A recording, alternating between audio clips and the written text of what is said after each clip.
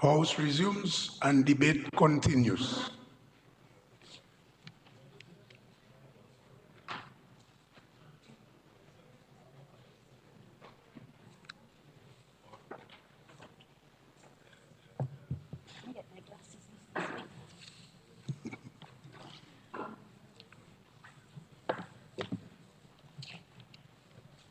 Yes, Honorable. Thank you, Mr. You may Speaker. proceed. Thank you, Mr. Speaker. Mr. Speaker, I rise to make my contribution to the national budget for the fiscal year 2025-2026. Mr. Speaker, please permit me to refer to my notes.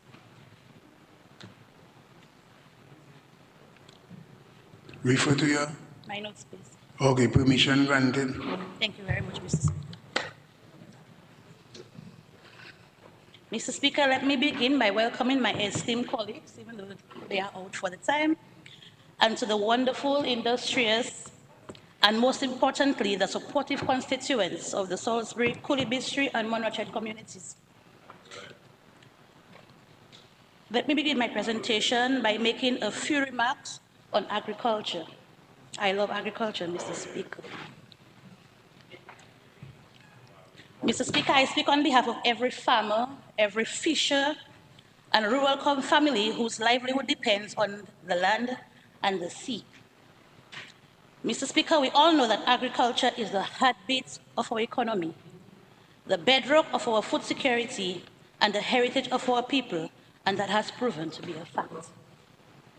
Mr. Speaker, during the Minister of Finance's budget address, it mentioned of the government's thrust towards the economic advancement of the sector and strategic interventions as it relates to the 5 Cs, which we all know, coconut, citrus, etc.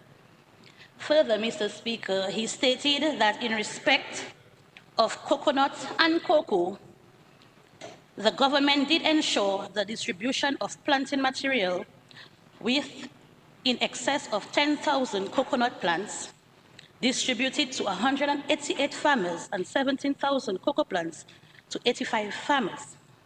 Mr. Speaker, this is a very great initiative.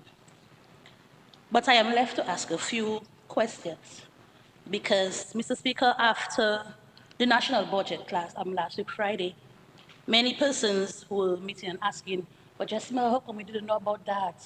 You know, it's like, what's going on? So it's one set of people that getting. So I said, Mr. Speaker, since I am here on behalf of the people, I have a few questions to ask. What are the criteria one must follow to be part of this program? And does the individual have to present a detailed proposal to ensure eligibility? And is it being published in every top farming community? Because, Mr. Speaker, honestly, I did not know about this. In addition, Mr. Speaker, the 50,000 citrus plants are intended to be planted on 1,000 acres of land. Also, Mr. Speaker, and the construction of 53 fiberglass boats leaves me to ask the same questions which I just highlighted. Mr. Speaker, these are the questions I said that the people ask. And then again, I say it is a very, very, very good initiative. So I am hoping that I get some answers, so maybe I can go back to Salsbury, Kulibistri, and Monrachet and tell them how they can be part of this wonderful program. Mr. Speaker, as it relates to farm access roads, I believe that this has been my cry, especially for the farmers in my constituency. Once again, the Mayo to Karum Road is still incomplete, though tens of thousands of dollars, both past and present, have been allocated to such a project. Mr. Speaker, when I presented last year, I gave my unwavering support to the government's decision in the Ministry of Agriculture to meet the 700 million mark to GDP by 2030. Without a doubt, Mr. Speaker, I am still in support. However, we must provide the farmers with proper feeder roads. Farmers will be more encouraged to go to their farms with proper roads. We will increase in crop productivity, employment for farm laborers, and increase in our local produces to export. Mr. Speaker, I am in support of the plans and projects outlined by the Minister of Finance in his budget address for the Ministry of Agriculture. However, Mr. Speaker, for the distribution of goods, crops, farm materials, or tools Mr. Speaker, there should be a level of transparency and fairness, and that they are given to the deserving individuals. Mr. Speaker, honestly, I have seen individuals who don't even have a backyard garden receive bags of fertilizers, spades, forks from government programs, and then they are putting these items, Mr. Speaker, on the black market, sale, cheap sale, sell fast, and then they do not have use for them. So, Mr. Speaker, this is the reason why we have to be mindful as to who the individuals are and who benefits from these initiatives. Mr. Speaker, moving along, as it relates to solid waste, we have seen in recent months the unpleasant images of how garbage is left in every community without the knowledge of when or if the garbage truck will pass.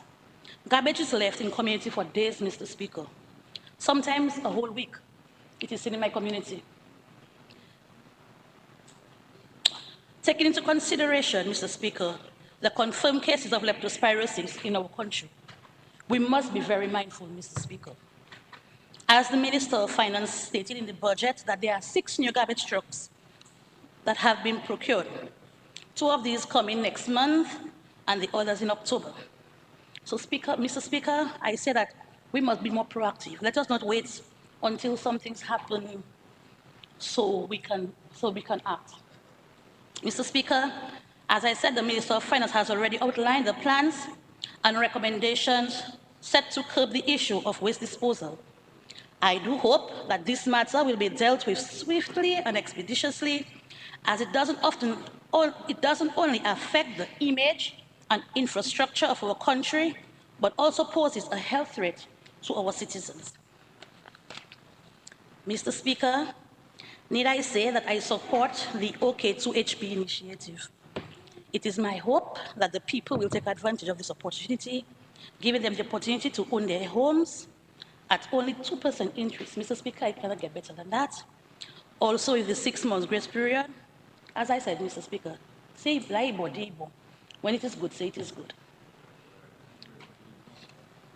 Mr. Speaker, let me move to my constituency quickly. Mr. Speaker, Kulibistri.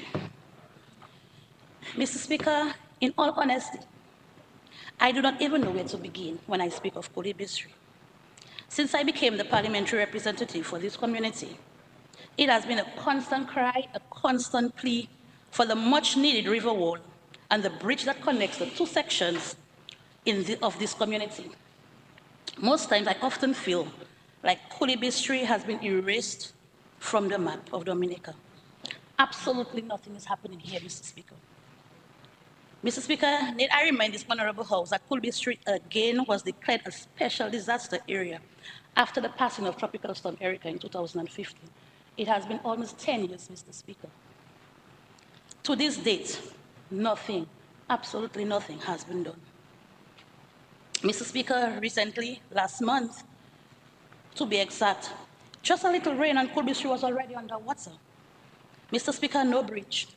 Mr. Speaker, no river wall to safeguard the people's lives and property.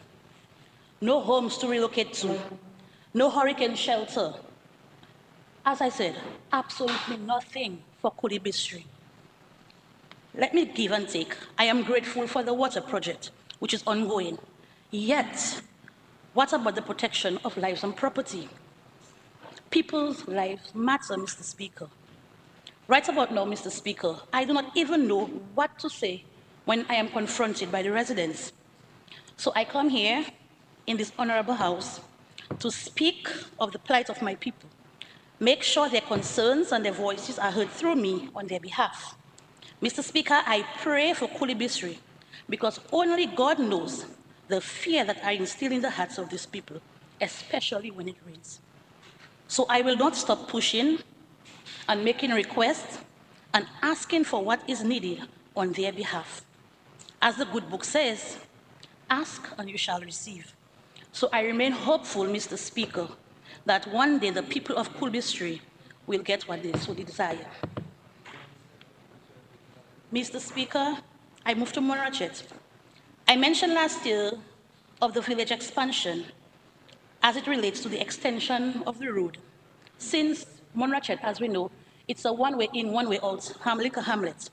However, sometime last year, I had a brief discussion with Honorable Prime Minister on that matter, and clearly the situation is more complex than what I expected. Also, they have their feeder roads challenges to their farms. However, I also remain hopeful that one day these plans and projects will come into fruition. Mr. Speaker, Salsbury. I have already addressed the feeder roads issue for Salsbury. It's been on my list ever since I got elected.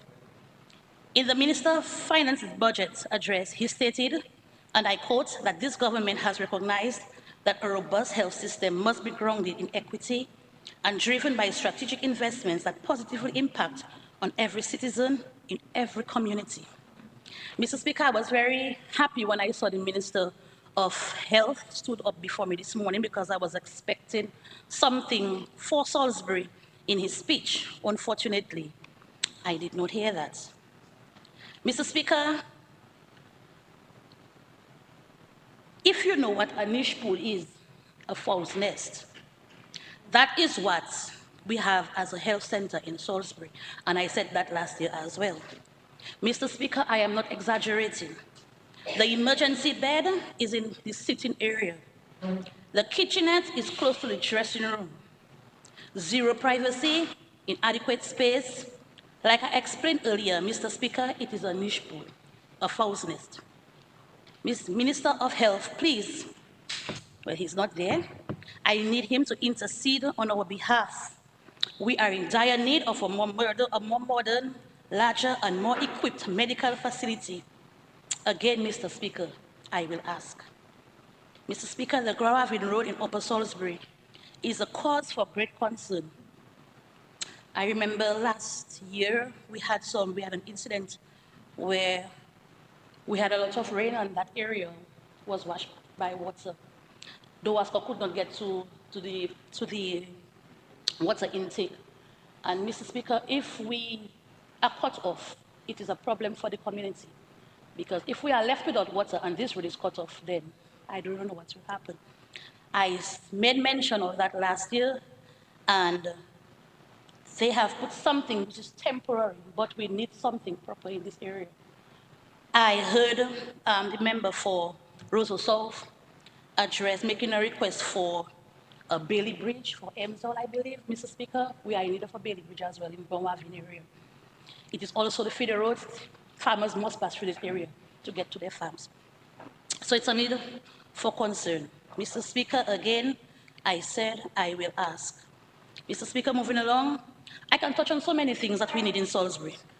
The resurfacing of our police station road, proper playing fields for Salsbury. Mr. Speaker, we have a lot of potential in Salsbury. A lot of young persons are involved in sports. We have a very active sports committee.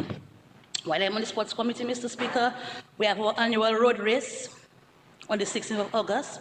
So many of us here who likes to run, you can come down to Salsbury on the 16th of August. We have our road race which starts in Coolibee Street and ends in Salsbury. We need street lights, renovation of the public convenience in Plattbowie. Mr. Speaker, not so, everyone in, every community are not so fortunate to have toilets in their homes. And the public convenience in Plattbowie is a cause of concern. I don't think there are any toilets working in this public convenience, and we do not want anybody throwing feces all over the place. So I believe that the ministry which is responsible for public conveniences, I think, which is the Ministry of Culture, can intercede on my behalf once. Also, Mr. Speaker, we have the road signs and the speed bumps for Coolibee Street. We have to safeguard our school children on the highway in Coolibee Street, Mr. Speaker. I think I made mention of that after we had that fatal accident in Salsbury in 2023. They said that the request was approved, but to this day, Mr. Speaker, we have seen nothing on the highway for Coolibee Street. Also, the refurbishment of the police station in Coolibee Street and Salsbury. Mr. Speaker, the police station in Coolibee Street is also high. A lot of work needs to be done. Also in Salsbury, we have our challenges in Salsbury as well. Police vehicle in Salsbury, Mr. Speaker, I know you know Salsbury, and Salsbury is a vast community. We've got Plattbowie, go down to Lavigie, Grand Savannah, right up to Tapive, and Salisbury is a large place. And 2 weeks back, when I went to do my constituency rounds, I went to visit the police station in Salsbury, and I was amazed to find only one police station on a shift. And I was told that they cannot leave the police station empty. So I'm trying to figure out what's going on. So we are in need of police officers. We are also in need of, as I said, the police vehicle. If we have any emergency, one police officer is there, how is he going to get to that emergency place? So, Mr. Speaker, all these things that we need in Salisbury, Kudibisri, and Manchester. Once again, I said, Mr. Speaker, I will ask. Mr. Speaker, whilst I'm on my feet, let me respond briefly to comments made by the member of Marigot, Anthony Charles, on the appointment of the leader of the opposition. Mr. Speaker, after my resignation as leader of the opposition on June 20th, 2024, there were a few issues surrounding giving my support to Honorable Charles as the next leader of the opposition.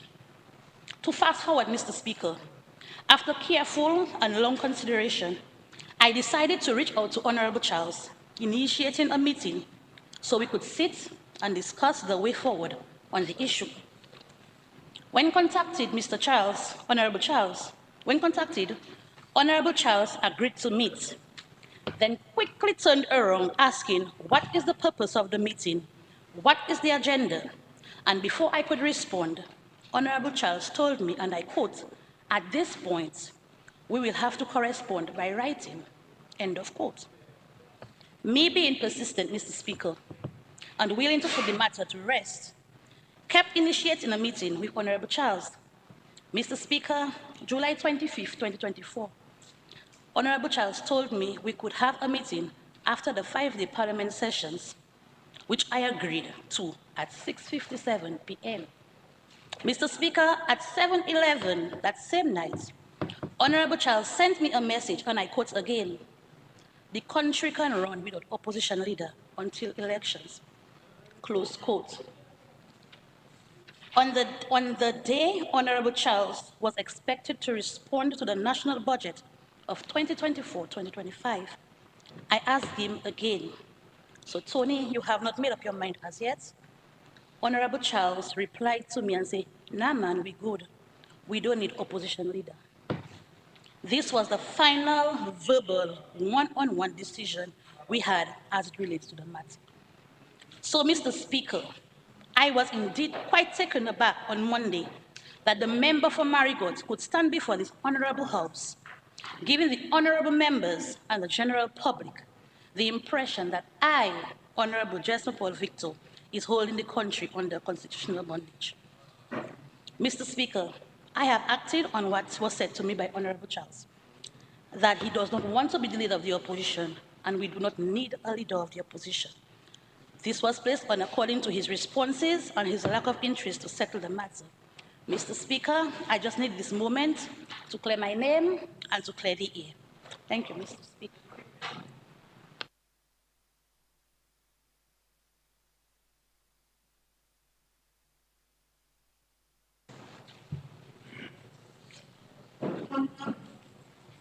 Yes, I recognize Honorable Kozia Frederick.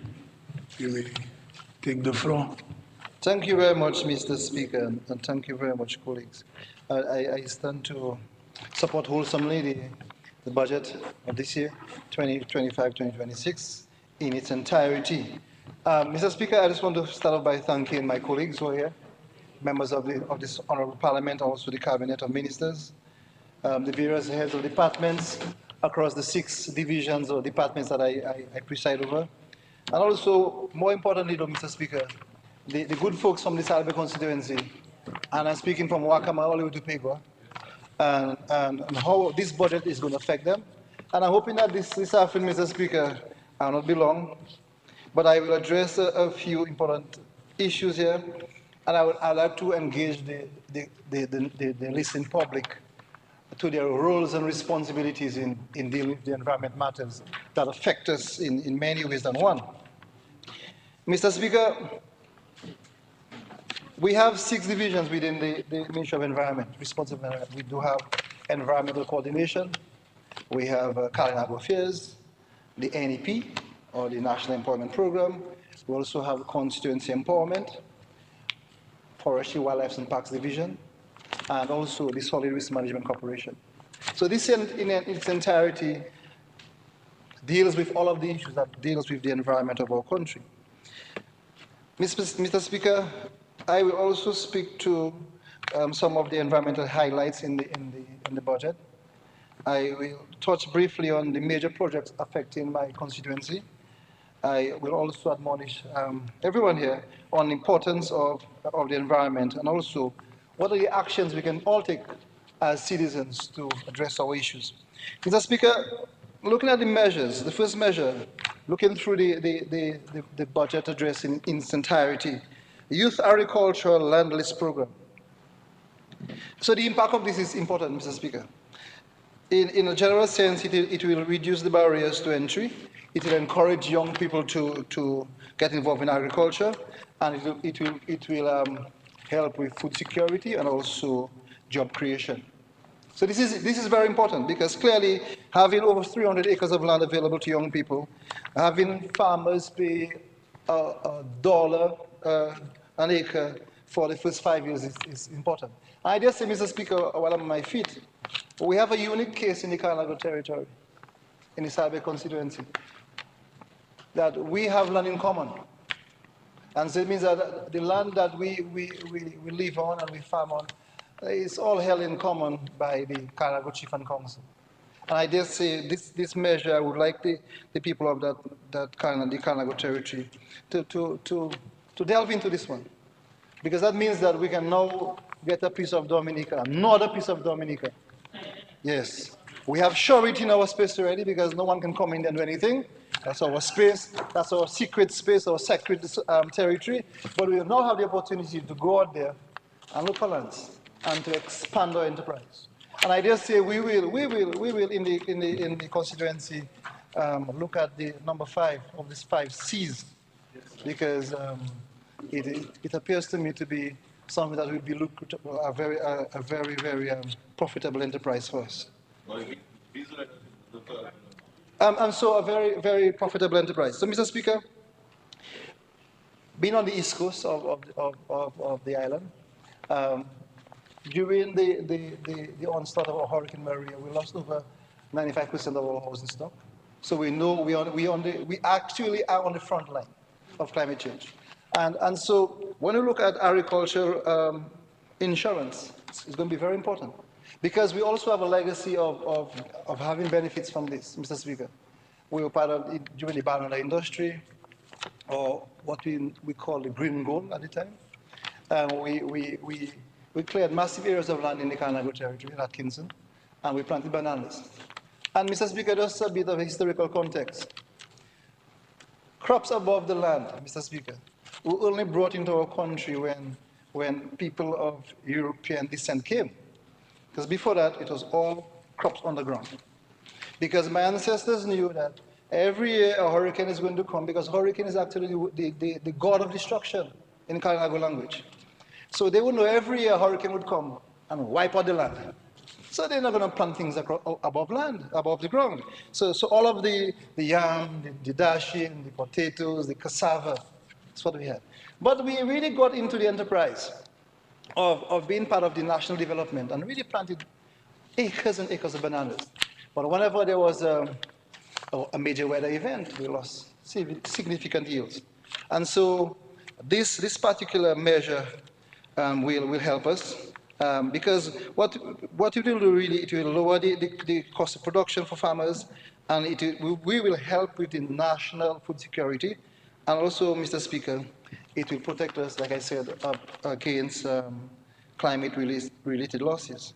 So, Mr. Speaker, not because I'm the Minister of Environment, I will go in depth about all the science of climate change, but I do have competent people at the ministry, the likes of Edgar Hunter, and the people who go out there and represent the country and speak on our behalf and tell our story. Because, Mr. Speaker, what I find we don't do enough in our country is to celebrate people who go out and do the work.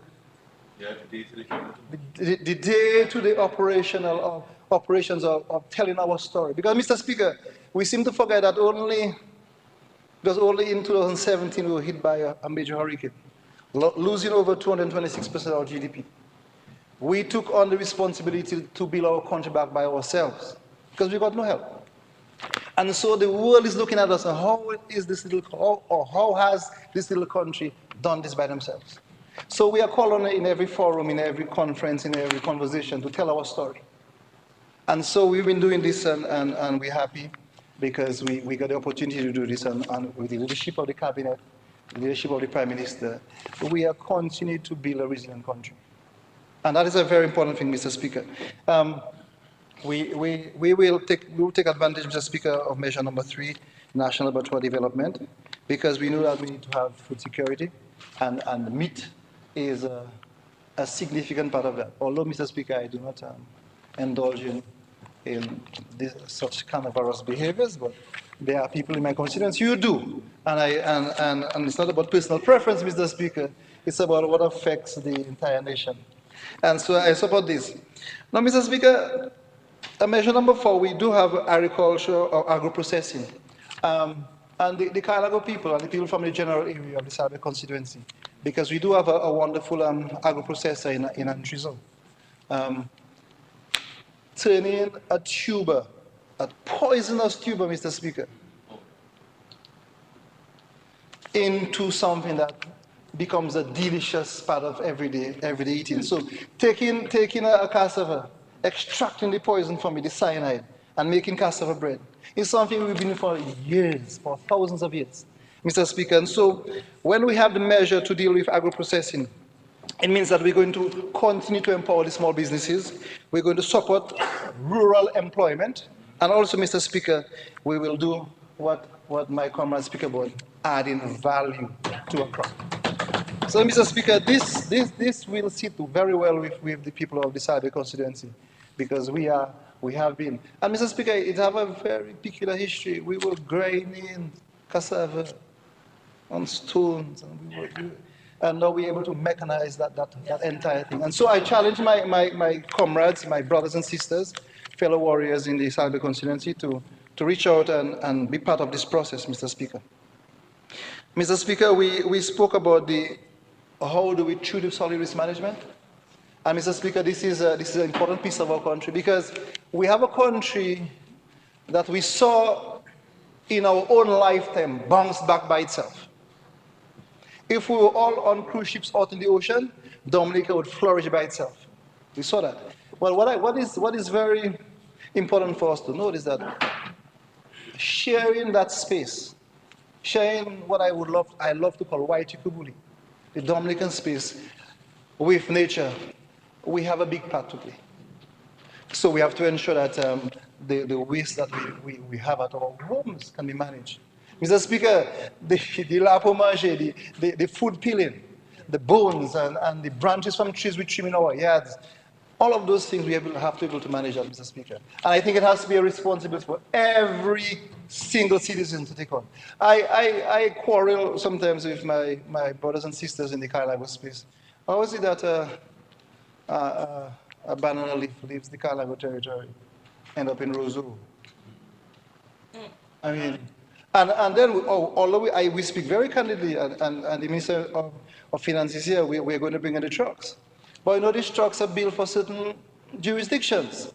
So if you get a truck built in England, for example, flatland, and we're going to run it 24/7 in Dominica, tall is her body, over rugged hills and mountains, and that stress on the vehicle, it's going to be very difficult to have all of this happen. I know the opposition speak about the trucks and timely collections.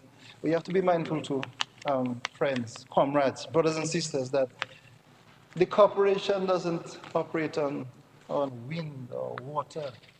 There has to be finance to do all of this. So the Minister of Finance is right. We have to have this conversation of how do we treat with putting our money where our mouth is in terms of dealing with solid waste management. And so we are revamping the entire management system. We will decentralize the collection. We will ensure that the trucks are placed in the right locations across the country so we can better able to treat with this. But also, Mr. Speaker, there are parts of the society that have to do a little more. How can you have a fete in a community, make money from the people who come and patronize, and leave this stuff on the ground?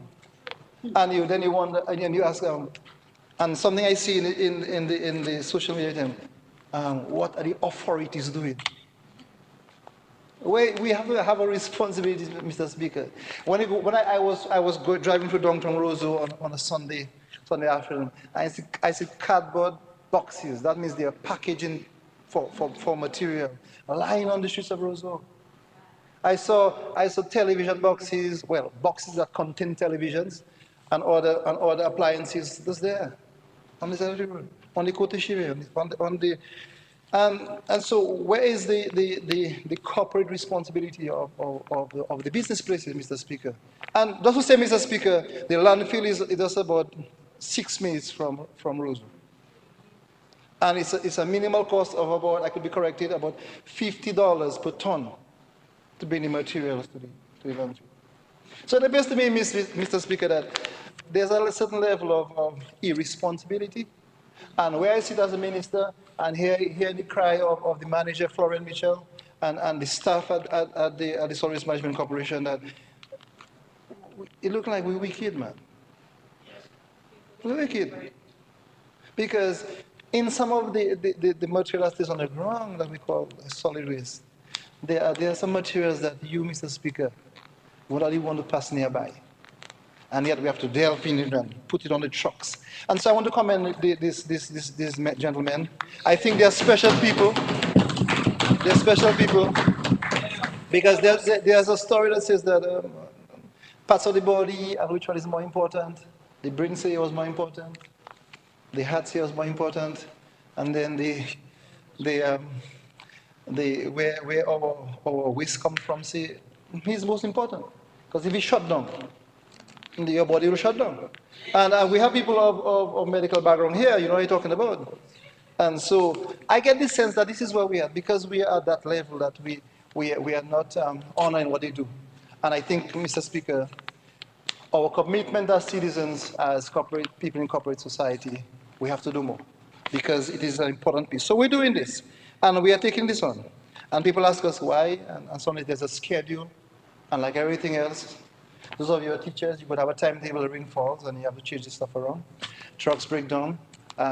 Sometimes we use a lot of private truckers, and they have their own issues as well. So, Mr. Speaker, it's something that we're dealing with, but it's something I think has to come back to us as an individual, to take on the responsibility to keep your environment clean. And keeping your home clean is not taking the garbage from your home and put it on the roadside, because you're part of a community. And the communities are part of a country, and the countries are part of a region, and the region is part of the world. And in extension, what we can do at the end can really affect climate change, etc. Moving on. Mr. Speaker, we spoke about the health sector upgrades. And definitely we have built infrastructure across the country, and so it will improve access to quality healthcare, disease prevention as well, Mr. Speaker, and the ever-rising rise of NCDs. And Mr. Speaker, we have been hit by many events over the course of our island's history. And I'll just go back to this. I'll not get tired of saying this. When the first Europeans came, they brought in diseases. They killed people. No, that is something that killed people. And we went through the COVID-19. Now, these are things that you can transmit to other people. But, Mr. Speaker, the NCDs are things that people are doing to themselves. It's a lifestyle. And so I'm happy that this measure is in here because, Mr. Speaker, we have to deal with people's responsibility. The very same way we have a responsibility to take care of the environment through managing our garbage, etc., not cutting down trees, not bulldozing next to the rivers. We also have a responsibility, Mr. Speaker, to ensure that we eat right and we ensure that we keep the body. And for those of you, most of you here believe in a higher being, and this body is supposed to be a temple, and all those nice things you say. Let's treat it as such.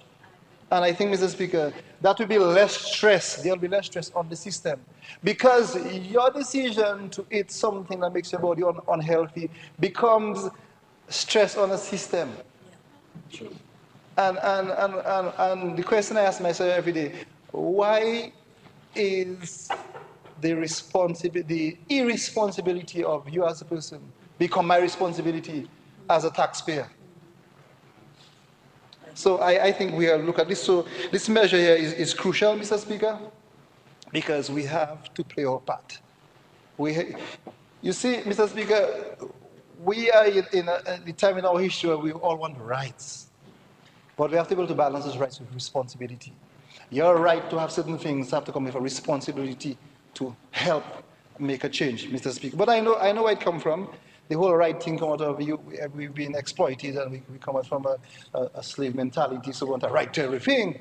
But I think, Mr. Speaker, especially in Dominica, that we are nearing our 50 years of independence. My goodness, we have to have a responsibility. And we are showing some serious leadership in the government, responsible governance, and so we are playing our part. The small, or some people say the big, cabinet of ministers, we are able, as a small percentage of the Dominica society, we're able to do some responsible moves. Mr. Speaker, I will be the first to admit that we can do more. There's always more we can do. But like we say locally, it's in the kitchen, in the heat. So everyone is in their corner. I'm shouting from a fence behind a galvanized blockade, or on the table typing something, on the bed WhatsApping or sending some TikTok. But we are in the open, we're in the forefront, because we deal with this thing frontally, Mr. Speaker. We deal with this as mature individuals. And Mr. Speaker, I dare say you may have experienced this, Mr. Speaker, as a member of Parliament and cabinet ministers, that not every time we agree with everything. But we have to be able to look at the priorities of our country and able to take rational decisions.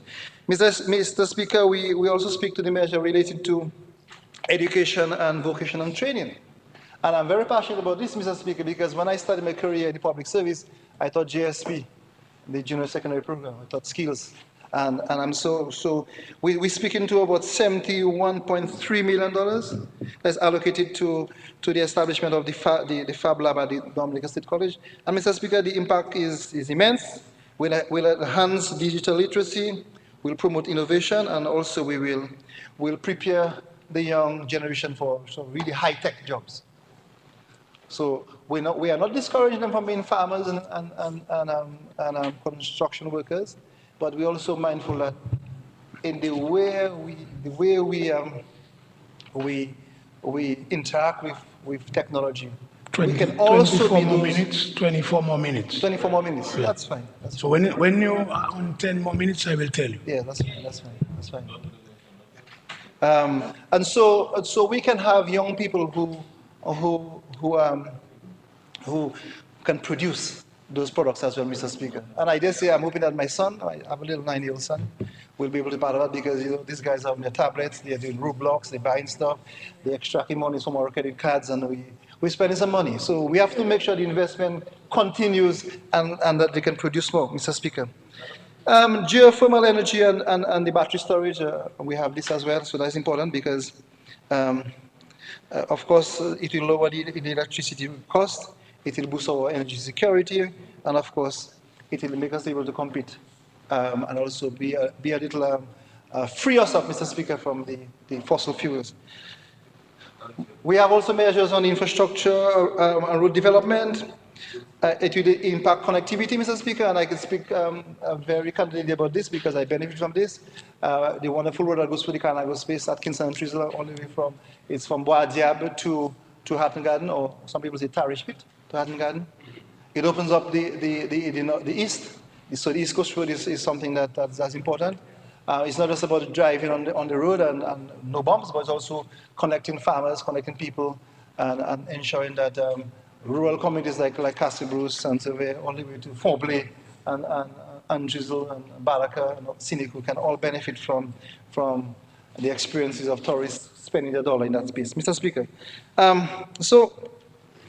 so really and truly, Mr. Speaker, in a nutshell, briefly, these budget measures are designed to generate employment opportunities, to empower youth and small businesses, improve the delivery in health service and education, promote food security and energy security, and also increase citizens' participation in national development. Just because I'm happy to serve the people of the Salsbury constituency. I feel like I'm old in that thing, because that's like my second term. I know counting the years, I count the terms. So it's been 5 years and 8 months since I've been able to represent them in various ways and various forms. I really appreciate the way that the faith they have in me as a son of the soil. I'm happy to have been grown up by good people in the Salsbury area, people who really, in their own little way, contributed to my development, and I'm so happy that I could represent them at that level, Mr. Speaker. And also say not only within the House of Parliament, Mr. Speaker, but also internationally. And those of you who follow social media for the right reasons would realize that I do move around a bit, and I do share a bit on indigenous heritage and culture, because, Mr. Speaker, as a member of Parliament, as a minister of government, I know the importance of the Karanago people, indigenous peoples, to the entire development of our country. I dare say every one of you inside there can point to some part of your lineage connected to an indigenous person, a Karanago person. Somewhere, it have a granny, it have an auntie, or somebody. And even if you don't have it, your village name after the Karanago. Whether it is Bawi, whether it's Berikwa, whether it is Itasi, whether you go to the Sari, all of that is, so Dominica is Karanago country. So the Karanago story is important to tell. And I feel empowered by the good people of the Salsbury constituency to really not confine the Karanago story to the little space between Wakam and Pego, but to spread across the country. And I dare say, Mr. Speaker, all of this ties in nicely, Mr. Speaker, to what has been highlighted through the address of the Minister of Finance. Mr. Speaker spoke about the carbon neutrality that affects our country. And just to say, Mr. Speaker, I've said this before many times, that we are carbon neutral because by law we have a massive percentage of our forests protected by law. Yeah? But Mr. Speaker, we only have that among the forests because for more than 200 years in our history, the Karanago people fought to protect that land. So no white man could not put his foot on the ground and come and cut down trees. So we have to connect that, Mr. Speaker. Within the budget also address, we spoke about the forest conservation. And that is very important. We have a post-Maria reforestation program. We have nurseries across the country. We have given plans to schools, to business places, and we have. So, Mr. Speaker, you started this thing in your term as the minister, and we have surpassed that 1 million trees, I must say, and we are pushing on the guy. I think we can do 3 million in the next 2 years, Mr. Speaker. And I really want to shout out the people at the Forestry Wildlife and Parks Division. And also to say, Mr. Speaker, I do have people from the Salsbury constituency working in that division. Not just because of me, Mr. Speaker, because they are ably qualified and they can do the work, Mr. Speaker. And so thousands of trees have been planted, and this is important. Within the constructs of what happened also at the ministry, that ties in with the national projects itself, we've been doing a lot of work with the Ministry of Tourism, the ecotourism sites, rehabilitation, and in the very thick document, Mr. Speaker, the draft estimates for 25-2026, we see monies allocated for reforestation. We have enhancing the natural environment is also listed in there. And so, Mr. Speaker, we are doing a lot of work this year, and we have been able to finally work with the Ministry of Tourism to put a little more value, Mr. Speaker, to our ecotourism sites. We went for we look at the law, the legislation, and we say it's maybe more than 40 years, so we haven't changed anything, and the people that's using our natural resource will come in $5, $10. Mr. Speaker, I think we have to add more value, so the user fees that is implemented is going to help us, because while you want, as a visitor or a local, to access the boiling lake or the freshwater lake or Brewery Lake, it has to be maintained, and it takes dedication from a selected few, because the science of going into the forest, they're putting up the trails and the railings, etc. It's a unique sort of construction efforts that we have to use, Mr. Speaker. So we have been doing this with the ecotourism sites. Within the ministry also, we've been working with international partners. And I just say there's one regional partner that's connected to an international agency that I've worked with in the past year. And to say, and just to add value to what Honorable Julian said earlier on, that even if I'm speaking about the 2025-2026 budget, there are things that came before, and we are building on this. So if the UNCCD, that's the UN to combat desertification convention. We have a PISLM, it's a partnership initiative for sustainable land management, and we're able to do a lot of work to look at the soil lab, digitize our maps, and analyze our carbon content. And a big part of this also includes the indigenous people and people from the Salsbury constituency. So, Speaker, we have a number of climate resilient projects. And we spoke very candidly also, Mr. Speaker, about green energy and how we've been able to see the importance of having geothermal, etc., Mr. Speaker. And I think it is so important that we look at this as an important part of our development. Well, Mr. Speaker, the Salsbury constituency again is connected to all of this, because their expertise in the Carnago territory, we've been in capacity. We've been working with the local council for some time. I just want to salute the former Chief Lorenzo Sanford and also the new chief for doing the work that we have to do. And it is important because the Carnago space is a serious tourism product. And we've been able to, for the Ministry of Tourism, develop a Carnago pillar, where there'll be more areas in the Carnago territory which will develop. Just because the National Trail, we've been working here also. The segment 4 and segment 11 has been done, and this is very close to my area as well, Mr. Speaker. And for those of you who don't know, the segment 4 is around the Pocas area. And some of you don't know. It's maybe sad that the Parliament doesn't know. And segment 4, very close to the Pocas area. Yeah. So maybe one is, Mr. Speaker, I'll organize a tour for the Parliament to hit the road and really walk through one part of the national trail to see, and then we'll understand how it is that the men would carry sand and stone in a bag on their back to fix a trail, and then you'll understand why we need that money to do that kind of work, Mr. Speaker. But we've been doing this, Mr. Speaker, and I just want to get back to my point at the beginning, that we do have a responsibility as citizens to play our part. The officers are in the various departments have pushed a lot of work. And to say, Mr. Speaker, I don't want to forget the hard work of the NDP. Honorable Minister, I made a big mistake on your time. Initially, you have 32 more minutes. That's fine. That's even fine. I made a mistake, sorry. That's even fine, Mr. Speaker. Yeah, so you don't have to skip over. Yeah, so you have time. You have time. Okay, so well, I could go into Carnago territory and Salsbury constituency. That will take me another 20 minutes. So, Mr. Speaker, if you realize you've been following the news again and you follow social media, you realize that the HRP, the Housing Recovery Project, I mean that is settling in my area.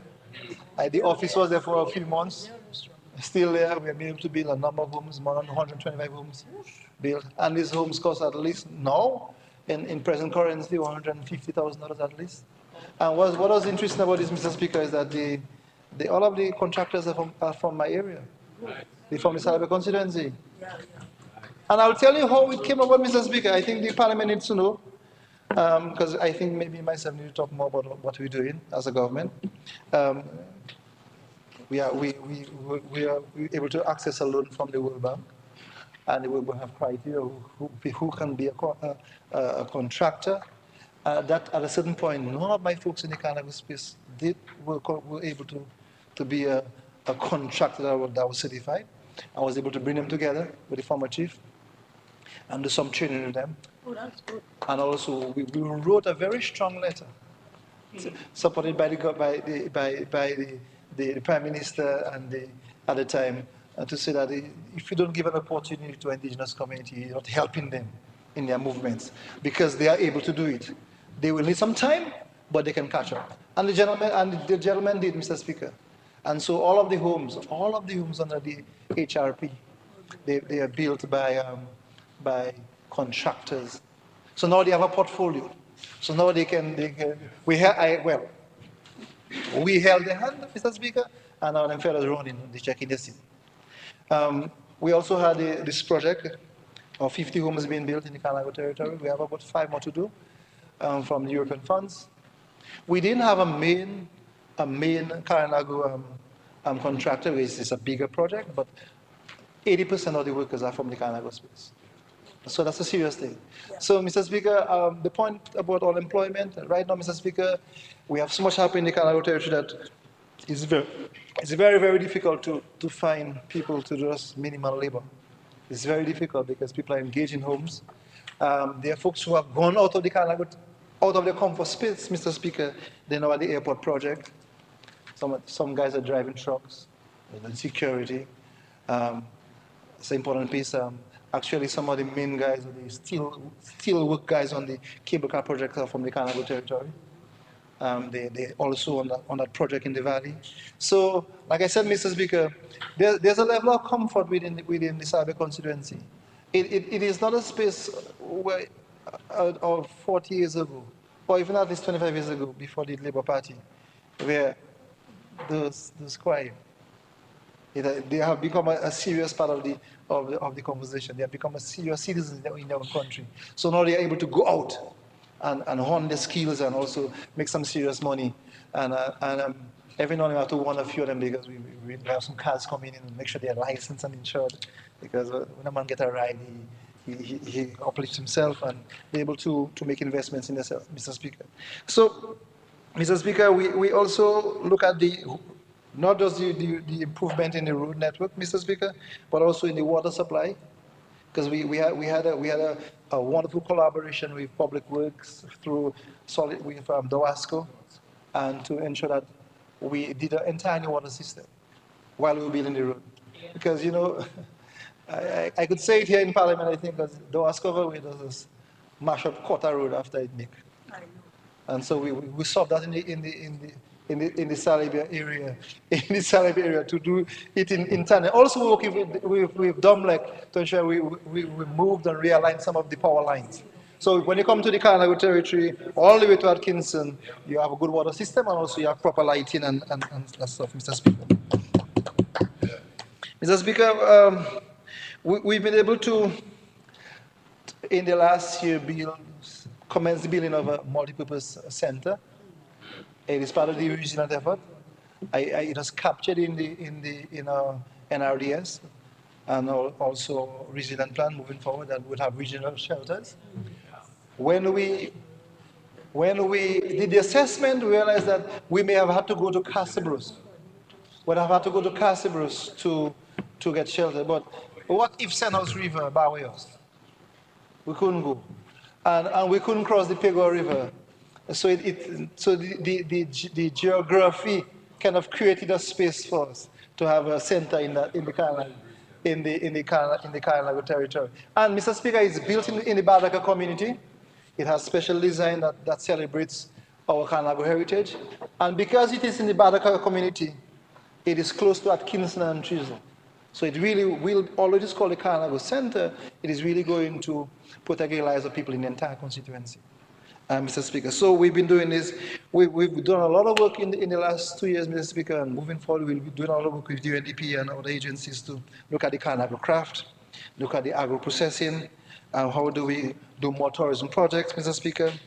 And also, Mr. Speaker, we realize that as part of all of the government's programs, we have benefited. So we could speak to school books, we could speak to uniform allowances, we could speak to scholarships to Cuba, to Venezuela, to the United States. We can speak to the non-pensionable allowances, Mr. Speaker. So we get all of those. So across the board, we have been able to benefit within the Salsbury constituency as equal citizens in our own country. And we see that even today, Mr. Speaker, that some of the folks from my area would hold serious offices and would be the number of professionals in the public service I have counted in the last couple of months. There may be 125 or so people from the Carnago territory who hold good enough positions in the public service. So that's important, Mr. Speaker. Apart from that, we also be doing with training in IT, because we do have an innovation hub in the Salsbury constituency. And as we speak, there are youth camps going on there. We're able to access the youth center in Castlebrooks, computer skills, etc. And Mr. Speaker, we've been doing this. And so we've been supported a lot, Mr. Speaker, through the UNDP and the Jeff, and because we have a unique case. And we continue to ensure that we can do that. We have been able to reforest within the area as well. And also, we had a zero risk project piloted in the Salsbury constituency. And we will upscale that to make sure that people across the country also benefit from this. Mr. Speaker, there are a number of important quotes that I have interacted with or read over the years that connects people of indigenous descent with national development and with environment. So if I read one, for example, so there is no planet B. The rivers, the forests, the oceans, and the skies that nourish our lives cannot be replaced. So protecting the environment is not a choice, but it's for our own survival. Mr. Speaker, and I say this because, and I'll come back to the beginning, Mr. Speaker, that we all have to ensure we have what you call a collective responsibility. I think within the constructs of the creed when it was alive and don't do it, there was that concept. And Mr. Speaker, just again to say that the concept of collective consciousness or working together comes out of a Kalinago experience.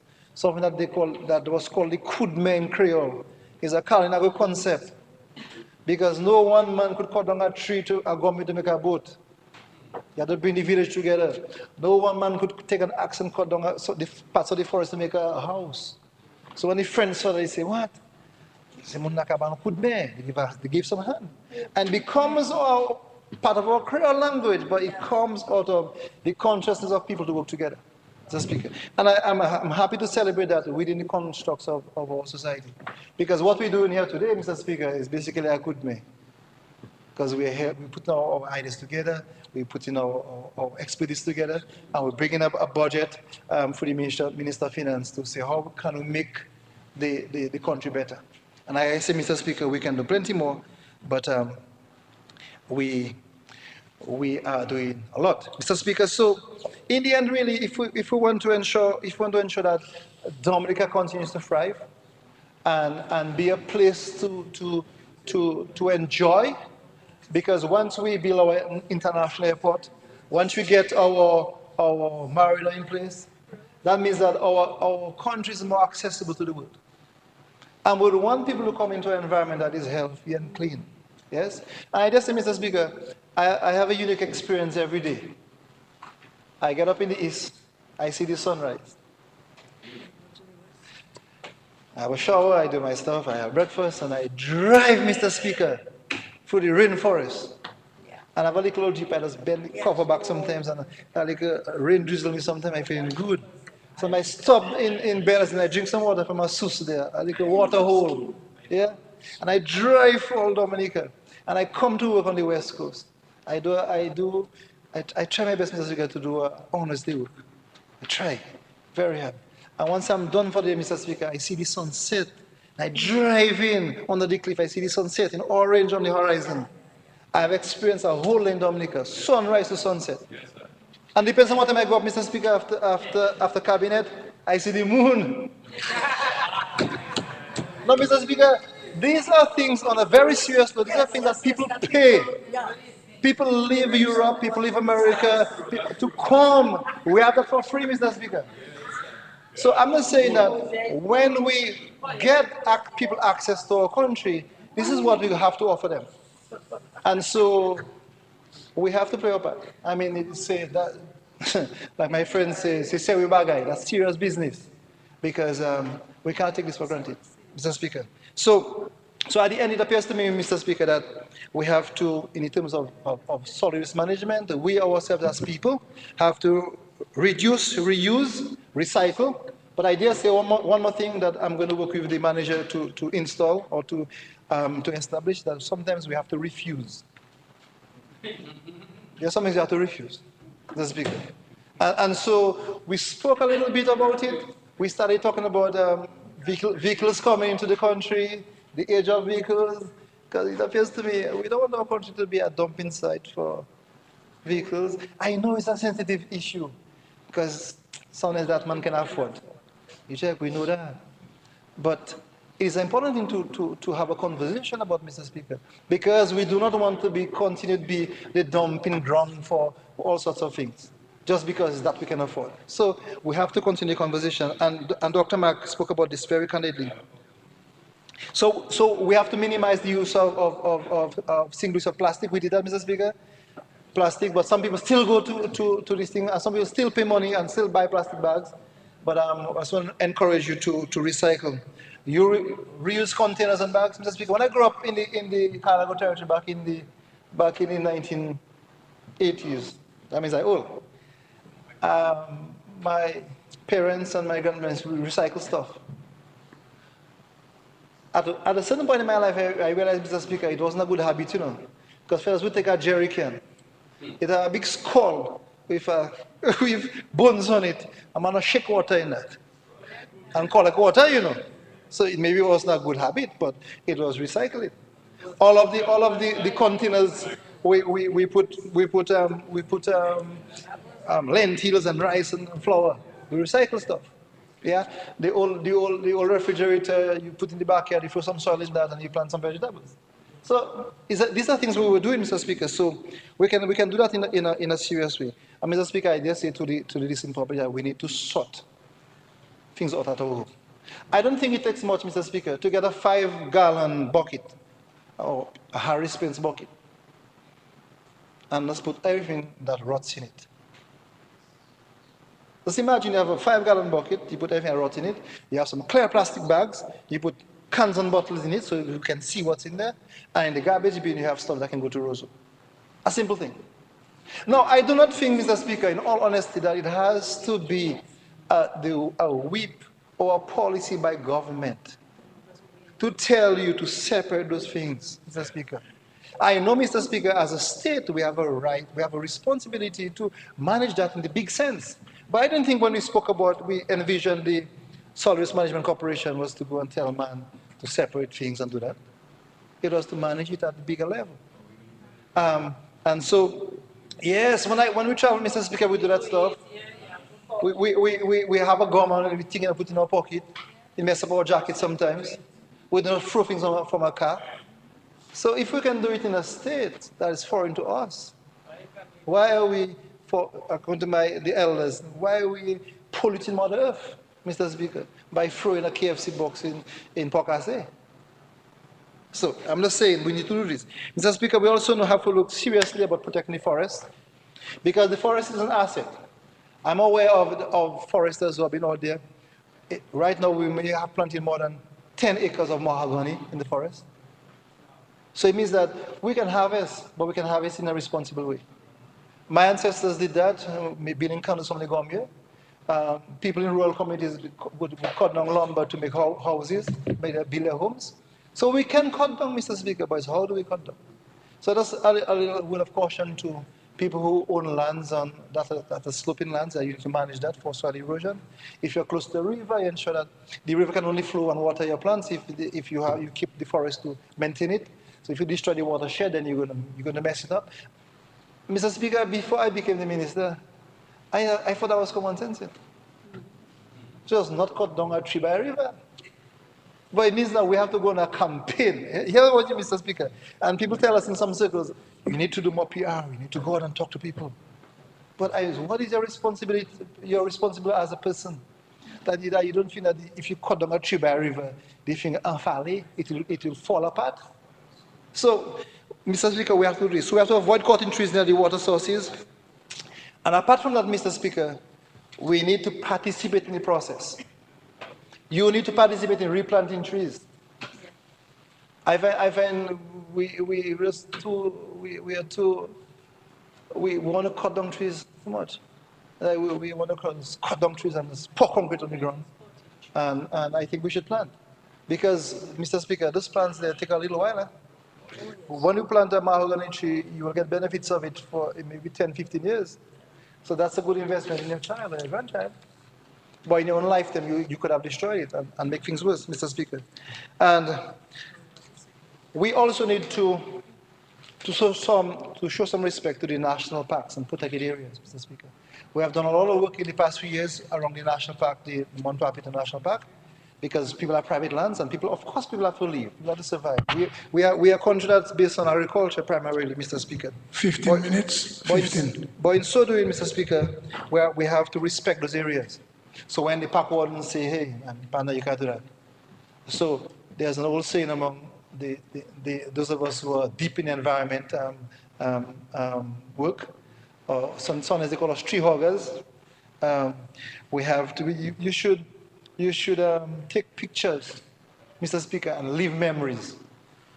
Take pictures of the nice things and leave memories. Don't leave a bottle, a beer bottle or a soda can or a plastic bag or gum.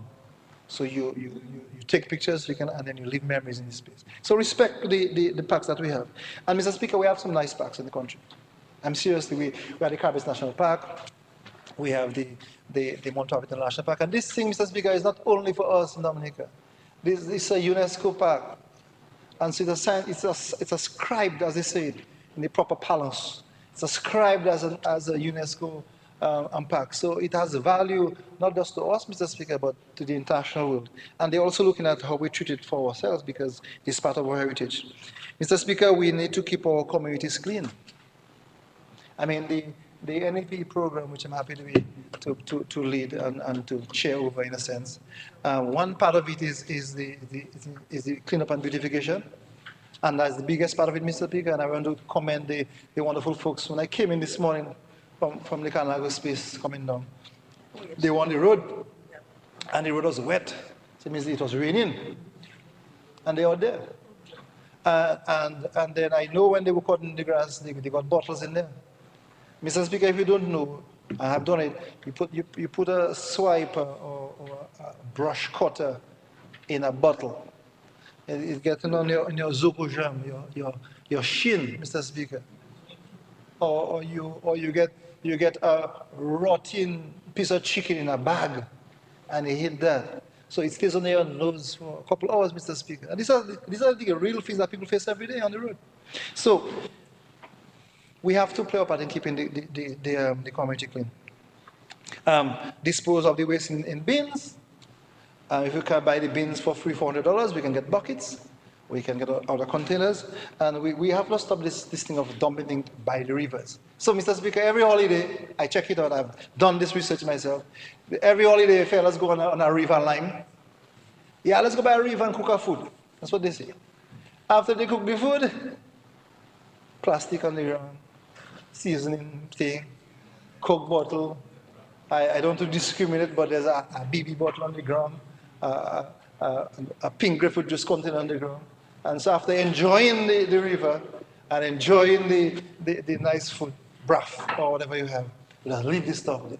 So we have to be able to do more. And one thing I think, Mr. Speaker, we also have to do, and I find we are sort of very coward, Mr. Speaker, when it comes to protecting our environment.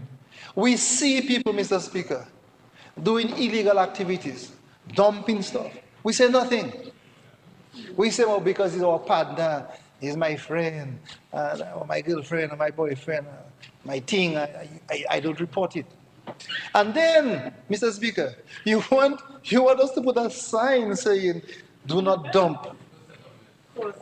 I mean, Mr. Speaker, come on. If you see a ravine there, or a little cliff, and down there have a nice pool or a nice beach down there, your mind, Mr. Speaker, don't say to your conscience, say, don't throw stuff over there.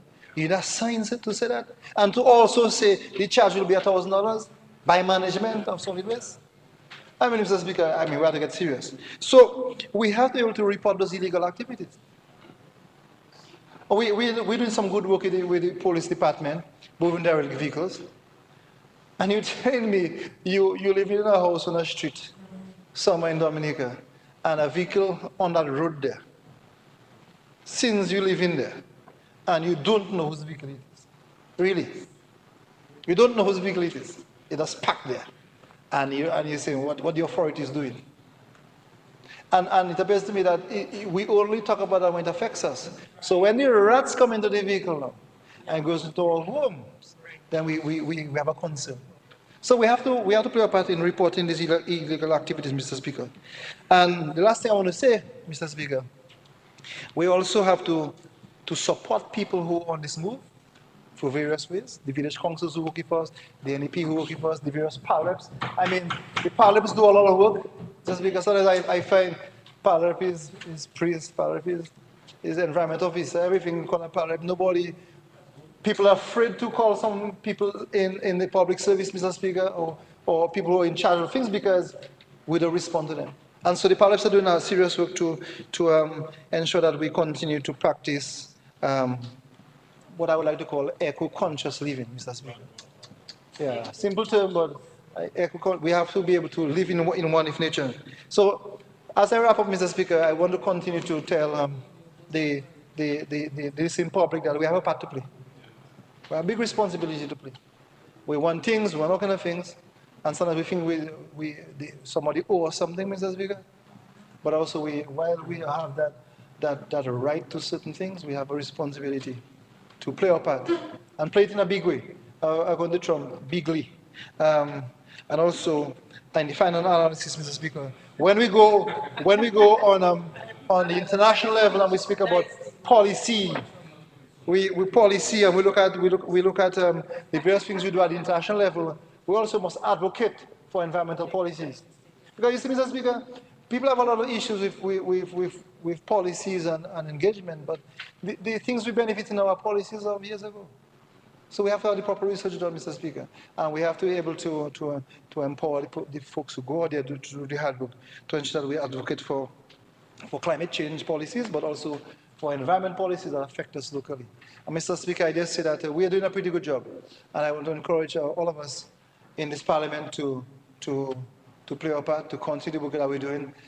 Don't be daunted by people who doubt the work that we do. I think we are valuing what we do. And if we do this in a timely way, we can go to sleep good at night, Mr. Speaker. And we could be a generation that those who come after us can say, yeah, he did his best, he tried, and then we're going to continue that legacy. So the legacy of the Dominican Labour Party, Mr. Speaker, as I have been 70 years here, 70 years is a legacy of doing a lot of work. And all of the senior members here, or the past PALREPs, for example, in the Salsbury Constituency, who I happen to have a lot of respect for, the Kelly Grano, Ashton Grano, Cassius Darrow, and the branch of the constituency, who keep on telling me about the work of Labour, when Labour was powder, and the stuff we have done for the last 70 years. It's a legacy of doing things and doing things better, not daunted by the issues that affect us. Because, Mr. Speaker, we're really doing all of what I'm saying there in hard times. And I don't have to remind you about the wars that are happening, the sort of difficult financial environment that we're in, but we're able to do that stuff. And although we're doing this, Mr. Speaker, we still have people who are opposing it and who are trying to put a little spook in our tie, in a sense, Mr. Speaker. So, Mr. Speaker, with these few words, I want to wholesomely support the budget as presented by the Honourable Minister of Finance, and also the support of the cabinet colleagues. I know I have good people who have my back, Mr. Speaker, and I think we can make Dominic or Whitey a better place, Mr. Speaker. Thank you very much.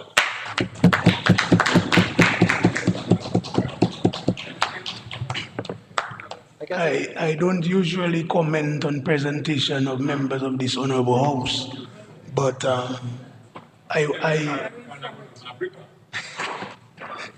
Honorable Kosi and honorable house members of the house, I remember years ago when you came to me and asked me how you did, how you performed, and I told you that a man of your ability should focus on your own style and don't read and see how far you have come in regard to a grasp of the thing, following the rules, not imputing improper motive, and showing mastery and knowledge of your different department and your constituency. But I'm not there to endorse you, but I just wanted to highlight that so that when future, if we have in training, somebody like you, Dr. Vince Henderson, and the Honorable Prime Minister can help us, because I'm thinking that starting in 2026, I will enforce the rule in regards to the reading. I will go full throttle and enforce the rule because I think there are many members who can help other members.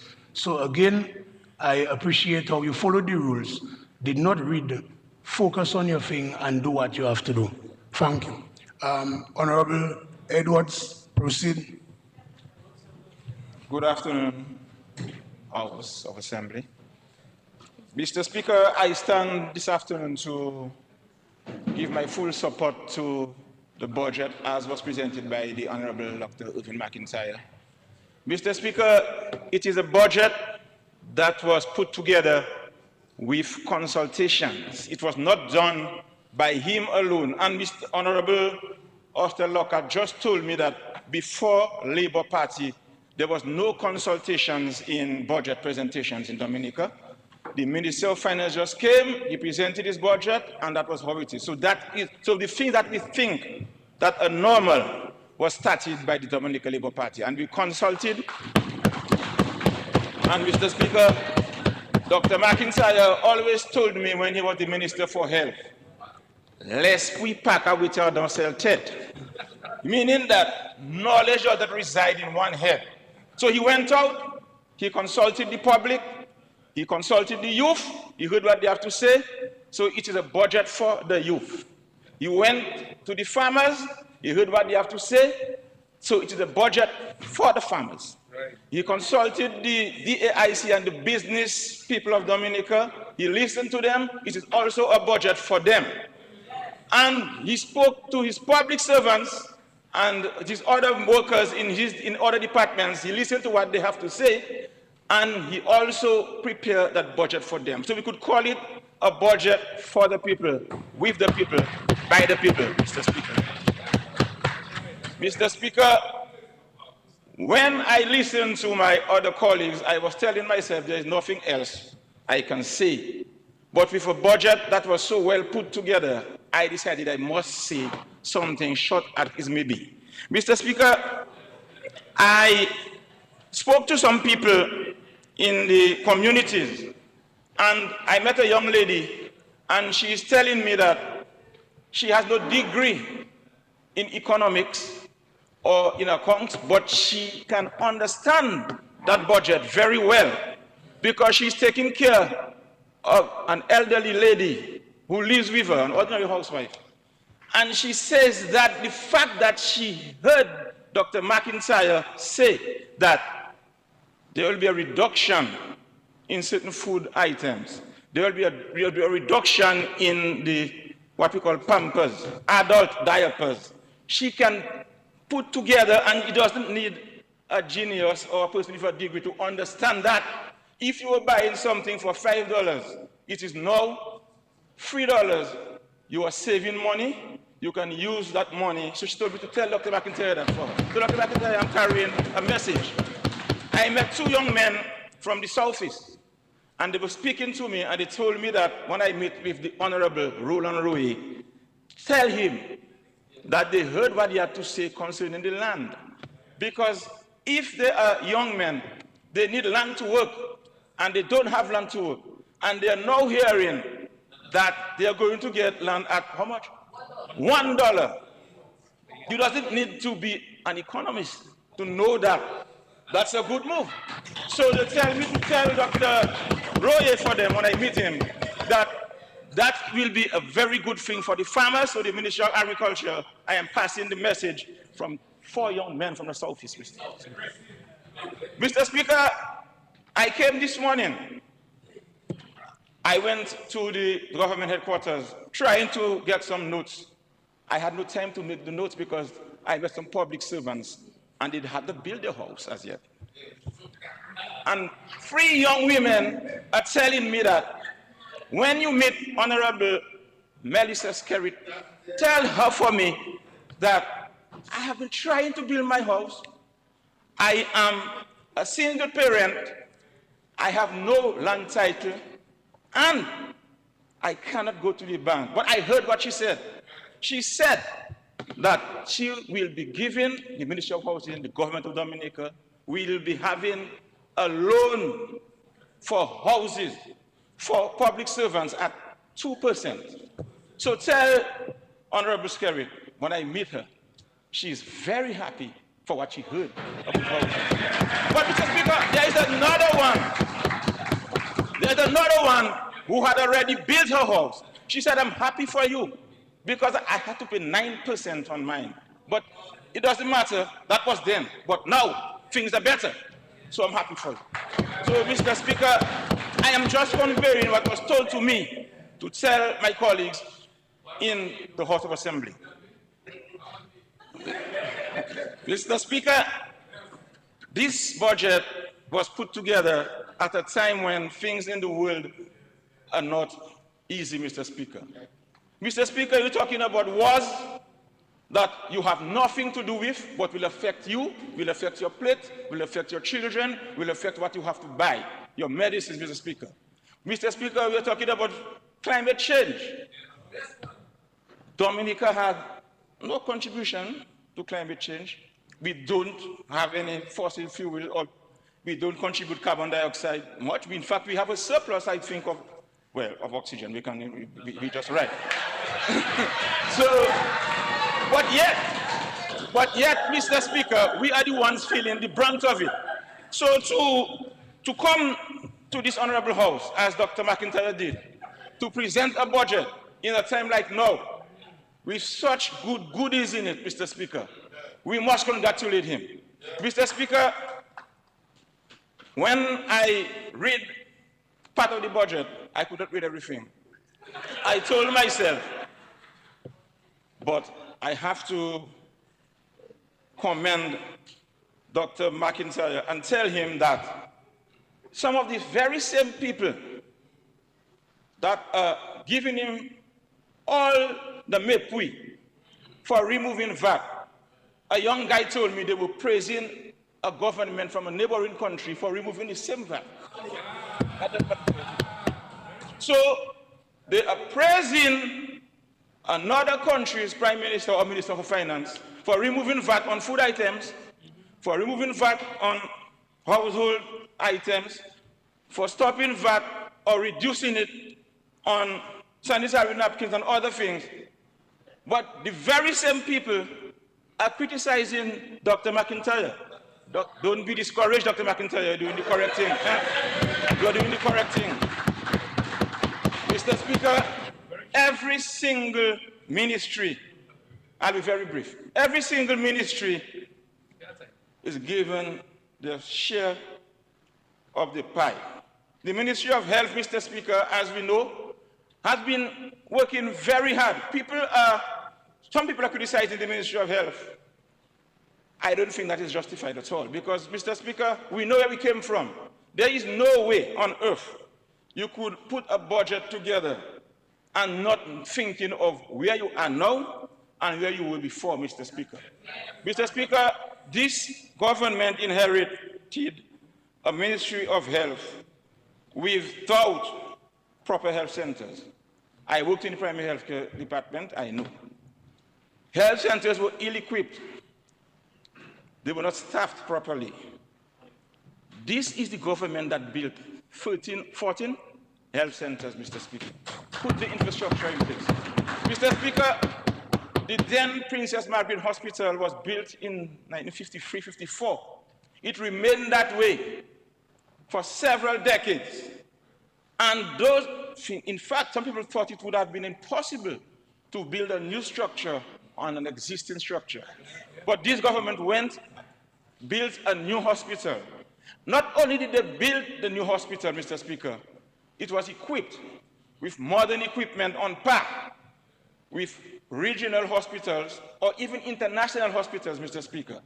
That is where the Ministry of Health, the hospital came from and where it is today. No ICU, a very small casualty, a little blood bank, very few specialists, Mr. Speaker. You had a gynecologist, Dr. Sorrento, surgeon, Don McIntyre, and if you had to do neurosurgery, you had to go to Martinique or Guadeloupe, Mr. Speaker. But there is a specialist in Dominica. I heard the minister said this morning that some surgeries were done. Vascular surgery had to be done overseas, Mr. Speaker. eye surgery for a long period had to be done overseas. But this government built the hospital, equipped it, and all these surgeries would be done in Dominica instead of going overseas, Mr. Speaker, saving our people money. And what makes it even better, Mr. Speaker, quite a few of the specialists that are here are Dominicans, Dominican people, Mundomnik, born and raised here, went to secondary school here, and from the small villages, La Plaine, Castle Bruce, we only knew doctors. At times a child called me Dr. Kent, and the child said, "But they're black doctors now." Because every doctor they knew came from Europe. So we are producing our own doctors now. We are producing our specialists now, and we should commend ourselves for that. We commend ourselves for that, Mr. Speaker. Mr. Speaker, primary health care, Dominica can boast of a primary health care system that the rest of the world envy, Mr. Speaker. And Mr. Speaker, primary health care, as we all know, is preventive care, Mr. Speaker. That is where you go, because it is accessible, it is affordable. You go there, and there are health professionals on call 24/7 in every community in Dominica, every community, Mr. Speaker.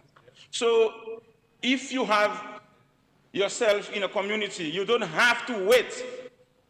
The public, I'm saying that to everybody, you don't have to wait until you feel sick to go to a health center to check your blood pressure or to check your blood sugar, Mr. Speaker, because the health centers are equipped and they are open 24/7. And I can tell you that Dominica primary healthcare system is in fact one of the best on earth, Mr. Speaker. Mr. Speaker, we are having a little issue with, not a little issue, it's a global issue, in fact, NCDs.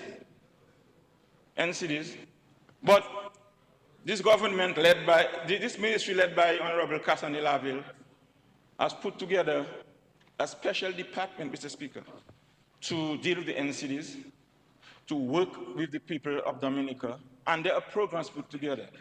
We know that the high percentage of deaths are caused by the NCDs. We know that hypertension, diabetes, cancers, respiratory diseases, and even mental health. Some of them are lifestyle diseases.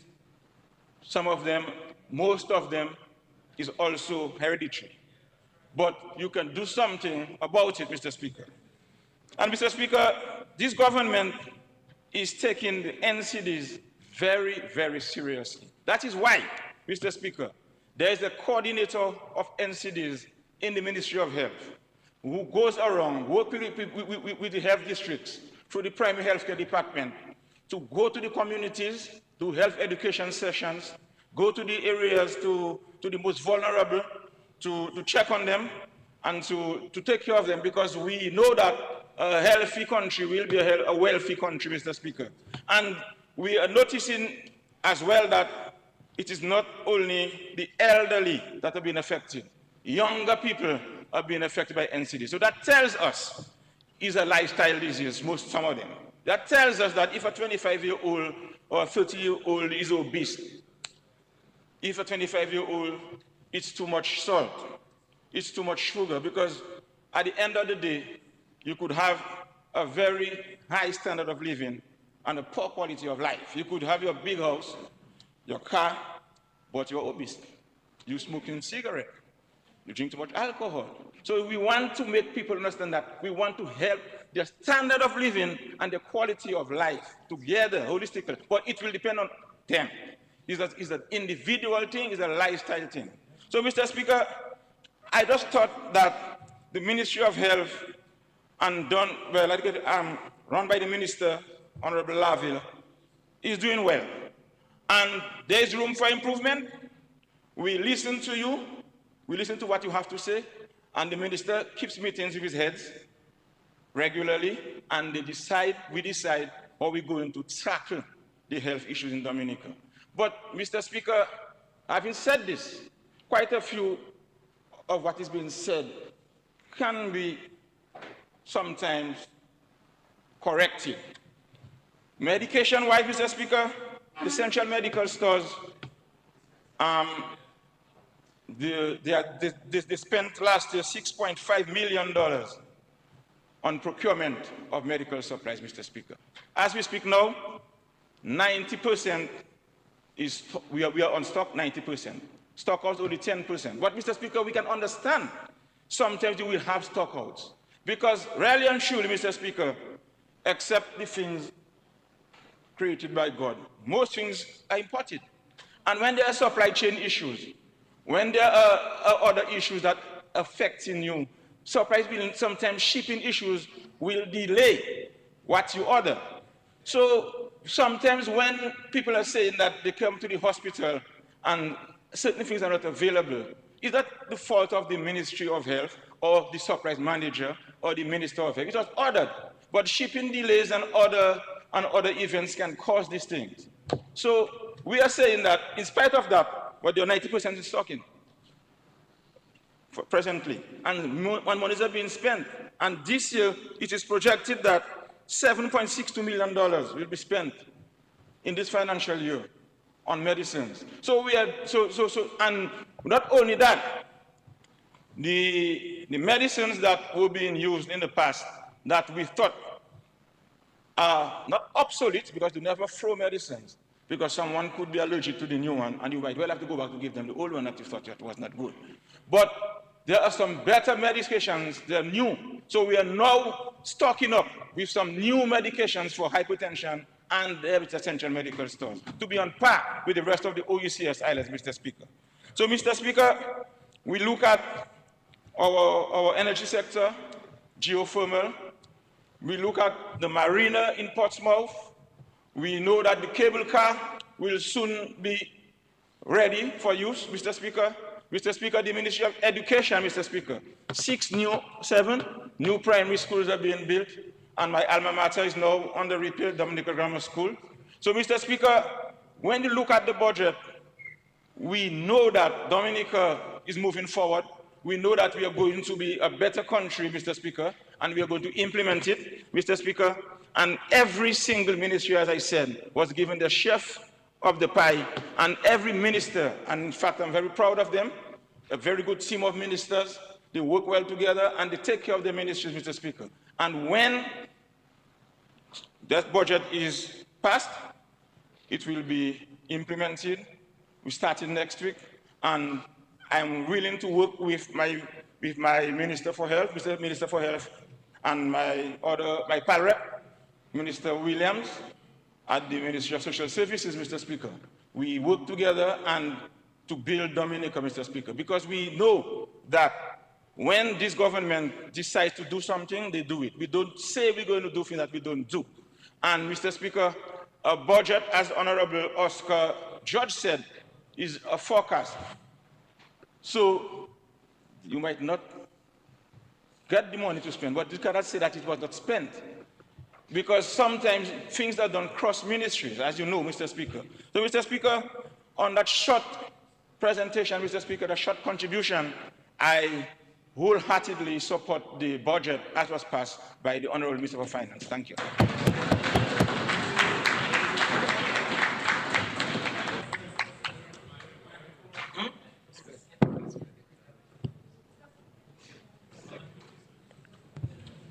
Yes, Senator, you are recognized. You may proceed.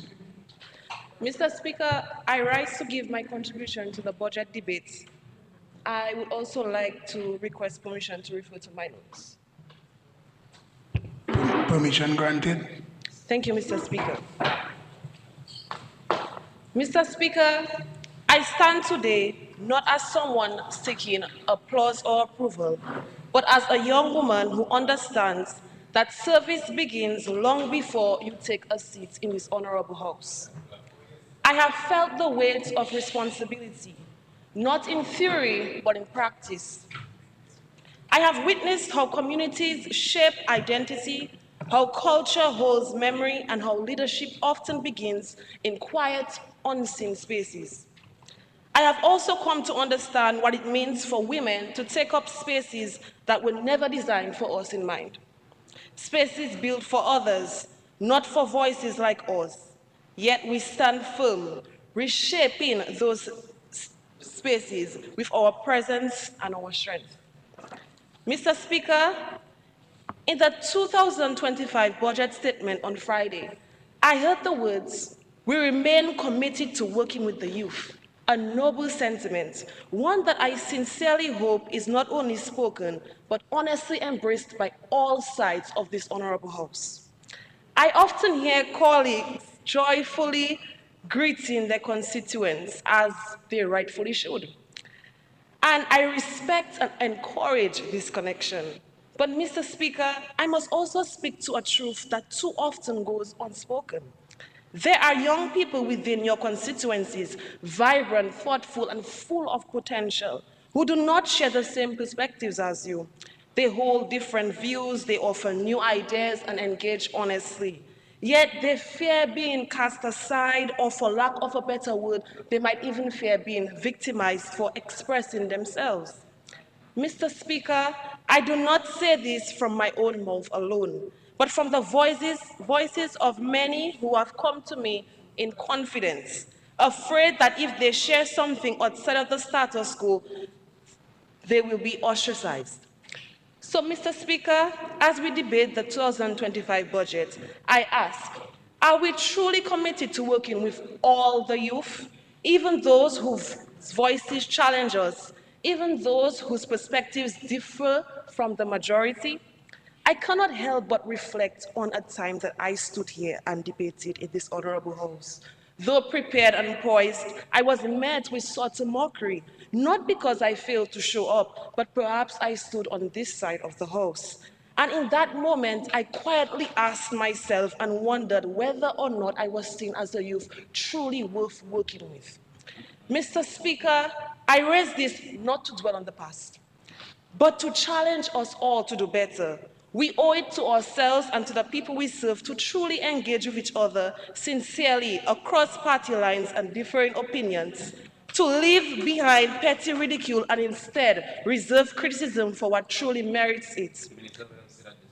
I stand as a daughter of this soil, carrying the voices of the young people, the creatives, the farmers, the athletes, and yes, the dreamers who look to this honorable House for leadership and hope.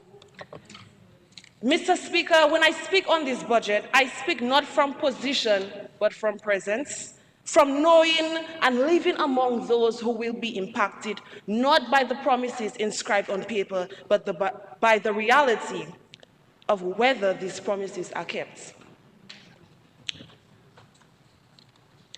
Mr. Speaker, with all that has been said about valuing young voices, about doing better for those who dare to think differently, it would be impossible for me to begin anywhere else but with the Ministry of Culture, Youth, Sports, and Community Empowerment. For this ministry, in the financial year 2024-2025, we approved in this honorable House an amount of $11.8 million for investment in improvement projects. Unfortunately, the ministry was only able to spend $2.7 million, or 23.2%. Yes, Mr. Speaker. In other words, $9.1 million. 76.8% of the money approved for improvement projects in culture, youth, sports, and community development remain unspent. The promise was good. The performance was poor. We can do and should have done much better. Mr. Speaker, young people across Dominica are not short on talent or ambition. What they lack are consistent pathways to use those gifts meaningfully. Many are returning from universities, trade schools, and certificate programs only to sit at home, not because they're unwilling to work, but because the jobs are there, but are they really sustainable? Some are hustling daily, balancing side gigs with caregiving responsibility and community work, just trying to make it. Mr. Speaker, we often celebrate entrepreneurship, and rightly so, but we must also be honest. Not every young person wants or is able to be a business owner. Some want to work in government. Others want to develop careers in creative industries, agriculture, health, education, or tech. Yes, there are programs. I'm not dismissing this. Yes, there are grants. I'm not dismissing that as well. But the questions remain. Are these programs being communicated well to all communities, not just urban centers, Mr. Speaker? Are young people given real access, or is it limited to who they know or where they're from? Mr. Speaker, and once they're in these programs, do they actually live with long-term opportunities or just a certificate and a nice photo? Mr. Speaker, we need more transparent monitoring and evaluation, follow-up mentorship, and a shift in language. It's not just about what we offer, Mr. Speaker. It's about whether young people feel seen and served by the policies that bear their names. Mr. Speaker, sports is one of the most powerful tools that we have to foster discipline, confidence, and unity among our people. But too often, sports is still treated like a frill, something to dust off during independence or sports season. Yet, Mr. Speaker, you go into any community, north, south, east, or west, and you see young boys playing barefoot football on the rocky fields, young girls organizing rounders games on makeshift pitches. Despite the lack of resources, their passion is overflowing. What if we met that passion with infrastructure? What if we treated our sports programs the same as we treat all our academic ones? With long-term investments, trained personnel, scholarships, etc., continuously. We must create pipelines that go beyond just primary school sports day. We need year-round access facilities for funding for clubs, leagues, and village tournaments. Let us not forget, Mr. Speaker, for many, sports is the first place that we learn self-discipline, teamwork, and community pride.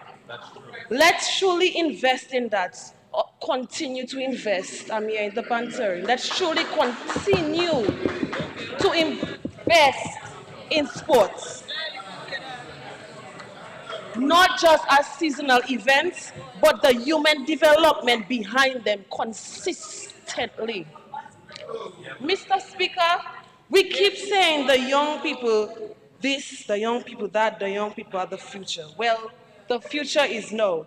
Mr. Speaker, youth councils should not exist only for formality or photo ops. They should be functioning bodies with clear responsibilities, annual budgets, proper leadership and training, legal backing to ensure accountability and continuity, regardless of which party is in power. Mr. Speaker,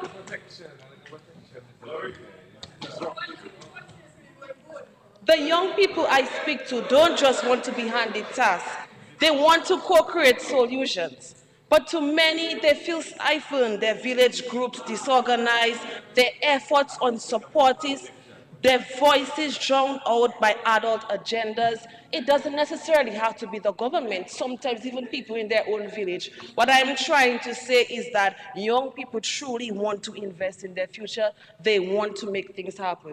That is what I am saying. Imagine if their feedback shaped national youth policy not just once a year during consultations, but regularly. Mr. Speaker, when we speak of community empowerment, let's go beyond community centers. Let's empower the people inside them.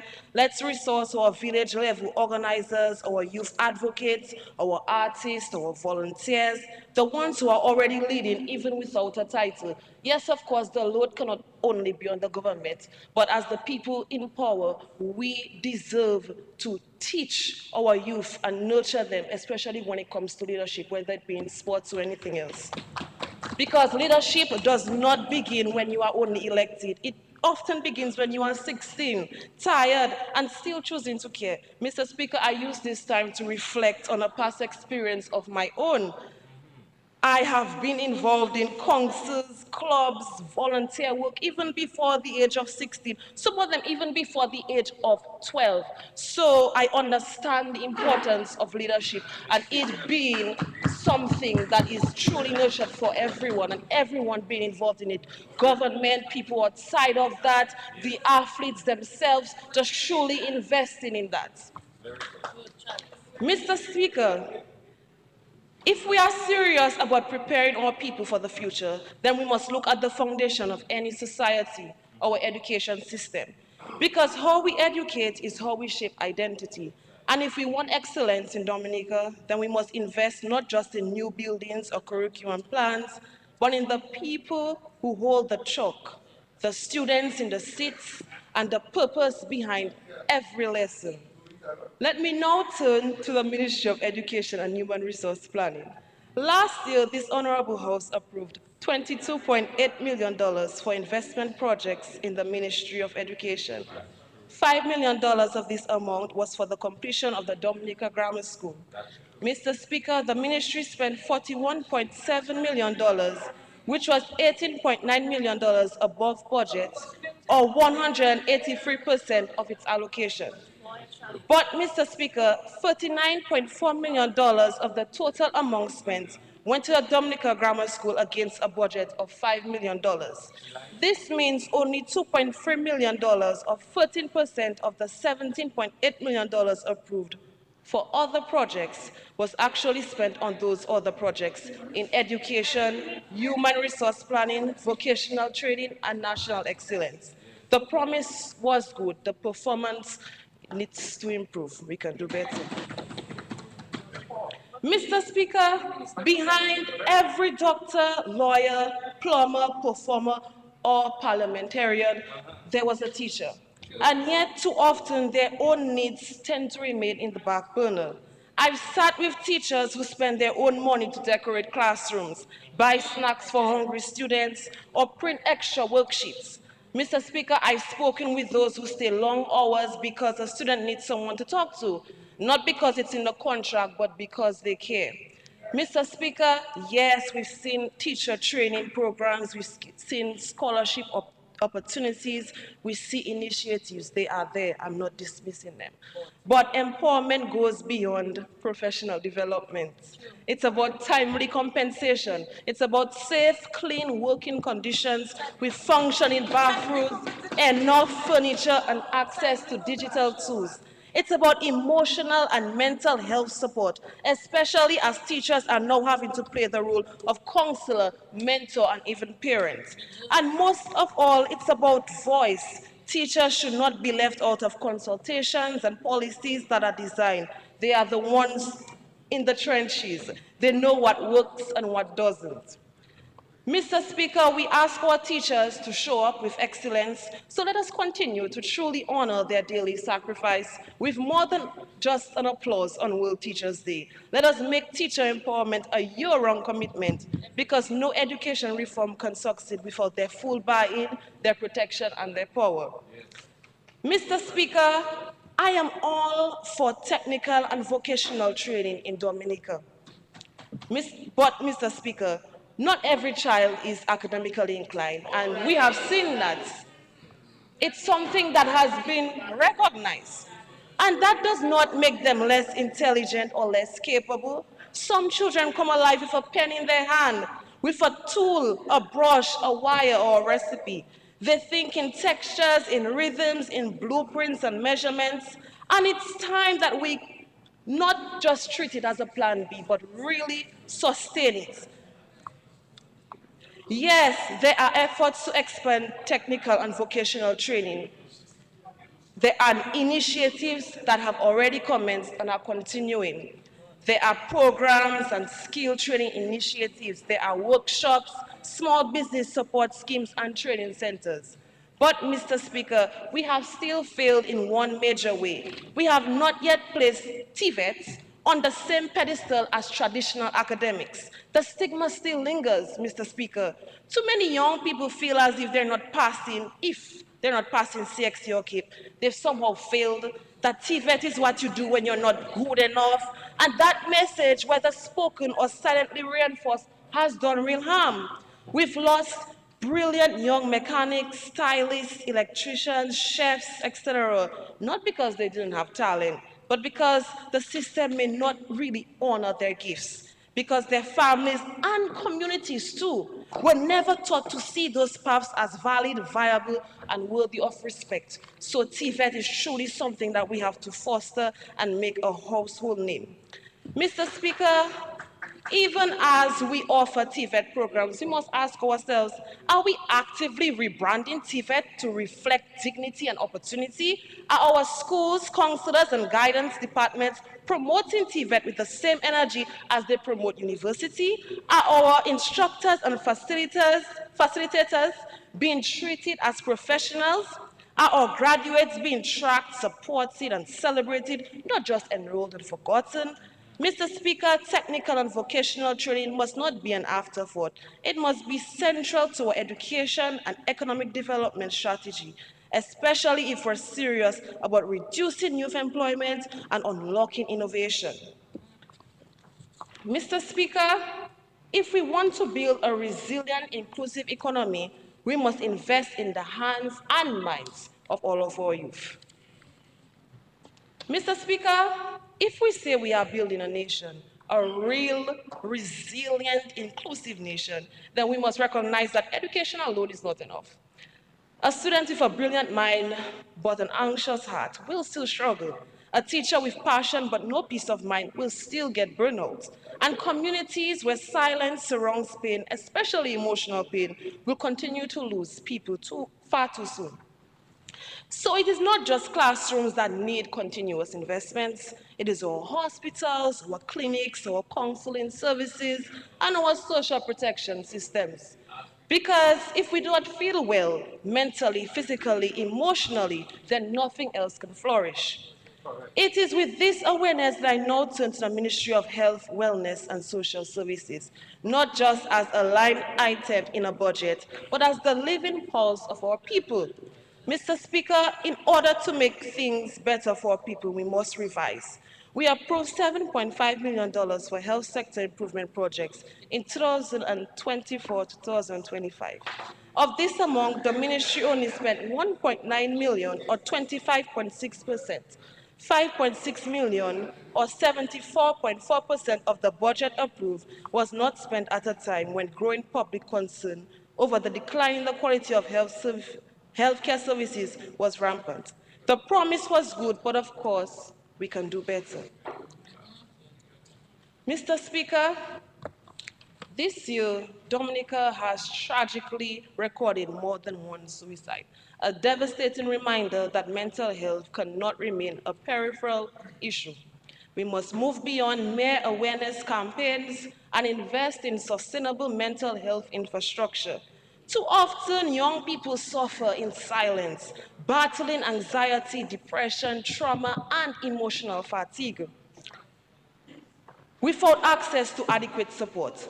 This issue is not confined to urban centers. It extends to every village and every community. Our response must be comprehensive, more trained mental professionals, integration of mental health services into schools and community centers, and long-term emotional resilience programs. We must normalize conversations around mental health, making it part of our everyday life. Mr. Speaker, I listened to the Honorable Laville's speech in regard to mental health, and he made some solid points. We as a society play a huge role in the curb of mental health as it relates to suicide and any other mental issue that not only young people face, but people in Dominica by extension. It is something that we all have to work together in creating a positive impact, a true positive impact. Mr. Speaker. Mr. Speaker, last year I acknowledged health infrastructure, but today I wish to highlight the backbone of our healthcare system, the nurses, just shedding some really important light on them. And I say this not to dismiss the efforts of other medical practitioners. They all play critical roles. Just like teachers, nurses deserve to always feel empowered, respected, and supported. I went to school with some of these individuals who graduated to be nurses. I saw the smiles on their faces, the joy, the immense pride to be working in the healthcare system. They wanted to serve, they wanted to give their all. But too often that light dims, and we may not see that because it's not because they stop caring. Perhaps it is because we may not pay attention to them. Their working conditions, continuous training, proper staffing, transportation, and even their mental health. So, Mr. Speaker, it's truly just I'm truly just shedding some light on the nurses and their general well-being, encouraging us to pay more attention to them 10 more and minutes. 10. as they have always taken care of us. Because in order to have a strengthened health system and improve the quality of care for all patients, we have to take every individual into regard. While nurses are often the face of care within hospitals, there are other working individuals just as relentless in the background, in homes, schools, villages, and communities, and that is our social workers. These are the people who respond to child abuse, elder neglect, family crises, poverty, and mental health breakdowns. They do so quietly, sometimes often with not much resources, recognition, or protection, and yet they are critical to national wellness and safety. We must acknowledge a deeper issue, Mr. Speaker, which is that many people still don't even know where to turn. Not long ago, I was speaking with a peer in town, a friend of mine, a very bright and thoughtful young adult. And as we spoke about certain social issues, they admitted that they have no idea what services really even exist and how to access help if they or someone they love needed it. That encounter really stuck with me because it revealed something important uh, in terms of strengthening the system, hiring more trained social workers across the island, ensuring that they have access to transportation, legal parking, safety protocols, better public awareness campaigns, making sure that social services are not hidden in policy documents, but visible and accessible to every man, woman, and child. Mr. Speaker, I come from a community where farming is not a policy, it is a birthright. Salsbury. My father is a farmer. Many of the elders I grew up around built homes, raised children, and sent some of them to school off the strength of the soil. So, Mr. Speaker, when I speak about agriculture, I do not speak in theory. I speak from the experience of seeing muddy boots by the door and the pride of bringing home a harvest that feeds more than your family, it feeds a country. Mr. Speaker, despite agriculture being the backbone of many households, there remains a deep stigma around it, especially among the youth. They don't think it's cool, and I don't think that's cool. Youth in agriculture, I support. But whilst I support it, we must stop romanticizing agriculture only in speeches and start modernizing it in practice. Let's empower students to create farm-to-table clubs, tech partnerships, and land access projects that show students how farming can be profitable, creative, and community-driven. And we need to tell the success stories, especially the ones of our youth. Because when young people see someone like them succeed, the path becomes real. So allow me to lift up a name from my own village, Kevin Vidal, who was named CARICOM Youth Farmer of the Year 2024. Kevin is a proof that when young people are given tools, recognition, and room to lead, they rise. He is not just feeding people, he's changing the narrative about what it means to be young and in agriculture. We need 10 more Kevins or 100 more. Just make agriculture cool again. Give them the tools, the support, a continued investment. The investment is there. There's youth in agriculture. You all have agriculture going. Let's just continue. All I'm saying is that let us continue with agriculture. That's all I'm saying. I never say you all don't have initiatives in place. Okay.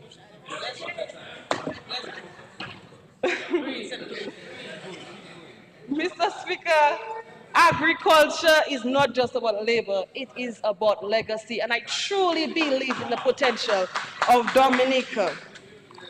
Okay.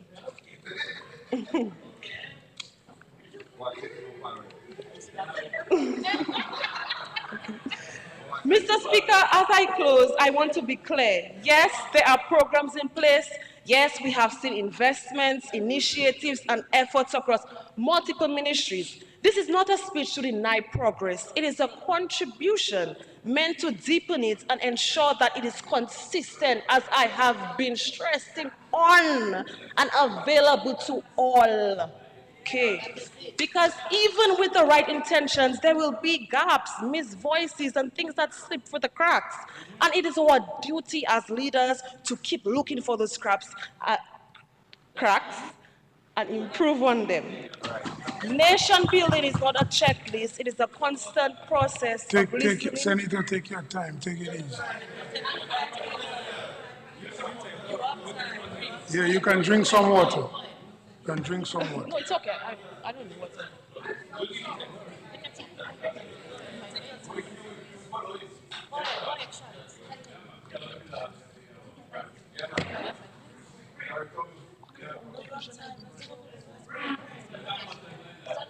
Nation building. Nation building is not a checklist. It is a constant process of learning, listening, and improving, especially when it comes to our youth.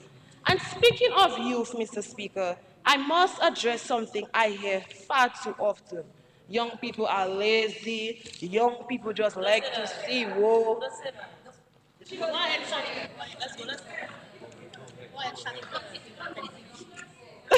To say To that, I say no. Young people are not lazy. We don't lack ambition. We are navigating real challenges in a changing world, often with limited support. And yes, we do like to party. We do like to celebrate. We like to gather.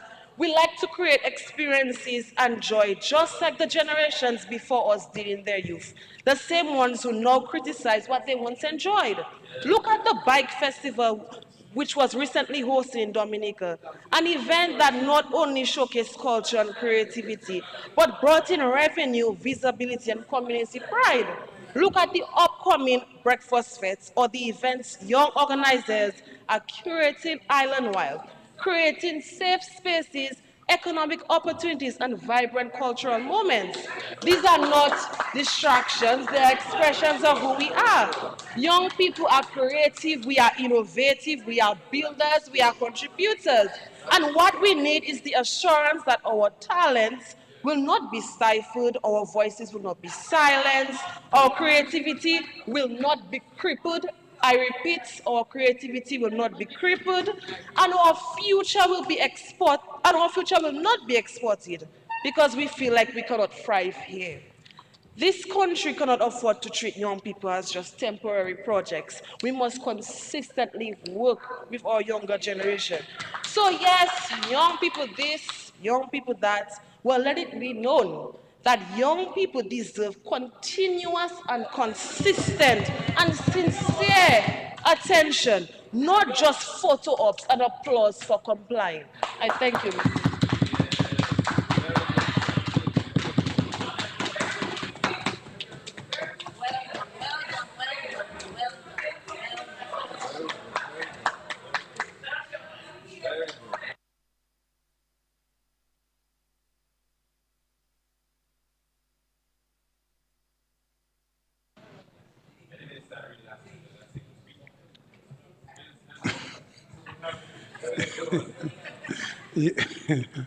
Yes, Honorable Vincent, listen.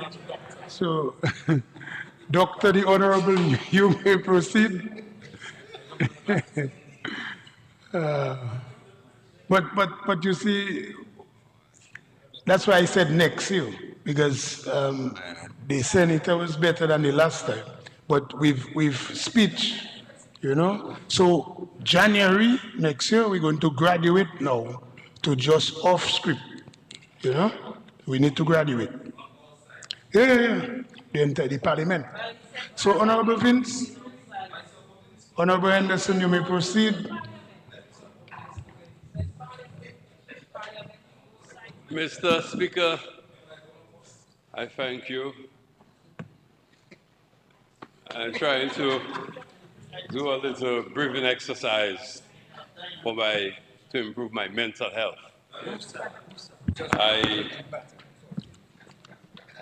After listening to my sister from the West Coast, I know we have that in common, that I am still off balance. I'm from the West Coast, you know, I'm from St. Joe, Salsbury people. So I'm trying to gain my balance. I'm trying to gain my balance. So please bear with me. Mr. Speaker, I am happy to be able to make a contribution another year on the national budget. And I seek to cherish those opportunities as I know that there are not many more behind this.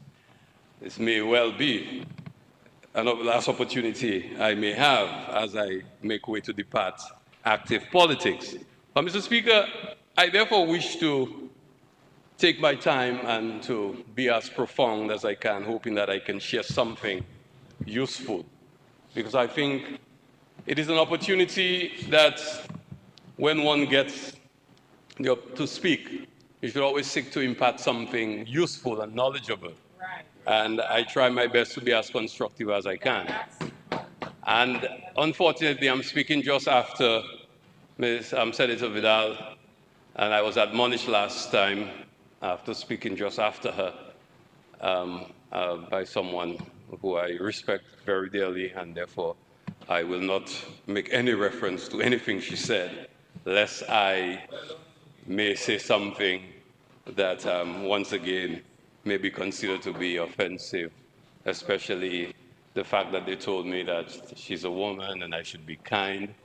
And, you know, yes, but as we seek to achieve equality, I would think that all is fair in love and war. She accused us of romanticizing about agriculture, but she was very poetic in her presentation, and I must say I enjoyed it profusely. Mr. Speaker,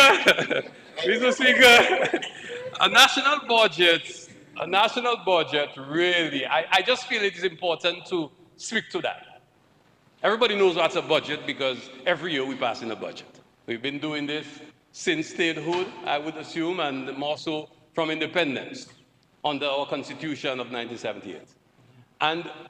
But sometimes we go through a motion without examining what exactly it is. What is a budget? What is a national budget? And we need to resist the urge to compare a national budget to a family budget or a home. It's different. For simple reason, you know what your income is, you know what your salary is, you know how much money you're getting. You don't make no extra hustle, you don't have no side hustle, you don't have no extra money. But for a state, a budget is a statement which signals the government's intention to collect revenue and to have, on the other hand, the expenditure. But when you're home, you know you're getting 1,005, you budget on that. But the state is using its best efforts, I will say, because I see the budget controller there, to give the most accurate projection of what we will collect by way of taxes, by grants, yes, whether we're going to contract loans. These are the ways the states will get the money to finance the activities that it will hope to spend on for the next 12 months, the fiscal year. So the 12 months may not necessarily be, as they say, like a calendar year, but 12 months from July 1st to June 31st, the fiscal year. Because a lot was said about implementation rates and the ability to do a lot of things. So there are a few things to consider. So, one, are you able to collect what you said you were going to collect? Are people paying their taxes? Are people consuming as they should? Well, you think they would, and therefore you're collecting and you can adequately go ahead to finance those. But there's also another challenge with the implementation. In the case of the World Bank projects, funded projects, as is being implemented by the Ministry of Agriculture, it's not all in their hands. So the lack of implementation of $34 million is not squarely at the foot of the Ministry of Agriculture. It could simply be, and I know in most cases they were, because of the protracted processes of those agencies either providing grants or loans. And sometimes we simply are unable to implement the things that we promised to implement because of one of those reasons. So I just wanted to clarify that point because I know Senator Paris, in his very articulate presentation, did in fact say that. Did criticize the Minister of Agriculture, who he at least acknowledged was a very hard-working Minister of Agriculture. And on that, I agree with you, because Minister Rui has really gone through the length and breadth of Dominica to ensure that we can advance our agriculture agenda. Oh, Mr. Speaker, I want to talk about something else that I know we often hear people debate about. And, you know, one of the things that come to mind is Dominica putting a budget together at a time like this, and I'm happy I heard Senator Rowe said that, and my good friend, Honorable Edwards, Senator Kent Edwards, again made reference to the context, and I think a few speakers, my neighbor, Minister Defoe, also made reference to the fact that this is a very difficult time globally. And he made the point about the reduction of the ODA, the Official Development Assistance from the government of the United Kingdom, and how fortunate Dominica is to have still received 117 million EC dollars to implement and to construct the Loubier to Granby Road. A very difficult time, because yes, countries are more inward looking. We've seen the shift throughout the world where people are voting more nationalistic governments who are very right-wing and have very little care or concern for other countries and very little care or concern for the environment.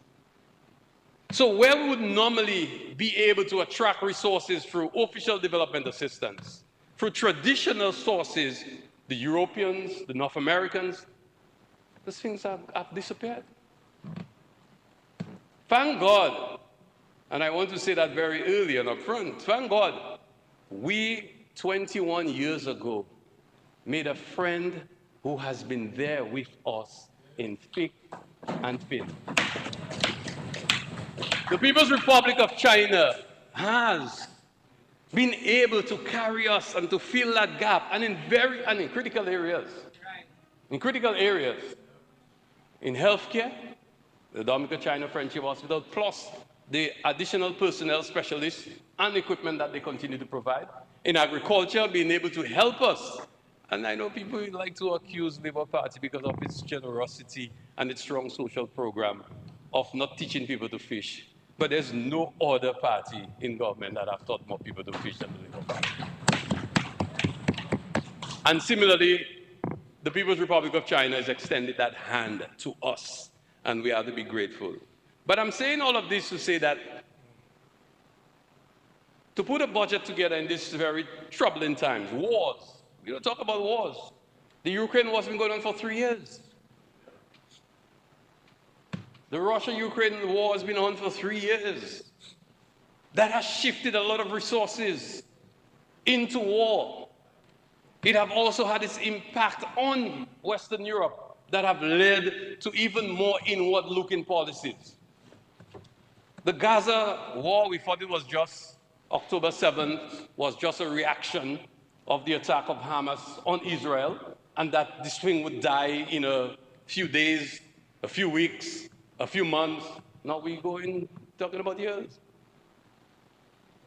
That is having serious implications for the entire Middle East. Iran has been dragged into the war.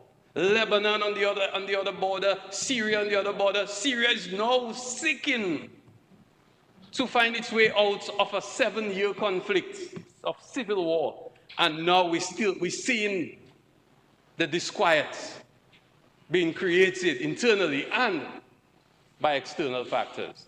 It's a very difficult time. These things have serious implications. People are speaking those things far, and they're not affecting us. Logistics, supply chain.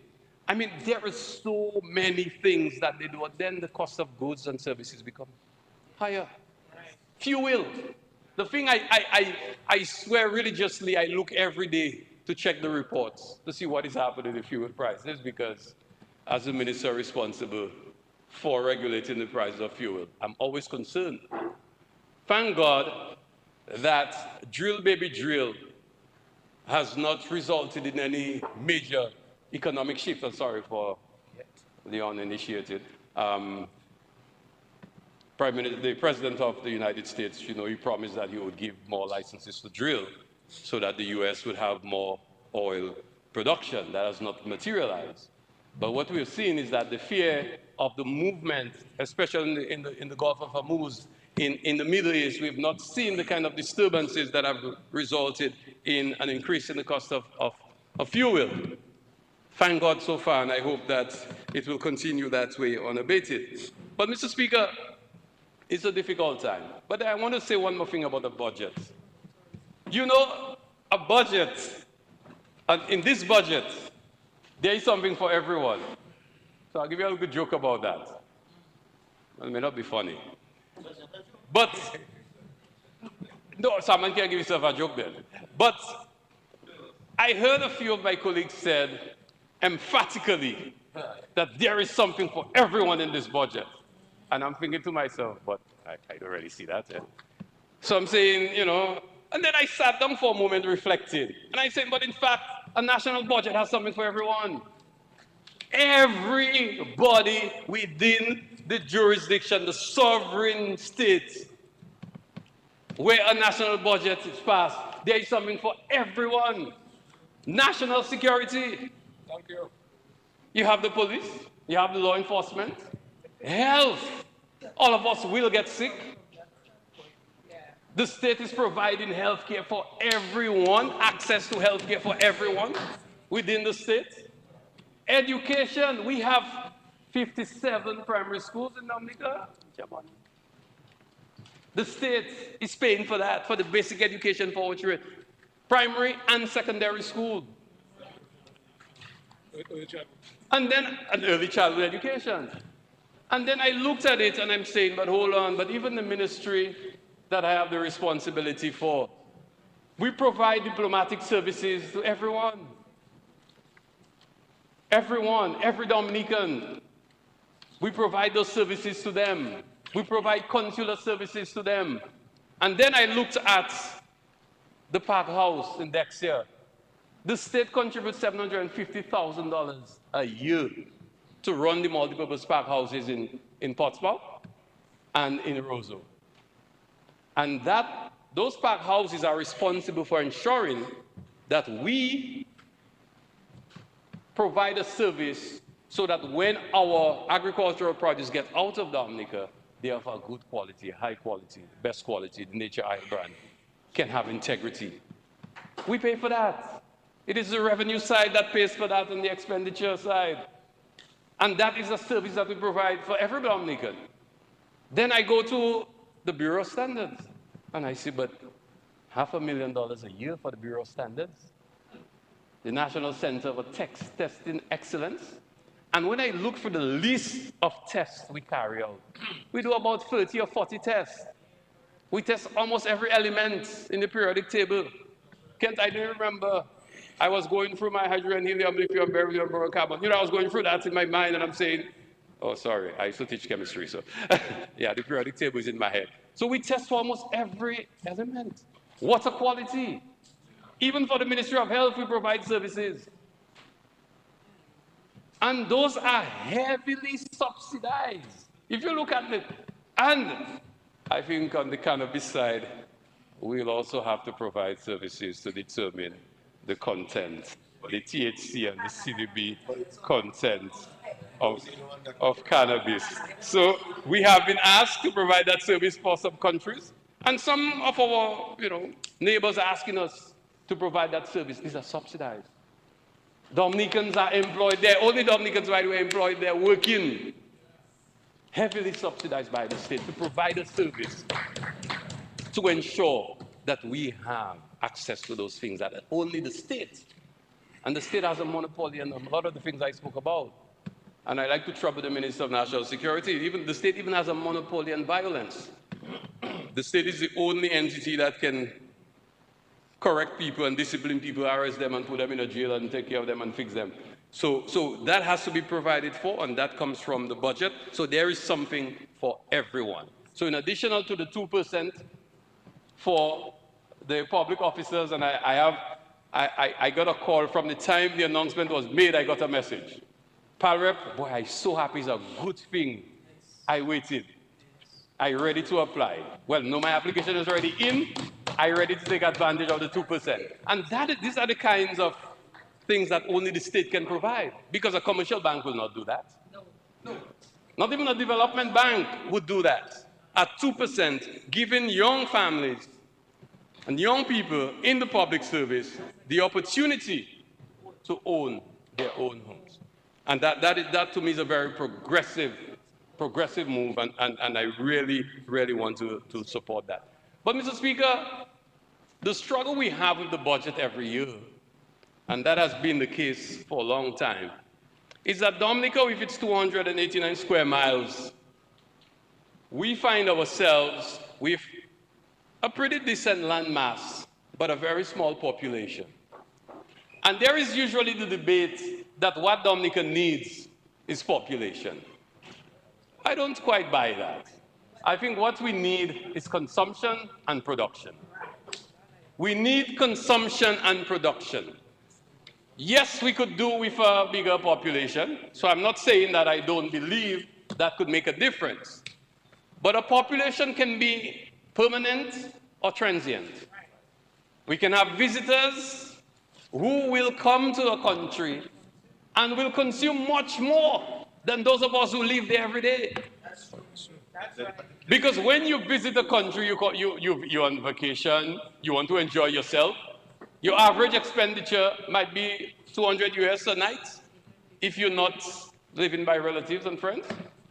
So you have to stay at a hotel or Airbnb. You have to consume. You may rent a vehicle. Now you have to pay your $25 or $30 to visit the sites.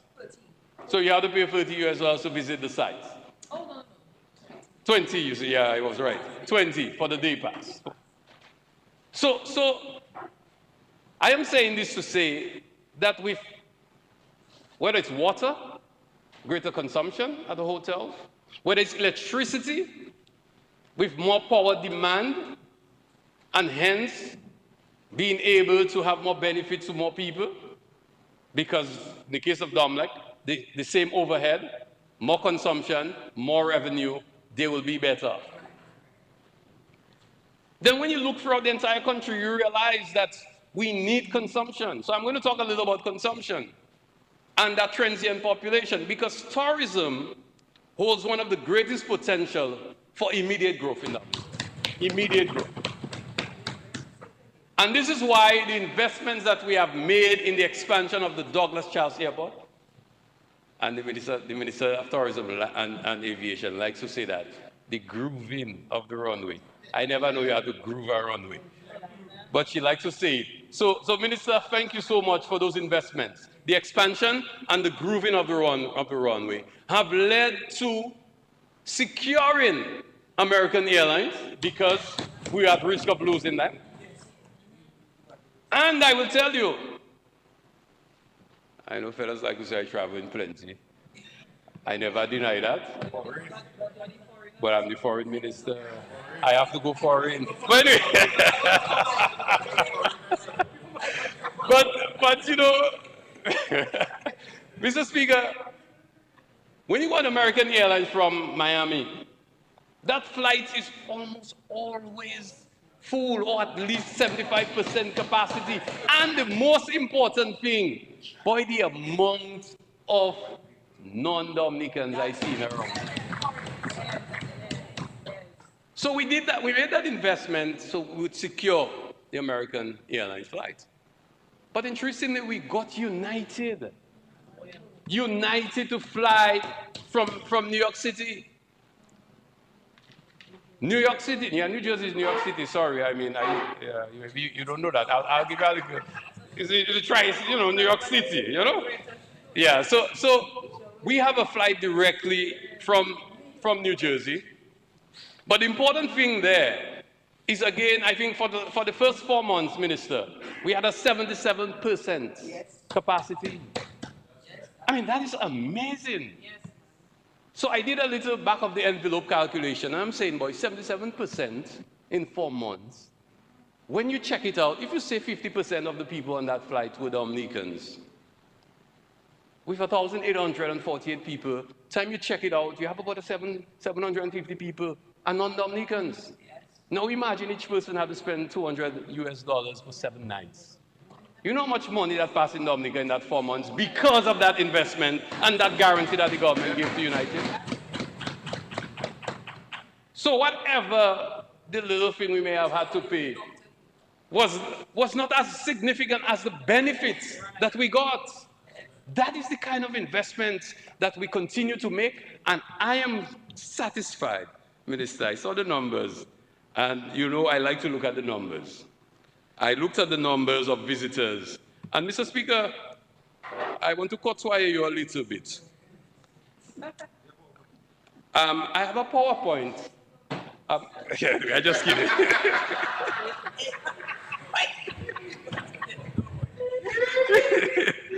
But Mr. Speaker, I just, going back to Standing Order 41.8, I just wanted to inform you that I don't need your permission to refer to my notes. Because section 41.8 says, Standing Order 41.8 says that a member cannot read their speech, their presentation without the leave of the speaker, but may refer to their notes from time to time to refresh their memory. Yes, you are correct. I'm refreshing my memory, and I don't need your permission. So you are correct. You are correct.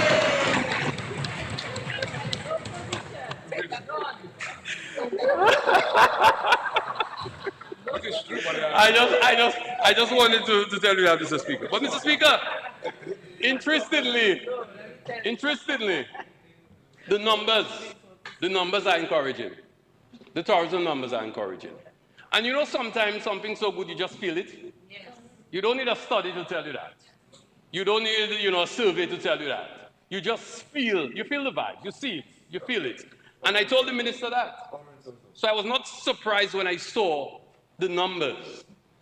I mean, we're looking at, boy, I really getting old, boy. I have to have a visual aid in order to fully. So the stay over 24-25, 86,972, and cruise 348,063.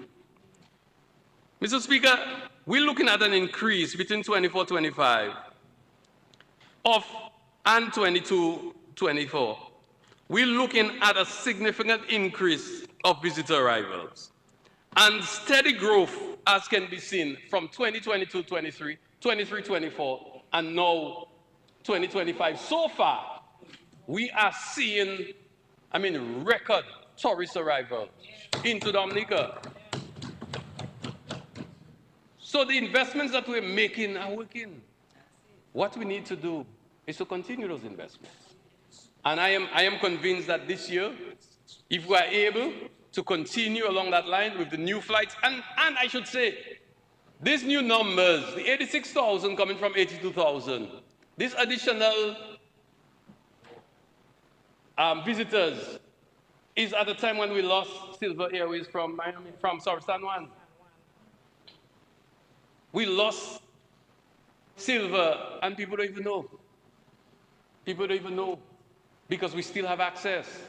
And now regional travel has benefited from major investments, Sunrise, the expansion of Inter-Caribbean, although I still feel the Minister of Aviation needs to write to these people and tell them stop treating Dominicans so badly.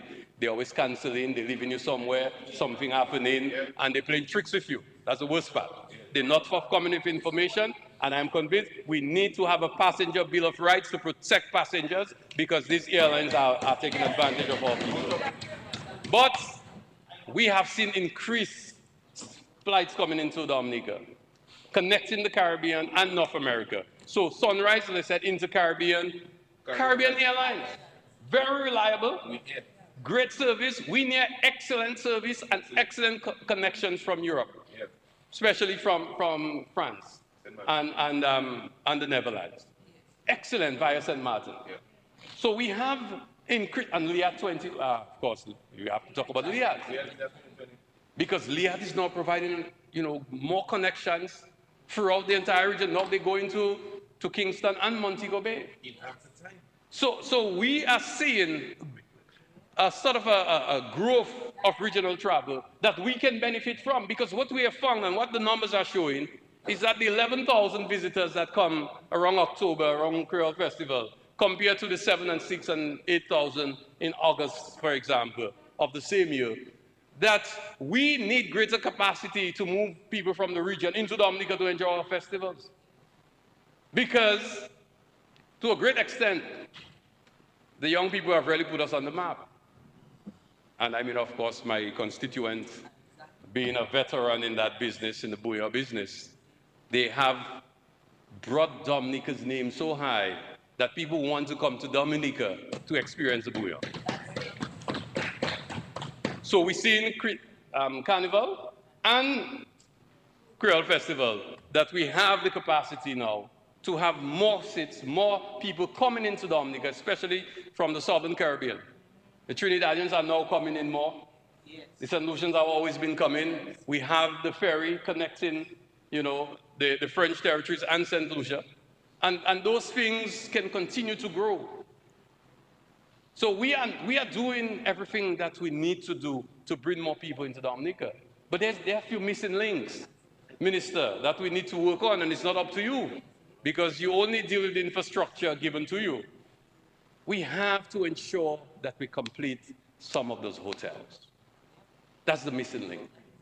Airbnb, great 800 rooms available via Airbnb. That is not enough. Plus, some people prefer to go in a hotel room where they can order room service and chill out.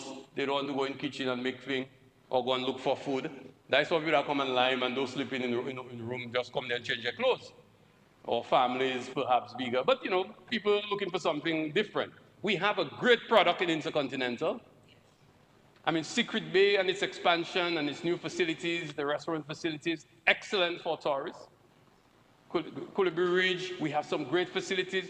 Jungle Bay is providing an excellent service and is working hard to bring visitors to Dominica. The Fort Young and its new expansion, and being able to bring especially divers into Dominica from the Midwest, from parts of the US, that is really, these factors are all coming together to see a massive growth in the sector, but we need more hotel rooms. And that's why the investment that we made a few years ago using the CBI to finance hotels, that was the right thing to do. But the challenges that we are faced with the CBI perhaps is an opportunity now for us to rethink the approach and to ensure that we can bring these facilities to completion. Because as we keep investing more in marketing and promotion, targeting our marketing so that we can essentially get the divers, we can get people who are nature lovers, not necessarily the backpackers, although we welcome them, but the high-end nature lovers, those people who want to feel that they are spending their money in a place where people appreciate, protect God's gift to humanity, our nature. And these are the type of things that we need to see a little more injected into our tourism. And the Minister of Tourism gave me the assurance that even our marketing is going to focus more on that product. Our enhancement of our marketing to be more targeted. And as we move to the village tourism. I prefer village. I don't like community. Yeah. Community sound like anything, any collective of people, anything. I like village. Village has a special connotation. Yes, it does. Yeah, village is an immersed experience. Yeah. Yeah, well, cottage and them, you have a whole hotel there, you have, let people Granby have a hotel talk about village tourism, man. And we have an excellent product. We have a cultural product. We have breakfast fest. And we have to thank Asa for that. And Asa has been doing his own marketing. Boy, what I do with my brown thing now? I said I was going to bring my brown thing when I call his name. Oh, shit. But, the truth is, There are opportunities, precisely. There are opportunities in communities, and we need to promote those things as part of the national calendar of events. And that when we promote our tourism product, these are part of the things we can promote. And this is why I'm happy to see again for the third year, the investment for Matutu's Park in the budget, $250,000. No, that is just a drop of what we need. I hope you know that. Because the type of facility that we're seeking to create is to bring to life the culture of the South, the culture of Granby. Yes. Now, I have been able, fortunately, to get a volunteer, a young man from Granby, Shaka Dangaben, as an architect. He was able to do an excellent design for us. He gave us a design to help, a concept. We have also, I got my good friend and classmate, your quantity surveyor in the Ministry of Works, Joseph, who was able to put together the quantities for us, and that was done several months ago. So we are hoping that the ministry this time around can meet with us, sit with us, because we have met. I have met with the cultural groups, the leaders of the community, the village council, the people who are involved in cultural activities, so that they can contribute to that final concept. It is not something that should be treated lightly, because this has a great potential, not only for the historic and emotional connection that the people have, but for the touristic value of cultural tourism. So if you build it well, you design it well, that we can have that facility. And then we can, I suspect we'll beat Creole Festival, eh? Because if I do that and I partner with ASA, all you can't touch us, eh? All you can't touch us, eh? but that is the kind of thinking behind it. And I'm happy to hear that ASA is going to, where are you going to, Geneva? Now, while I'm on that, Mr. Speaker, I have to take a pause on Geneva. Because when I got to Granby a few years ago, Geneva playing field was still pretty much, as one person commented on social media, was a Jurassic Park. It's really badly off. We were working, the funds were coming in. I used to trouble AFS a lot back in those days. Ed started the process. It was supposed to be about almost $900,000. When we got to a certain number, I wouldn't say what the number was. The thing stopped flowing, but anyway, I troubled AFS enough, and I called the PM a few times. We were able to get this done. But most importantly, it is the volunteers of Granby that get this thing done.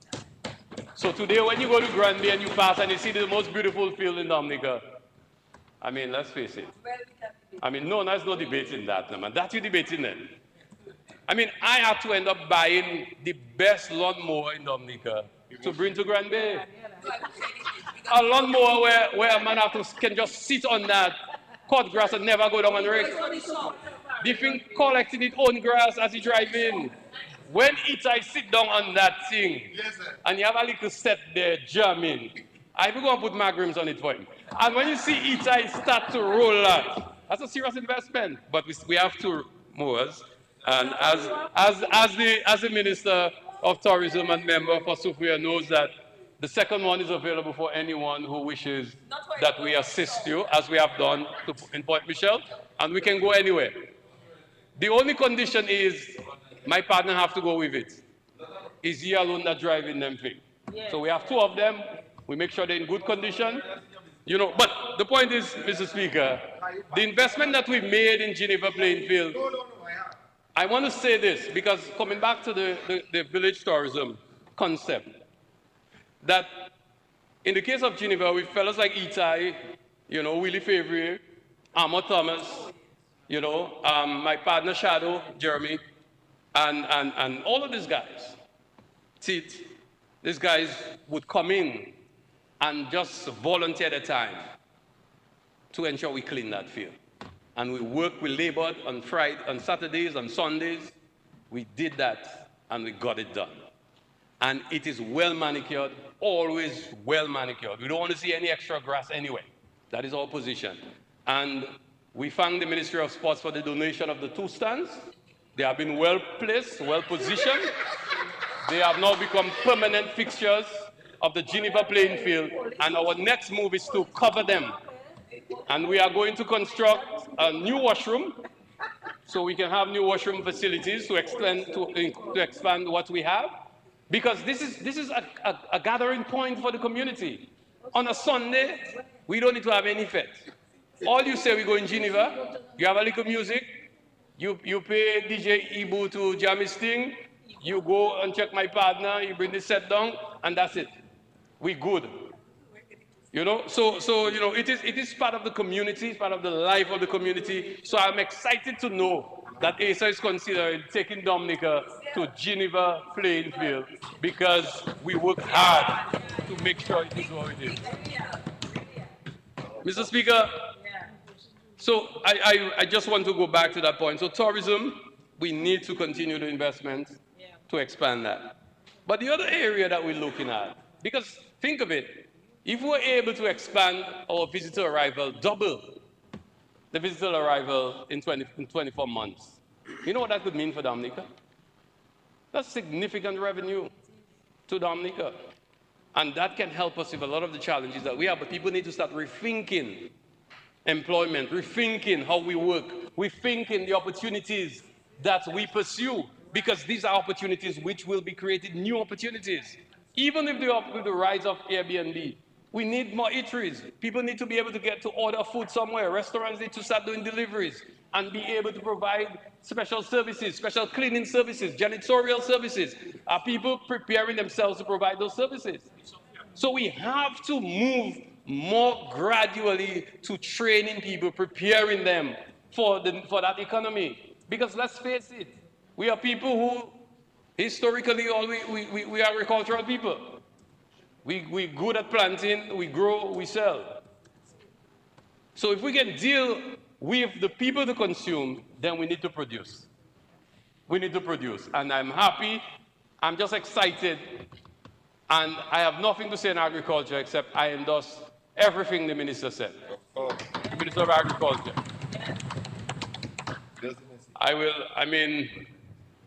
Although they just press me, that ministry there. Individually, yeah, not in the constituency, they help me well, they take good care of me. But we need to... 24 minutes. Yeah, we need to produce, thank you, Mr. Speaker. We need to produce more. And the path that we're moving towards, and we work very closely, agriculture and trade, because not only the synergies, but sometimes a symbiotic relationship.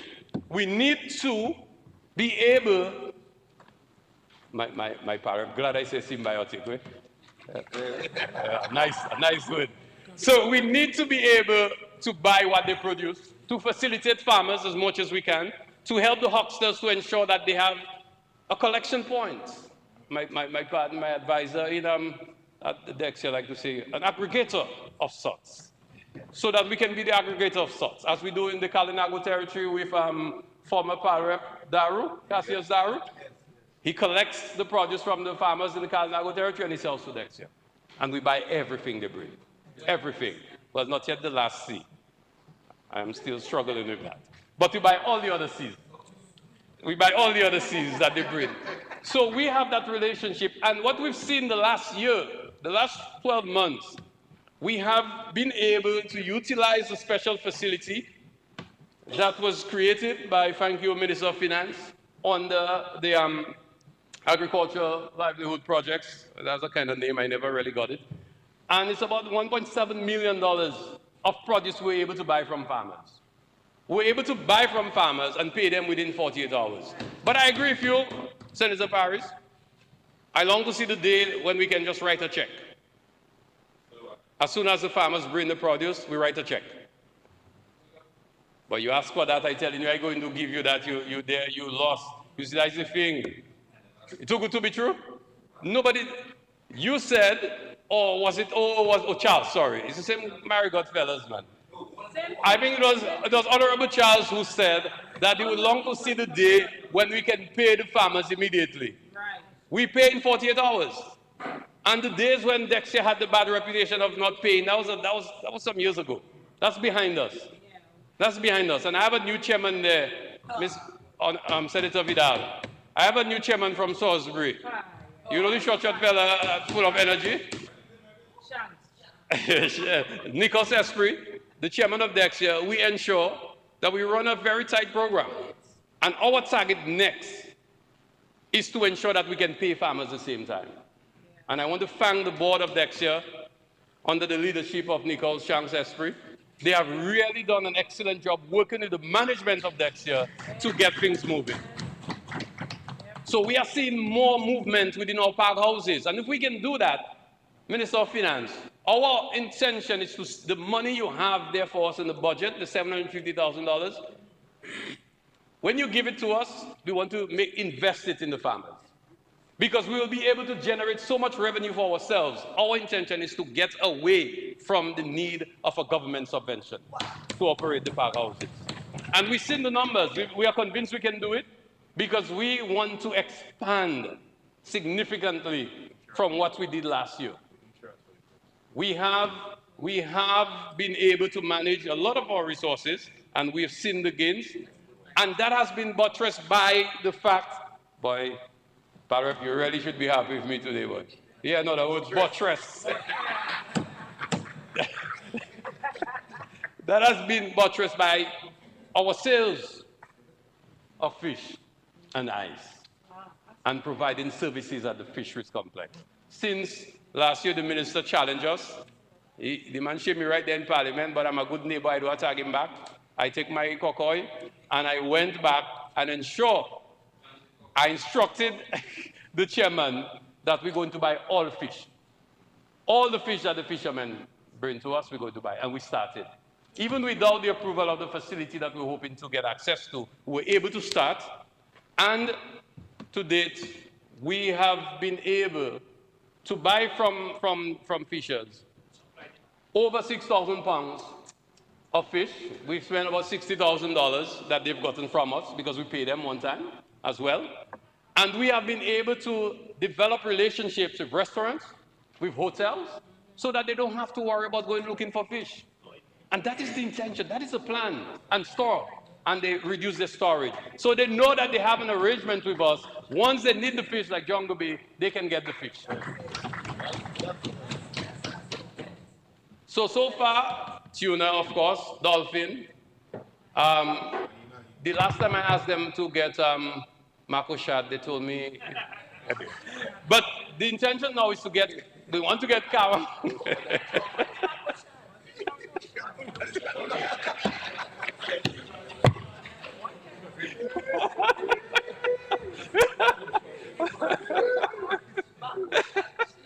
Yes. Minister, you have to say, but mako shad is a type of fish. So you But can't yeah, translate you that cannot name. translate it in One mako thing I know, you shad. can't translate that name. But if you want, I can tell you, it's Mako shad. Yeah. okay. But we try to get red snapper. So we're trying to get the reef fishes. We're trying to get red snapper and stuff.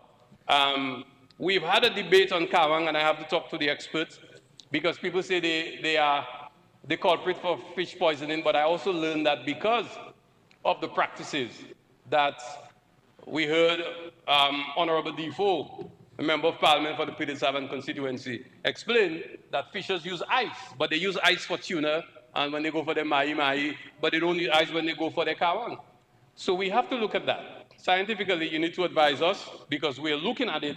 We think it's a fish that we should be able to buy, and we want to ensure that it is safe for consumption. So that is something we're working on. The snapper is something that we need to get because visitors, when they come to our islands, they want a nice red fish as well. So we need to have that. What we've done, and I want to thank the new staff. We have had to take on new staff. Ms. Francis and the young lady from Roseau South, I know that because, from Kings Hill. They have been working. What we've done, they've actually gone out to the fishing villages. They've gone to the fishers. So we didn't only stay in Roseau. We went out to meet with them and to offer them contracts to supply us. So that the fisher in Bayou there, Teacher Bonis, is a member for the Castlebrooks constituency. They don't have to go around the place driving, looking for lava. They don't have to go around looking for sale. That we will go, we'll get it. We'll go get it before I struck. We'll go get it and we'll take it to the fisheries complex. So it will save them the hassle, save them the expenditure, and make sure that they can focus on catching fish. That's what we want to achieve. And they get paid one time. Just how we paid the 398,400 we paid to the Bay Oil people. $100 a pound. So they don't have to go looking for sale. We'll go to them, we get the stuff, and we take it to the facility in Roseville. So that's what we want to achieve. But we also need to start looking at expanding our catch, Minister. I am not satisfied. I grew up by the bay. My grandfather was the biggest net maker on the West Coast. Anybody hear about Parcourt, we could make, I never learned how to warm a day. You know what they're making the fillet? They actually taking this thing and they have to sew it. I used to go with my grandfather. I used to go to Mero, go to Collio, go all over the coast. Batterley, where we used to fish.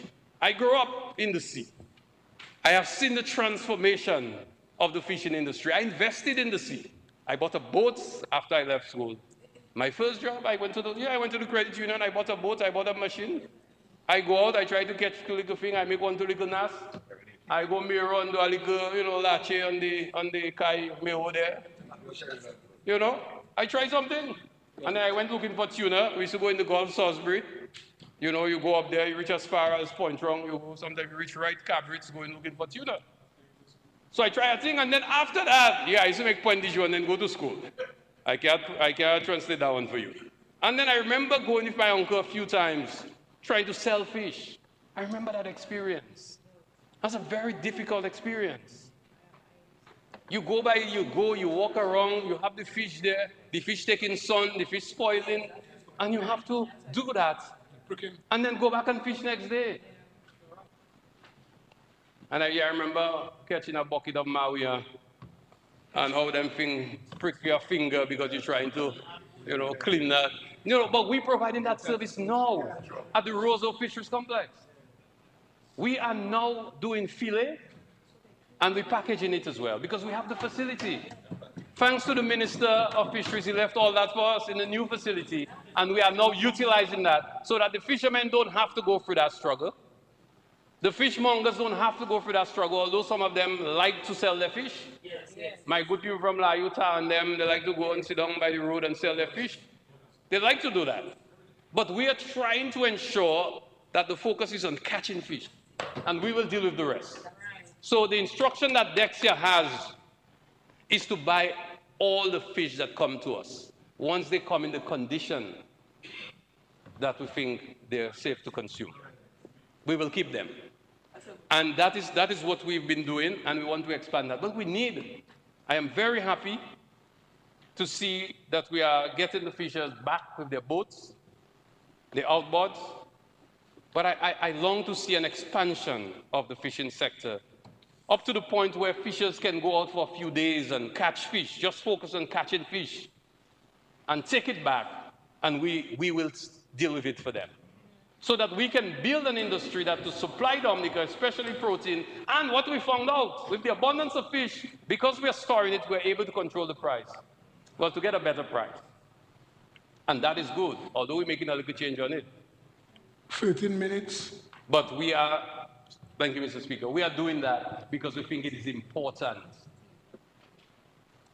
to continue doing the business. But we need to expand our fishing sector and to ensure that we can export. Now, what Dexia has been doing with the Bureau standards is to see how we can meet the requirements, to meet the European standards as well as the American standards so that we can export fish.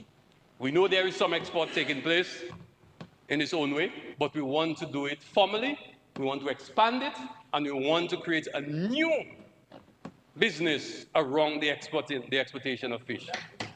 And we're looking forward to the aquaculture development as well, so we can extend the same service to those people who are involved in aquaculture. So we can buy from them, whether they have prawns, whether they have tilapia, whatever they have, that we can move into the same arrangement so that we can create a more vibrant fishing sector, working with the ministry responsible for fisheries and to ensure that there are more opportunities for more Dominicans in that area.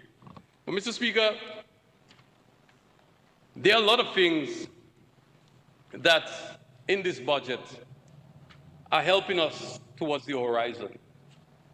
Because we spoke about the now, the consumption that we need to spur economic development and to create opportunities, more opportunities for people, bring more money into Dominica.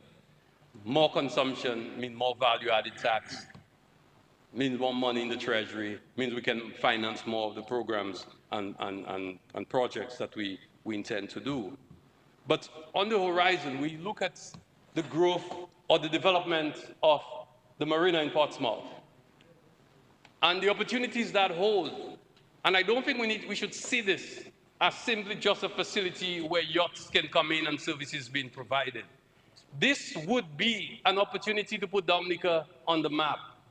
Within a small group of people throughout the world, high net worth people, the owners of yachts that we're hoping to attract. And I was so excited the other day when we had the presentation on the marina, and we were informed of about the company that will be managing the marina. World-renowned, well-known throughout the world, with a massive portfolio. They know people who own yachts. And people who own yachts are wealthy people who have more disposable income. These are the people you want in Dominica to know about Dominica so that they can help us to promote Dominica. I must admit I've met, and now they are friends, people who own yachts. And these people have their own community. So at one point, they will tell you they're in Monaco. Another point, they will tell you they're in Saint-Tropez. They will tell you and that's how they move. Anguilla, St. Bath, every year, like a pilgrimage, this guy's going to St. Bath. Imagine you can get these people coming into Dominica, knowing about Dominica, talking about Dominica, and one day investing in Dominica. That is what we're looking for, being able to invest in Dominica. How do you think Anguilla was able to become so powerful in tourism? Because if you go there during Christmas, but they're now expanding the airport so that they have jet services, more jets can pull up. Because what they used to do, there were so many owners of jets or people who would charter jets to go to Anguilla for the Christmas. They would park the jets in St. Martin and take the ferry across. And now Anguilla is investing in expanding the airport so that just to accommodate more jets. And these are the people who have invested high-end hotels and other facilities. And that's the kind of thing that we need to see, we need to be excited about that marina because it has great potential. I mean, I'm excited to sell them power from, geothermal. Because when they come with their yachts, their super yachts, and and when they get to the marina, we want them to turn off the engine and to plug into the system so that we can sell power to them at a price that is higher than what our local consumers would pay. These are the opportunities that we're looking at. There are opportunities. I'm excited about Dominica's future because of the investments that we're making now. The airport has the potential to also expand Dominica's, not even just expand. That is where you talk about exponentially. We used that word the other day. That is exponential. That is where we can see that kind of exponential growth to expand Dominica and to open up Dominica so that the future is looking bright for Dominica with those investments in infrastructure. And, Mr. Speaker, I am so happy that I have the privilege. One more time.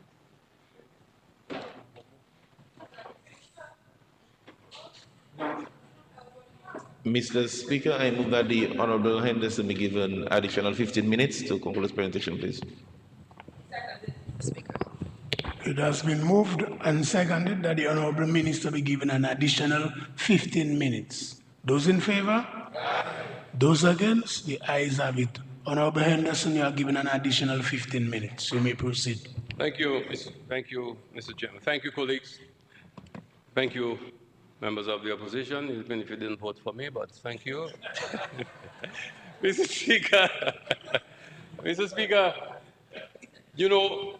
I am excited about Dominica's future because of what I see ahead, but I admit that there are some challenges now that we have to deal with. There are challenges we have to deal with now. And that's why I spoke about immediate expansion of tourism sector, increasing consumption. But on the production side, we spoke about fisheries, we spoke about agriculture. We also heard the Minister of Agriculture spoke about value added, agro-processing. And I know that we have been pursuing this agro-processing facility for a while. Actually, it was once with Dexia. When I came, I inherited it, and then it was handed over to the ministry responsible for agro-processing, the Ministry of Agriculture. But I think it is time that we consider that the investments that we are making will require us to leapfrog over some of these processes that may be taking too long, because we need to produce now. We have an increasing demand for consumption by the visitors as we've seen the growth in tourism, and we need to produce now. So agro-processing needs to get an immediate injection, a push, a thrust. I am excited about the opportunities that the ministry just provided by supplying agro-processors with grants to expand. But what we need to see is the expansion in such a way that we can actually sustain an industry. The small operations are good, but we need to sustain an industry. And the same with water. Mr. Speaker, I heard you, sorry, I can't bring in the debate, but water. We need to expand our production of water. There are just too much imported water into Dominica. Because we're consuming it. You think a man can translate that? Yes. I withdraw that. Yeah. I can't translate that. But, Mr. Speaker, no, but seriously, a lot of people spoke about consumption and our individual responsibilities. I mean, for the life of me, I cannot drink any water in Dominica besides Dominica water. I just cannot do it. I'm just me. I already reach places and I thirsty like a dog. My dog doesn't be that thirsty. And I already reach places and ask for water, and only thing they have is some kind of water. I tell people nowhere. If you have a pipe, I'll take it. We have to make those personal choices, but we also, as a country, and that's not on the government. I'm not saying that. That's not on the government. I am looking at Dominica and I'm saying all the people that have money, they can invest. Just take a little sauce somewhere and just make some water, put it in a plastic bottle and just sell that. That's we cannot do. Standards, but when I say that, I don't mean just go and take the thing and pour it, you know. No. We test water. No, but we test water. When I say we, Bureau standards, we test water. And we ensure we do that all the time. As a matter of fact, I have made a complaint, and I'm going to say this publicly. I have made a complaint to Bureau Standards that we need to investigate Swapita water because their covers are not safe. And I have said it privately and softly, I'm saying it publicly, because that has to stop. You cannot be producing water, and when I open the thing as if somebody opened it before me, oh, I know the thing's safe. So no, we're not compromising standards and quality. That's why we have to continue investing in the Bureau of Standards. We have to keep investing to ensure we can keep our people safe. Right, PS? Right, PS? So we do that. But when I say that, I didn't mean just take the water, because I get nervous every time I see people stop by a source and take water. I think that's take me. Sorry, it's not me. Maybe it's the science in me. I just feel nervous. I feel nervous every time I see that. But, Mr. Speaker, these are things that we need to expand. Now, the government is giving all the concession, because right now, Josephine Gabriel have received concessions for the expansion of their facilities. We gave them the concessions, the Cabinet of Dominica. The government of Dominica, they won't be paying taxes for the next 25 years, and they were not already paying for how many years? I don't know how long they exist. It's not a bad thing I say, looking at me. It's in the laws of Dominica. You can go and read the act. It says that. But what I'm saying, the incentives are there.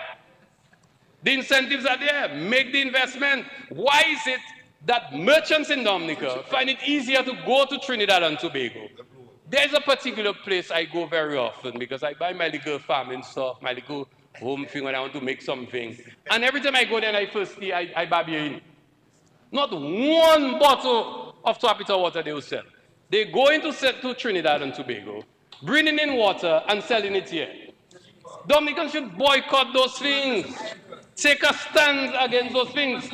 Try to bring Tapita Trinidad and Tobago and tell me what you'll get.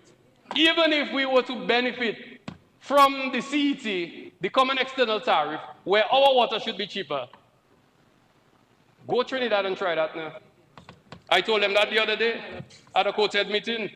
The same people who did not want to buy our soaps had to get DCP successors in the Court of Appeal, in the Caribbean Court of Justice. They still don't want to compensate them. They refuse to buy our soap in Jamaica, and we in Dominica are just taking things from everywhere and buying it and consuming it. Something wrong with us, Gassa. Something wrong with us. And I don't know why every year, I am told that I have to do a buy local campaign. I have a problem with that. I have a problem with that. I have to go and tell a man buy a thing local to give a local man a job. I have to do that as a minister of government. So people have no responsibility then on themselves. So your mind not telling you, Magwe Samran. And I have to tell people to eat dashing and fig and plantain. Although somebody tell me plantain high in sugar, it does mess up people that have diabetes. But, I don't have to. We have to, our own consciousness should tell us. But more so, my disappointment is a lack of investment in those areas. And everybody's looking to the government as if the government do something. That is where I have the problem. Because the concessions are there. I understand it's easier for you to just go and take the thing there, bring it on a boat, sell it to somebody that'll give you the money, and you're okay, you don't have no headache, you have no risk, except the boat come or it don't come. But at least let's think of the value that we can add to the country, the jobs that we can create, the opportunities that we can create for ourselves, the opportunity for exporting water. Look at Benjo Simos. Look at Benjo Simos. A man took a chance. Take little Simos from the sea. Make a drink out of it, and the man sends a container as far as New York. Imagine that. A little fella from where? Wesley?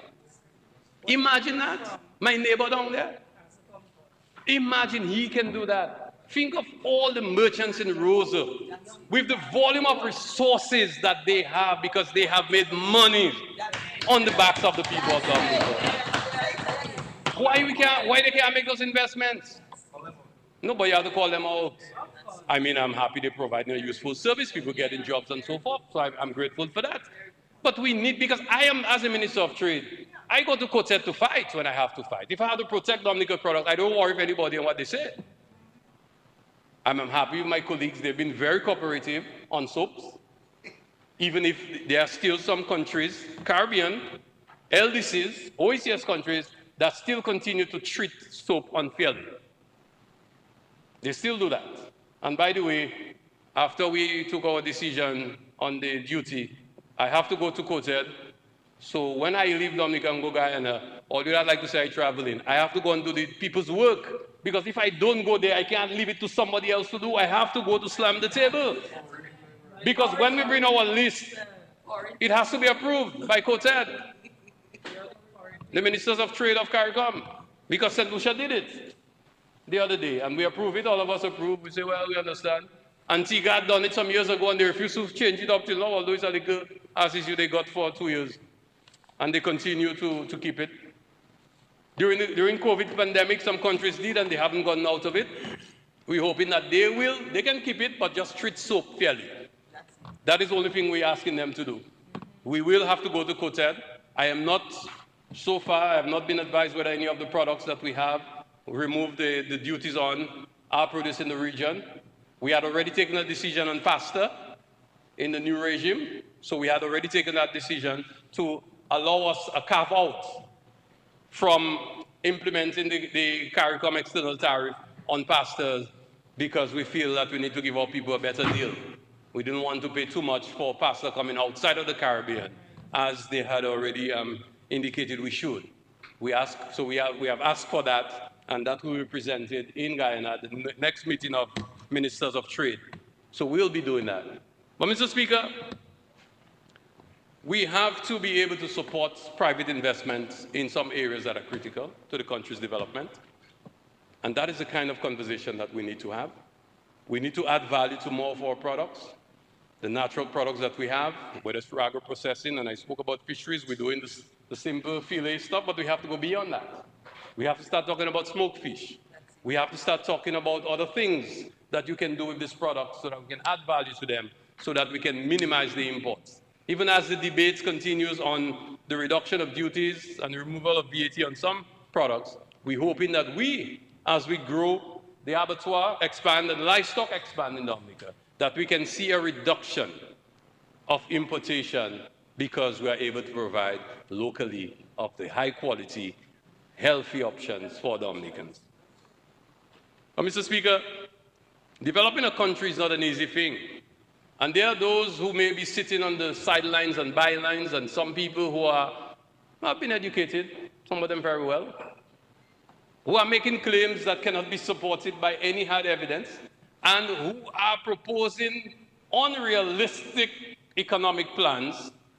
But then again, if you work for the IMF all your adult life, professional life, you must have an aversion to investments. You must see, you know, as there's the old saying, if you have a hammer, everything you see looks like a nail. But in this case, it's the opposite. Because the economists were so used to austerity on countries that it's going so far off that it is ridiculous. Not even just his colleagues, his former colleagues at the IMF would cry on these proposals, but any right-thinking person would. Because when you come to developing a country, you can say all what you want in opposition. You can go on the radio and say what you want for your belly. When you have to run a country to make decisions between revenue and expenditure, that is where the rubber hits the road. Right. Right. So I'm happy to hear the enthusiasm of youth and all the great things that we should be doing. And I encourage that and I applaud that sincerely. But there are some realities that we have to bear in mind. And we should never seem to forget the investments that are being made. But some of those investments take time. I whispered to the Minister of Agriculture earlier that you realize when you give us this 50,000 citrus plants, we're not going to orange or grapefruit nowhere. It will take at least 3 years. And that's why I said I am excited about Dominica's future, because these are things for the future. But you have to make those investments now. So you may not see the impact of some of these investments immediately. How long is it going to take a guy to build a facility to have his livestock? The way we construct things in Dominica, I wouldn't be surprised if the whole fiscal year pass and the man don't fix that yet, finish that. It will take some time. So these investments take time. But if you don't have the responsibility or the obligation to provide for people to ensure that the country continues to run, it can pay its bills on time, it can provide the goods and services that we require, you're free to say anything you wish. So I just want to inject that bit of realism into your enthusiasm. But Mr. Speaker, I am looking deep down to see if there's anything else that I should respond to, but I just want to move on one more thing before I end. Education reform. Boy, I don't know. Sometimes I see Dominicans just like I see those of us who go out there to represent our countries, small island developing states at those big international conferences. You know, I remember when I studied environmental law at some point, but environmental policy, it wasn't law at the time, that was early days. And you talk about the Rio conference, the EarthCon summit, and all of these nice things, and then you start talking about what small island developing states should request. And then I went to the UN, and then it became your staple. Technology transfer, capacity building. Everybody who's been to any of these conferences knows these things by heart. That is what we talk about. Sometimes I think Dominicans just like those experts. They're asking for things. The things come. They're still asking for it. Education is one such thing that I feel we have treated unfairly in Dominica. Our achievements in education, rather. And I don't believe that any one of us in this house should confuse the need for educational reform because a country that has grown from a farming country to a country that is now modern, providing goods and services that are modern, that is now within a world that has been revolutionized, you have to reform. But the way I hear people talk as if we're reforming because the thing mash up. It's the same problem I had with sectoral reform. The thing don't mash up. Why are we talking like that? When I hear people talk about, oh, we're not doing skills, we're doing 13 subjects and the trend, how much, 90% they got? 94% pass. You may have concerns. You may want to see a greater practicality, a little more hands-on, a little different portfolio assessment. That's the thing they taught me when I was becoming a teacher. Portfolio assessments and those kinds of things. I mean, those things are essential. We're now talking AI. When I was doing computer science at Clifton UPD, we were the first class that started doing computer science. I remember when I was doing computer programming with Sanderson, first time, we were doing C++, we were doing Pascal, GW Basic. I said, now AI, we people using. Yes. If you see what programming is now compared to where we were, so of course you have to reform. Right. Things have shifted. And this notion that it is children that cannot learn that have to do skills, I have a problem with that, Mr. Speaker. Mr. Speaker, that cuts why me. It really troubles me. Because, you see, and you know,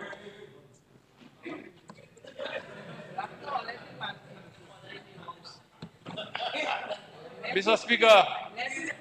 Speaker, I spent 7 years as a teacher. I reached as high as a deputy principal of a secondary school. I got trained in New Mexico together with some friends who are here. And, you know, my first passion was always teaching. I taught chemistry at 4th and 5th form for 7 years.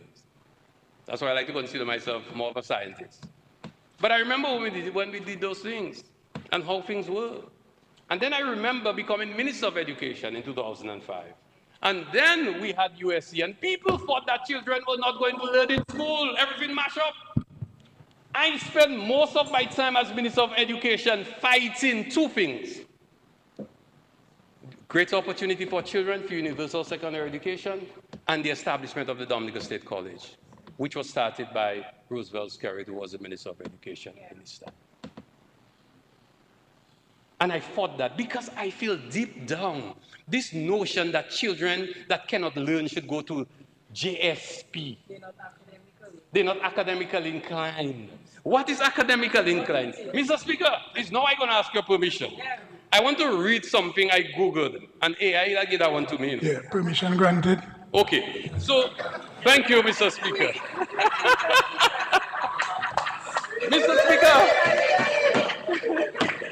Mr. Speaker, hear what Google had to say about academically inclined. Academically inclined describes a person who has a strong interest in and aptitude for learning, studying, and intellectual pursuits. I want to say that because I find people, and I don't know why we do that. We just take terms and words and we just start banding them about and try to, and as if we're sure about what we're talking about without examining what it really means. A child who is good with their hands doesn't mean that they're not academically inclined. Children have to have the choice to pursue technical skills if they want to. My cousin Kelvin is a builder. Kelvin was smarter than me when he was at grammar school and I was at St. Joe campus. Brilliant fella. But Kelvin decided he wanted to go and work with his father and become a builder. And Kelvin became a builder. And that is why he's such a good builder. And he likes to argue about everything. Well, that one is because he's a Henderson. But he, you know, he has that ability. And my view is we must disabuse our minds from the belief that because a child may not be able to be brilliant in math or brilliant in science, that they should go and learn a skill. The thing doesn't work like that. And what my teacher used to say, Ted Sarah, when we passed USC, when we approved that policy, he used to say, whose child should not go to secondary school? Yours or mine? Because I remember I had a special group of students from Campbell and Maho.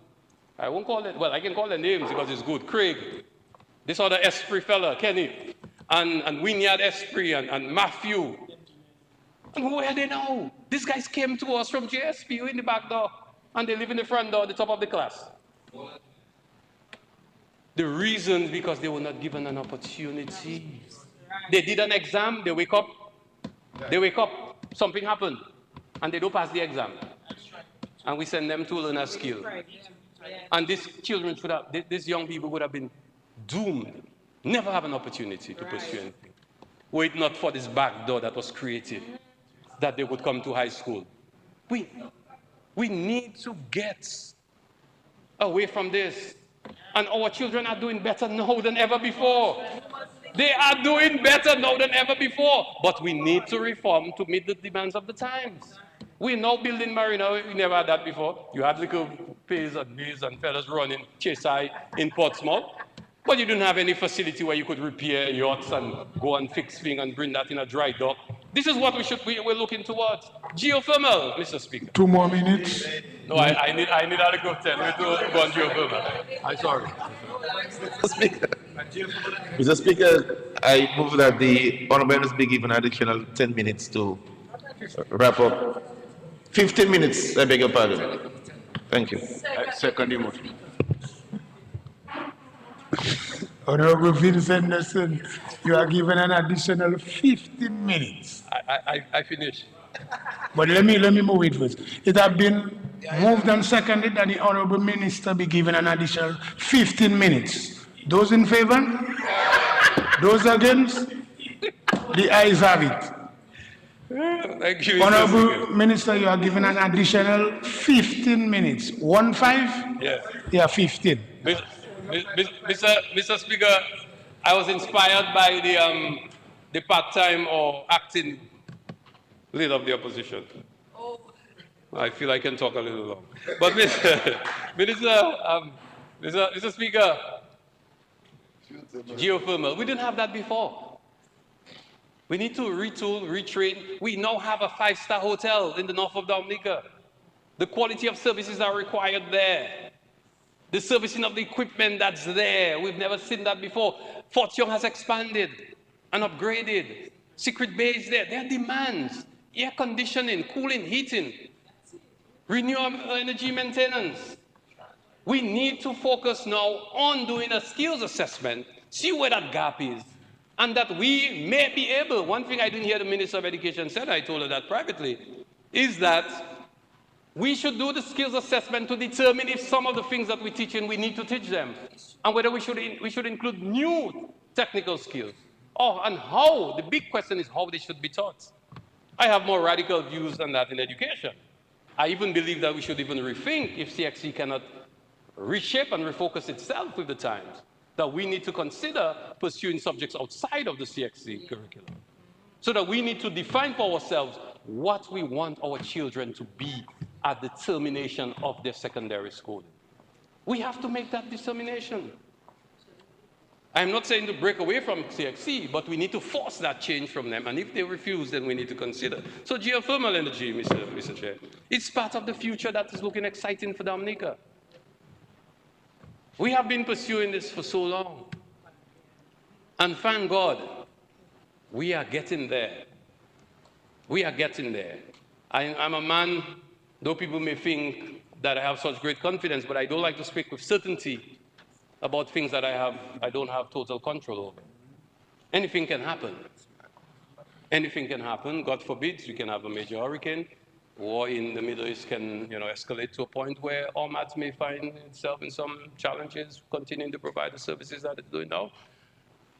But as it stands now, all things being equal, we are on track for the completion of our first 10 megawatt geothermal power plant. When I visited a few days ago, I realized that most of the components have already been in place, put in place. Most of them have been installed. And the work that needs to be done is just really getting the completion of some of the structures. The intention is that by October, OMAT will begin testing the power plant, so that completion of installation by the end of September, October, and then immediately thereafter they could start testing. And that will take at least 2 months so that they can get to commissioning by December. They have till January, but they're confident that they can be done by December. That is exciting news. That is exciting news. And I was very happy, Mr. Speaker, I have to report to the House that the last time I extended an invitation to a gentleman who once encouraged me to pursue geothermal for Dominica. He was once a member of our cabinet in the early days. And now he has lost his sight and apparently some other things with it. That he visited the site. He actually visited the site. I think he may have escaped some of his faculties because he seemed to forget he was the one who was championing geothermal back then. But he made a turnaround, an epiphany as it were perhaps, and he visited the site and was very pleased. He was accompanied by his once upon a time sidekick. I knew him very well because he worked with us, Henry Shillingford, and some others. And they were very pleased with what they saw and the education that was imparted, the information they received, and they left there. And I'm hoping that more will visit, as long as it's permitted by the developer and the Dominica Geothermal Development Company. But, Mr. Speaker, I want to thank our team, Fred John, some of the young. Fred John is an excellent project manager, an excellent, well, he doesn't want to consider himself an engineer, but he's an electrical engineer, and he's done an excellent job leading that process forward. And his team, Dalton Elwa, I have to make mention, a great young man who has a great future in geothermal energy, and I suspect he may have to export his skills elsewhere as well within the region, because he's gaining tremendous experience in the development of that geothermal power plant. And I cannot forget my good friend, Gary Chillingford up there, who has done an excellent job keeping the facilities in order for the years Gary has been there. And Alan Toussaint also who've been assisting and working with us. Rollins Bruni as well, working with the team and the other staff, Shaisha and the rest of the staff at DGDC. They have really done an excellent job keeping the project going, keeping things in place, always asking for support when necessary. And I have to thank, of course, the Ministry of Finance and our financial secretary, who at times I think been very annoyed with me, but all the same, we've worked well together and we are almost there. So we are moving ahead, and I'm very, very, very happy for the progress we've made. Mr. Speaker, we are looking at a resource, and again, talking about the development of Dominica and Dominica's future. We need to take that power to Portsmouth. We need to take that power to the international airports. We need to take that power to the marina. We need to take that power to Tranquility, and we need to take that power to Anichi. And of course, the Moroccan Hotel. All these facilities which will come online in the next 12 to 24 months, or in the case of the airport, perhaps 36 months. Well, 24 actually, 27 should be. So we need to start moving to ensure that we can guarantee power in the north of Dominica. So what seemed at one point just merely the shutting down of the diesel generators in Sugarloaf. They have about 8.7 megawatts of generation at Sugarloaf, which is used mainly to balance the power and to maintain the frequency and some supply. The intention is to shut that down, but the only way we can shut it down is by taking the power from Loda to the north. I know at some point we were pursuing and still are the development of geothermal in the north. But I mean, as I've said before, that, you know, is an ambitious goal, and I like ambition. But it is something that will take time. We don't have time. We need to move with alacrity to ensure that we can bring power to the north. Well, I leave my power. So we can move power to the north and to ensure that we can maximize that resource that we have in Dominica. I'm not just talking about being green. That has with it its benefits, of course. The Minister of Tourism is excited about that. But we need to be able to do that. And before we get to Portsmouth, we need to provide our cruise ships with clean power when they get to shore. And that opportunity that shore power can create for us, the opportunity that we are exploring with data centers, especially as AI is becoming more expansive in its use, it is a high consumer of energy. It needs a lot of power. We need to be able to position ourselves to take advantage of that. I am hoping that tomorrow, Thursday, we'll have a meeting with a team from the World Bank seeking to secure some grant funding to do a study to see the best option for getting that power to the north. We have already done a study for the transmission line. We know what it is. We have an idea what it costs. But we want to look at other options so that we can maximize that resource. Because if we do that, it means that consumers can get a better deal. So what will be coming online in January, we could do even better in another 18 to 20 months, 24 months. If we're able to expand Loda, and we can expand another 5 megawatts without drilling. And the unit cost will be low, of course, because we have already invested in infrastructure. Domlec demand is growing. Dominica is growing. Yes. When I met with Domlec a couple of weeks ago, Domlec is saying that they're seeing consumption now at night times that they've never seen before. The demand is getting higher. AC, yeah, I know, it's getting hot. It's getting hot. But people will get used to it. And even when it's cool, they don't want AC. But the point is, we are seeing something, a demand. And in order to satisfy that demand, without investing in additional diesel generation, we have to explore more geothermal power. And Mr. Speaker, lest I be accused of being carried away, I will pause. Mr. Speaker, there are a lot of things we're doing that we're doing for the people.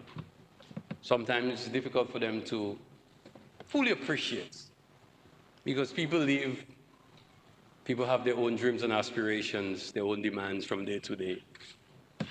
But I have to say that in spite of it all, I have to thank the people of the Grand Bay constituency, especially those who continue to not only, it's not about support, and especially since I'm not going up for election, I'm not talking about support, just talking about people as people. People who are just showing appreciation for you as a human being. Will just reach out to you, say, Parap, you okay now? Parap, I don't see you now. Parap, you don't check us now, we played rounders. You know, and already sent me a message because every rounders game, I have to do something, and if I'm available, I'll pass and see them. You know, people who just look out for you. And what I have found so gratifying is that there are people in those communities that just want to see better for their communities, not themselves. You see, and my mind comes on somebody like Cleo, the chair of the village council. But Cleo is a tough lady. Anybody in NEP up there, they're afraid of. Tough. But she works hard for the community. She sits on the disaster management committee, and any little thing that passes Cleo there, Cleo will message you, she will come.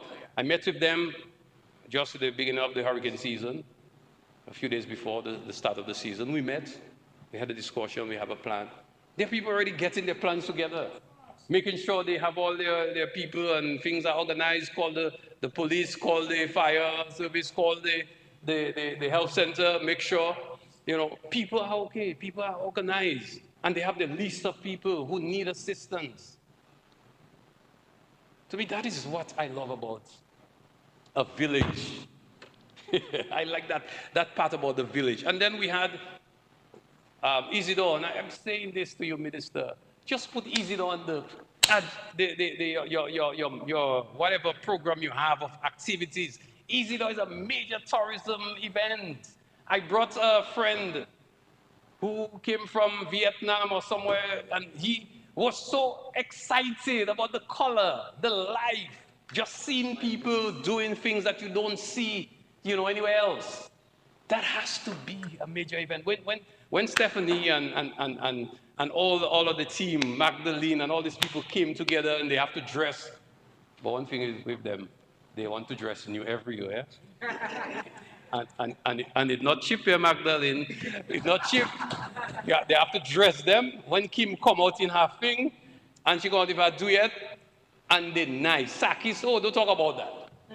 That is something that has value, that needs to be monetized. We have to monetize that. That is an event by itself. Put that somewhere, man. That people come and experience the thing. I mean, we worked so hard with Father Branca to get the church ready. For the first time we went into the actual church building. It was very costly. We had to get tents to fit in the entire area.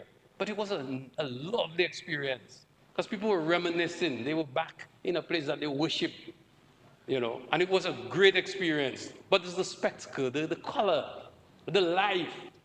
There's nowhere else in Dominica. I mean, I know you're trying nothing, I suspect that's why you're messing me up, Minister of Tourism, because you have a Isidore thing there. But I mean, it's a little thing. That's a little thing. That's a little thing. I mean, let's face it. I mean, I can say, Teacher Bonnie, give me a little competition up there, But, no, but seriously, I believe that is something that we can develop into a major activity. It should not be just left to us. And I have to thank the Prime Minister. He's always responsive to ensure that we can get the support. His staff in OPM, PS Henderson, they're always quick to respond to us and make sure all our people are okay and we have what we need, But we need to be able to expand that. We have to do more. And then, when I think of people like Delma and a team, well, Delma is the Minister of Public Works up there. Every little thing they need, a road, she's the one who have to come and call me, we need more cement, we need tariff, you have sun, let's see what we can do. And they did an excellent job coming together as a community, bringing people together, and I want to thank them for that support. And they really want what's best for the community. And sometimes we have to allow people to do what they would love to do for their communities and stop inserting ourselves over them. When people like Shamal just came about and decided he want to get the young men off the block and get them into the basketball game, and they did very well. They did very well last season. I mean, after all, I get them on some shoes there. If they didn't do well, I'll take my shoes back. But because I want to Steph Curry thing where I go and get that myself in a store in Miami. I say, I feel like don't perform, I take my shoes back. But, these guys, but they've done a great job. And when you see someone like Kamal, just come out. Shamal just came out and decided he wants to help the young men. And this is why I have made requests for funding, and I'm hoping that we can upgrade the court. We have already ordered the surfacing material. I'm hoping that we can get the asphalting done. And then I have already purchased the new hoops. We're going to go new. The next thing is to really put some facilities, some benches there. We've made an application, so the funds should be coming in. And we're going to expand the washroom, repair it, make it more comfortable, and do some upgrades. We don't have the budget of a BNTF, but we'll do what we can until BNTF comes our way, if it ever has some resources for that. But no, I'm not saying that in a bad way. I'm just saying we are doing what we can, because I saw what Dr. Mark has up there, and I want to commend BNTF for that. Doc, you have a great facility coming up there. So we're hoping that one day we'll get there, and that is something that we wish to do. And the farmers, I know some farmers, they don't vote in Grand Bay, but they calling me every day. So member Pidit Savan, You'll have to do a lamot here with me. You have to fix the road with me. You'll have to fix the road with me because your partner up in Makato in the end, the packet always calling me. Then look One more Fitzroy minute. calling me. One more. Yeah, and thank you, Mr. Speaker. Mr. Speaker, but last year, we were able to do about 700 feet of road. We were able to come together. I want to thank our team, Ken Roy, and the team. They were able to help me. And then I had on the other side, on Mopo side, Ken Roy was on Mopo side, and I had Shan on Makato side. We were able to do at least 1,000 feet of road. Our intention this year is to continue the MOPO with the Ministry of Agriculture. Thank you so much, Minister. I'm looking forward to that. We have made requests for support for the Makato side, so I can manage that, but I'm very happy if you can help me. And if you could just take the new machine that our good friends from the People's Republic of China gave us. The first message should go by the Minister of Foreign Affairs, because you see, that does go China. And we can do some work on the MOPO road now, because that could ease up the pressure, especially the heavy rains, to at least stop the road from disintegrating. And that would go a very long way until you're ready to provide the actual resources to surface the road. But at least we can do the drainage, do some grading, make the road passable at least. And that I'm sure my good friend from the PD7 constituency as well, she will, Ms. Lifam, she will be very, very happy with that investment. So I want to thank my constituents for their continued support. We have our new school in Tepmon coming up, and we are engaging some of the people in the community. I'm very happy with the work that is being done. I want to thank the government of the PRC, thank the minister, and of course, thank the Prime Minister for his approval of those 6 schools as part of the Chinese school project.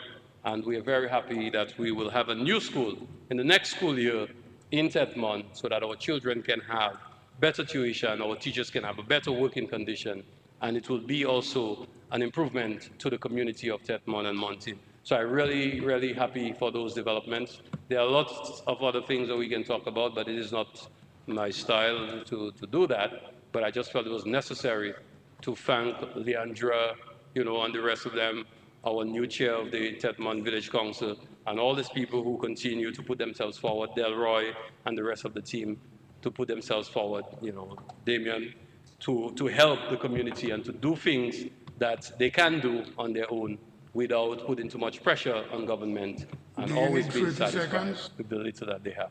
Thank you very much, Mr. Speaker.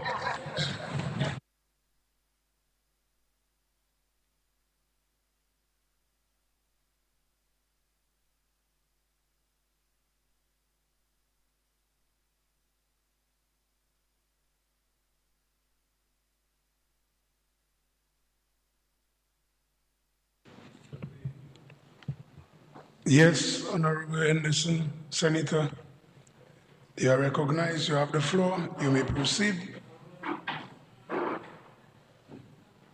Help, Henderson. Yeah.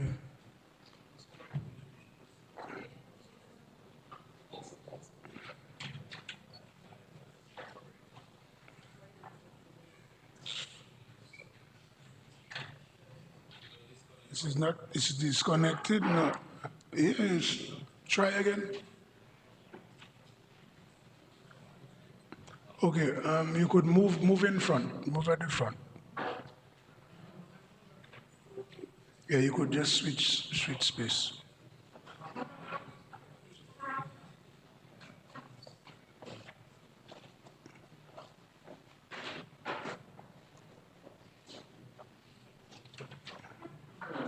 Yeah, go to the center, because we usually leave the end for the opposition leader. But, yeah. Okay. Yeah, the one that goes. This one. Yeah, good. Okay, nice. Okay. Remove this one. Nice. So you may proceed.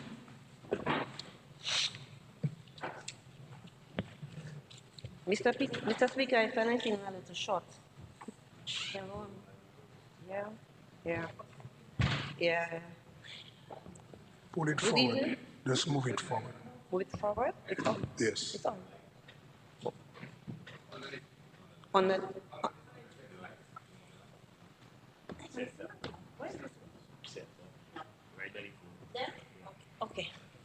Thank you. Good evening, everyone. Good evening, colleagues, listeners.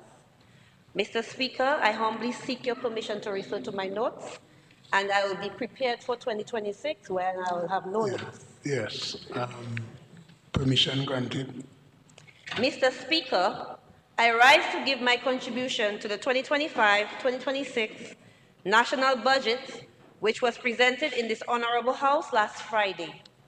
The Minister for Finance painted a beautiful picture, and I quote, accordingly, the programs and projects planned for the 2025-2026 fiscal year are designed to create employment, support business development and expansion, and grow a strong, diversified economy, thereby enhancing the quality of life, creating meaningful opportunities for prosperity, personal growth, and social resilience for all citizens.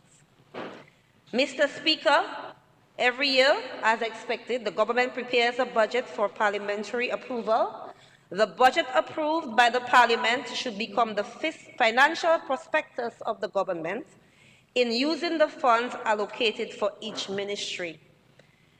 I therefore ask this question, Mr. Speaker: how does the government manage the fund? Money is approved, yet the implementation rate for the capital projects under most ministries is way below 50%. Mr. Speaker, how should the people of Dominica grade the performance of this government? Let's take a look at the Ministry of Agriculture, Fisheries, Blue and Green Economy. Mr. Speaker, based on the budget address last Friday, I acknowledge and I am pleased to say the least that a contract was awarded for the rehabilitation of the Captain Bruce Feeder Road. This was further confirmed by the Minister for Agriculture in his presentation on Monday night. Mr. Speaker, money was included for that feeder road in the 2024-2025 fiscal budget and formed part of the Minister for Finance presentation. But nothing was done, as mentioned by the power rep for our constituency, Honorable Charles. You can appreciate our worry that a contract can be signed, but unless work begins, we will not be comforted with the utterances of this government. I really hope that at least one of the feeder roads in the Marigot constituency will be attended to. I will be paying very close attention to this project during this fiscal year, as there seems to be a trend with this government: promises made, promises not kept. You can understand my concern, Mr. Speaker, as feeder roads remain a hot topic for the farmers, as they have been suffering over the years, traversing with their produce on very dilapidated roads. Mr. Speaker, I always speak of the Kayambuk feeder road because this road serves many very industrious farmers who not only complain about the condition of their feeder road, but the wave overtopping issue which has been going on for over a decade. These unfortunate situations, Mr. Speaker, hinder the commute of our very productive farmers and should be looked at with urgency. Mr. Speaker, a budget is presented, money is approved for those ministries, yet they continue to underperform and underspend. Mr. Speaker, only 34% of the Ministry of Agriculture, Fisheries, Blue and Green Economy's approved allocation was utilized for the 2024-2025 fiscal year. A slight increase, however, I recognize it was an increase of 4% from the previous year, the previous fiscal year. Mr. Speaker, how are we to believe that this government is serious about agriculture contributing $700 million to GDP in 2030 when the basic needs of the farmers are not attended to and the complete plan for the ministry's involvement is not forthcoming? Mr. Speaker, I know the reintroduction of 4 projects which were discontinued in the last fiscal year: the Sustainable Fisheries Development Program, the Agribusiness and Value Chain Development, National Agriculture Education Program, and development of the Blue Economy. Mr. Speaker, $13 million has been budgeted for these programs, and I look forward to these programs reaching their full potential for this fiscal year. I'll do like my father. I'll be watching. I will look in. Mr. Speaker, I know the minister is passionate about agriculture. I know because I've worked with him. But his passion does not match the performance of the ministry. How should the people of Dominica grade the performance of the food basket ministry, the ministry responsible for feeding the nation and the wider Caribbean? Mr. Speaker, let's take a step into the Ministry of Tourism, International Transport and Maritime Initiatives. Mr. Speaker, in the Minister for Finance budget address, he stated that tourism is a sector with immense potential to transform lives and stimulate growth across multiple industries. I agree wholeheartedly, and I will echo the chant that tourism is everybody's business. As a matter of fact, Mr. Speaker, allow me to hand out a beautiful bouquet of sunflowers and daffodils to the CEO of Discover Dominica, Marva Williams.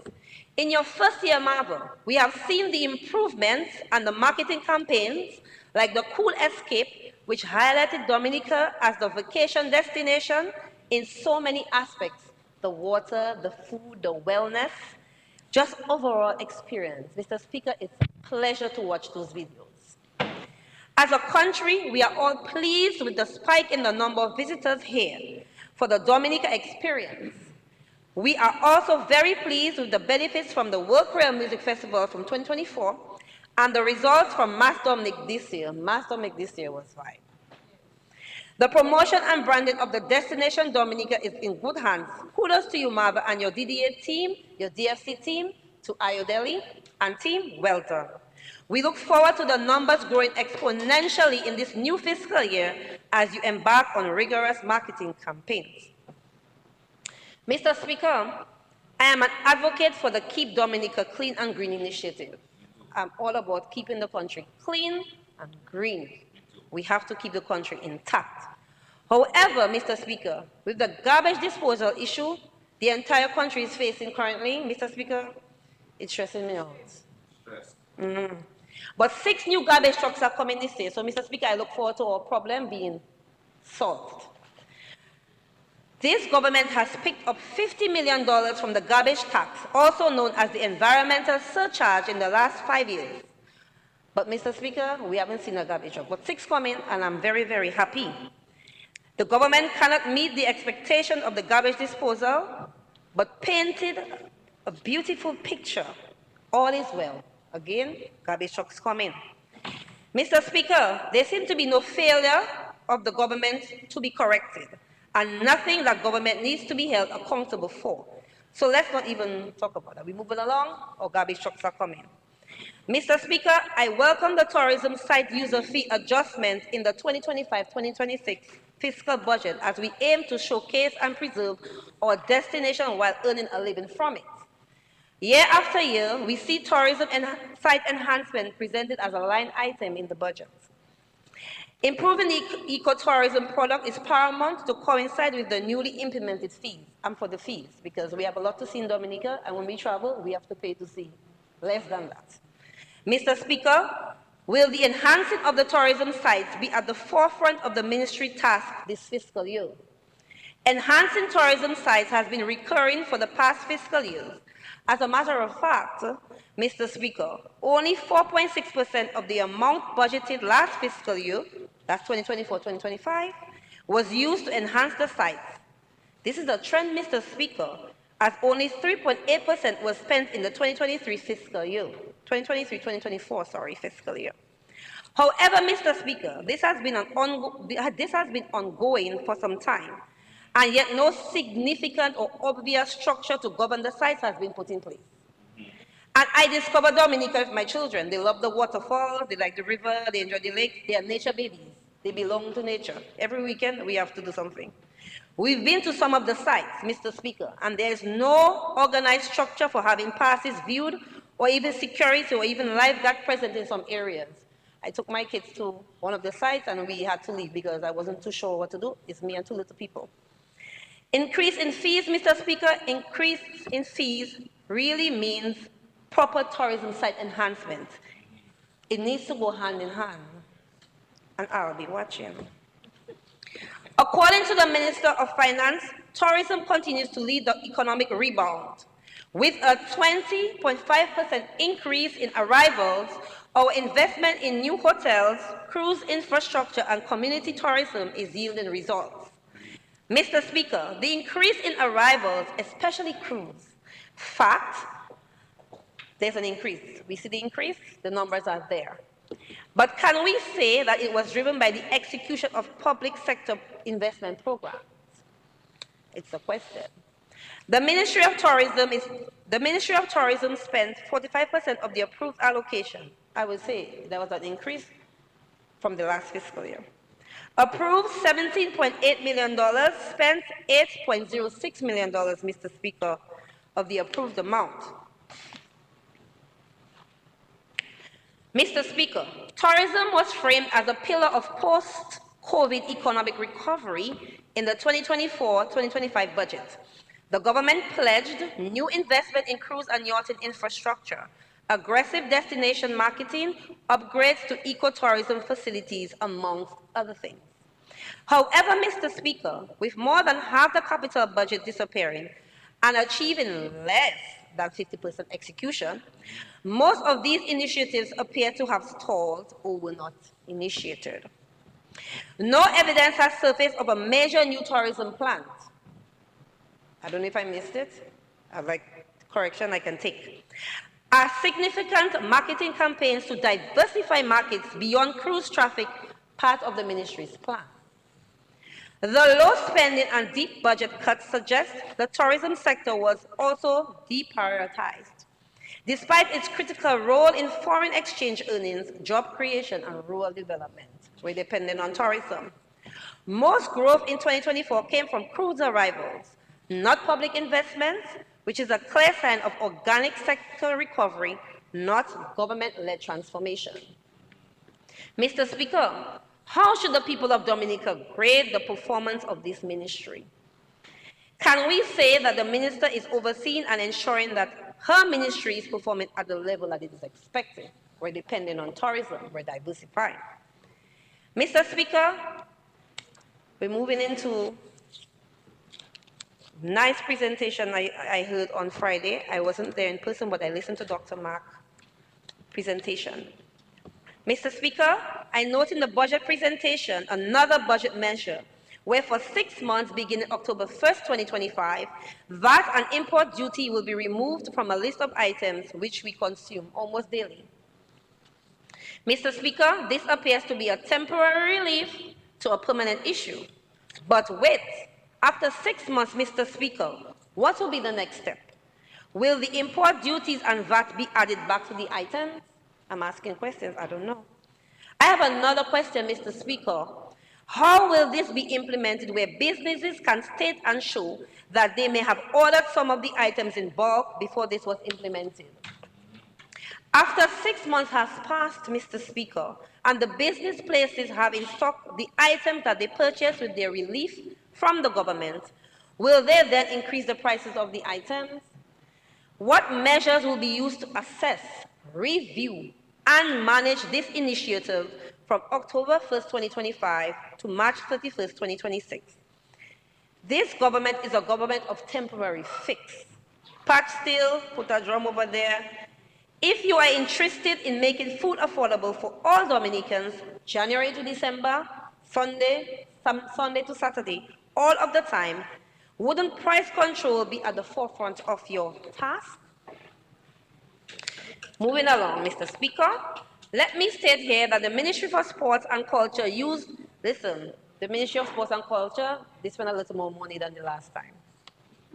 Well done, well, you know, okay. In 2023 fiscal budget, this ministry only used 3.6% of the budget approved. In the fiscal year 2024-2025, the ministry used 23% of its budget. Mr. Speaker, improvement is improvement, they improve. Yes, I have a ghost in my purse. Mr. Speaker, 23% of the budget was used. Yet we see lack in the Ministry of Sports. The minister spoke about the transformation of the sporting facilities all over the island. The minister also stated that infrastructure is not all when it comes to sports. The mentality of the athlete is important. That is true. Mr. Speaker, the mentality of the sportsmen and women are dependent on social connection and belonging, on leadership opportunities, on equitable treatment, and access to equipment and the tools that they need to excel in the discipline. Mr. Speaker, I'm an advocate for sports. Their mentality is dependent on opportunities to train and become better athletes and on the proper infrastructure to do so. Mr. Speaker, I see that the synthetic track and field facility is back as a line item in the budget estimates. The minister in his presentation assured us that work will begin on this synthetic track. Mr. Speaker, he also assured us last year that the work would have begun. This is the fourth budget cycle that funds are allocated for this synthetic track and field facility. Remember the grand promise on the occasion of Fiala for Olympic gold medal last year? And as we know, Mr. Speaker, well, I will go see. That means we will see. How should the sportsmen and women of Dominica grade the performance of this ministry? Mr. Speaker, the sportsmen and women are doing their best. They are doing their best. Mr. Speaker, they're doing their best. They are working very hard to succeed with all the necessary tools, equipment, and facilities needed. I implore this government to please give sports the attention that it needs. All the time. Mr. Speaker, I can pick up. Addison, well done. You've been doing very well. And I will continue to do my best to help you. Addison is a golden star.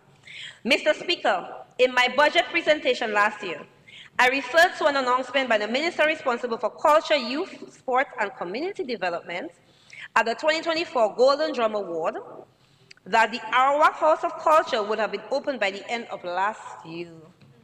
Today is July 30th, 2025. Okay, cool. Mr. Speaker, I know that in the money approved for the Phase 2 rehabilitation of the Arawak House of Culture, only 7% of the funds allocated from the 2024-2025 fiscal year was used for the project. Can we really say that this government is serious about culture? The roof of the building is sealed. The insulation and work are not yet done on the inside. There is this new conversation, Mr. Speaker, taking place about the school curriculum. Everybody talking about it, everybody. The conversation surrounding this about removing performing arts from the schools. It appears to be a concern for the majority. And as a parent, Mr. Speaker, I must ask this question because my son is into the arts. When we remove the performing arts from the curriculum, do we plan to begin performing arts programs in the youth centers around the island? Because there's nothing wrong with, okay, we're going to do something different. Let's do something else. Yes, no, maybe. Oh, you have the answer? Yes, okay. From the $1.3 million approved in the Honorable House last July, not $1 was spent on youth centers. So how should the people of Dominica grade the performance of this government on the cultural aspect and presence in this country? Mr. Speaker, it would be remiss. On a point of correction. Can we do that? Point of order. Order. I don't think we should let that go like this because visual performing arts is still on the school curriculum where we give 2 hours a week to that. So I don't know that thing about when we remove visual performing arts on the curriculum. I don't know where this came from. The Ministry of Education, this is still a soft skill subject on our timetable and it remains there. So that thing is not true. Visual performing arts include music, dancing, drama, and whatever you want to do, other things, role play, no arts and craft part of it also. So that story there, that piece of information. You cannot say a story, yes, a statement. Honorable, that information is incorrect, Erroneous. and you need to withdraw this statement. Yes. So you have to withdraw this section. Well, I didn't say it was removed, Mr. Speaker. I said the conversation. It's a conversation having. I didn't say it was removed. Okay. I did not say that because I know it's on the curriculum. I said the conversation that's going around. So I'm asking based on the conversation. So I did not make a statement, Mr. Speaker. I was saying a conversation. Miss, You see, that's why, remember I gave the ruling and I said we use the word, how you say it? The word underground is. So it's a similar approach to trying to impute improper motive. Because if somebody didn't catch the little part, then they would think that you are saying it's removed. So you need to, either you correct it or you just withdraw that section. Mr. Speaker, if I correct it, can I use alleged? Or you withdraw it because it's misleading. Okay, so Mr. Speaker, I'll just withdraw the. Okay, so withdrawn. For So all. proceed. For all. Good. Proceed, commercial. proceed. Mr. Speaker, it would be remiss of me to stand in this parliament at a time like this and not ask questions as it relates to the Marigold Hospital. I listened to the Minister for Health, very detailed presentation this morning. It was very detailed. He informed us of a lot of stats. But I didn't hear anything about the Marigold Hospital. Mr. Speaker, we did the walkthrough of the hospital 2 years ago. The potential of this facility is beyond words. Yet it is an understaffed and underutilized hospital. Mr. Speaker, the Ministry of Health utilized only 26% of the approved allocation, while healthcare remains a concern for everyone. Mr. Speaker, as the PAREP stated, the PAREP for the Marigold constituency, there was a soft opening of the hospital. He asked for a hard opening, but I would not do that. However, Mr. Speaker, I think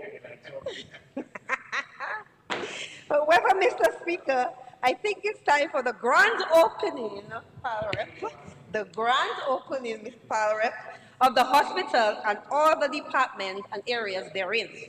Mr. Speaker, when I stand in this parliament, I like to refer to my own personal experiences.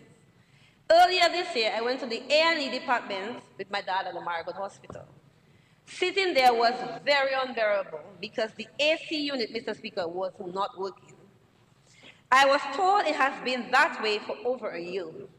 And to date, Mr. Speaker, the AC is not working.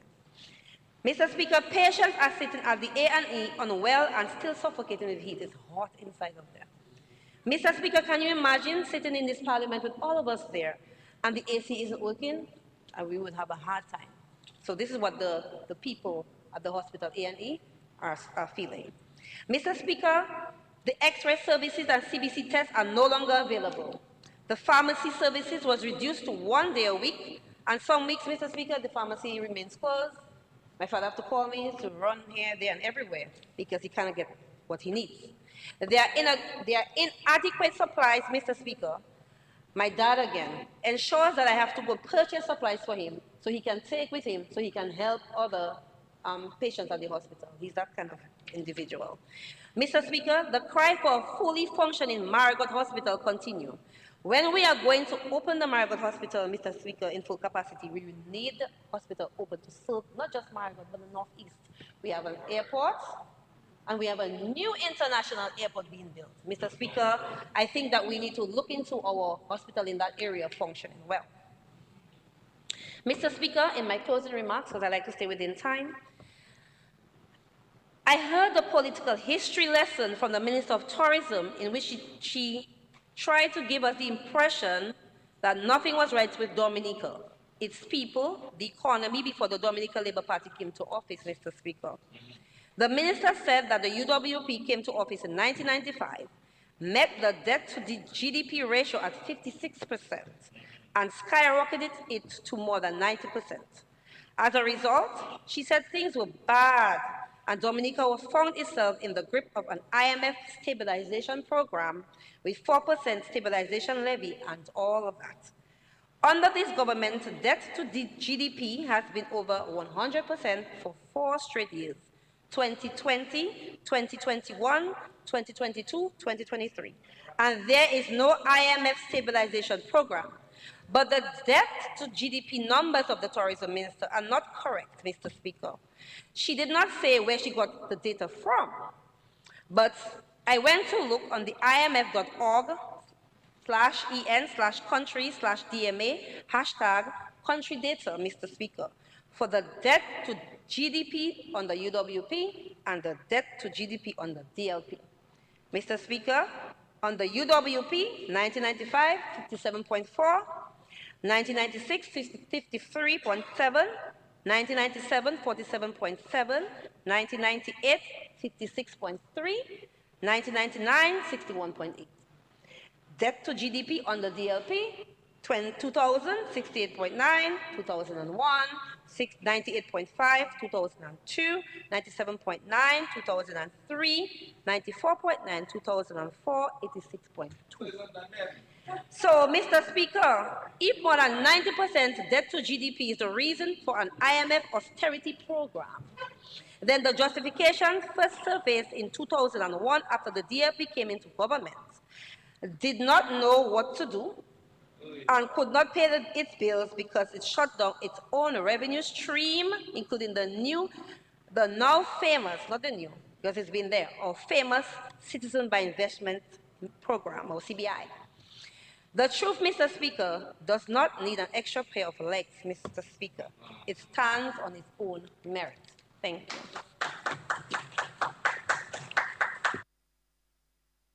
Mr. Speaker, I move that the House be suspended until 8:15 this evening.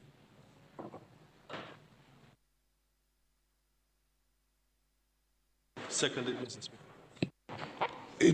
Yes, it has been moved and seconded that the House be suspended until 8:15 p.m. Those in favor? Those against?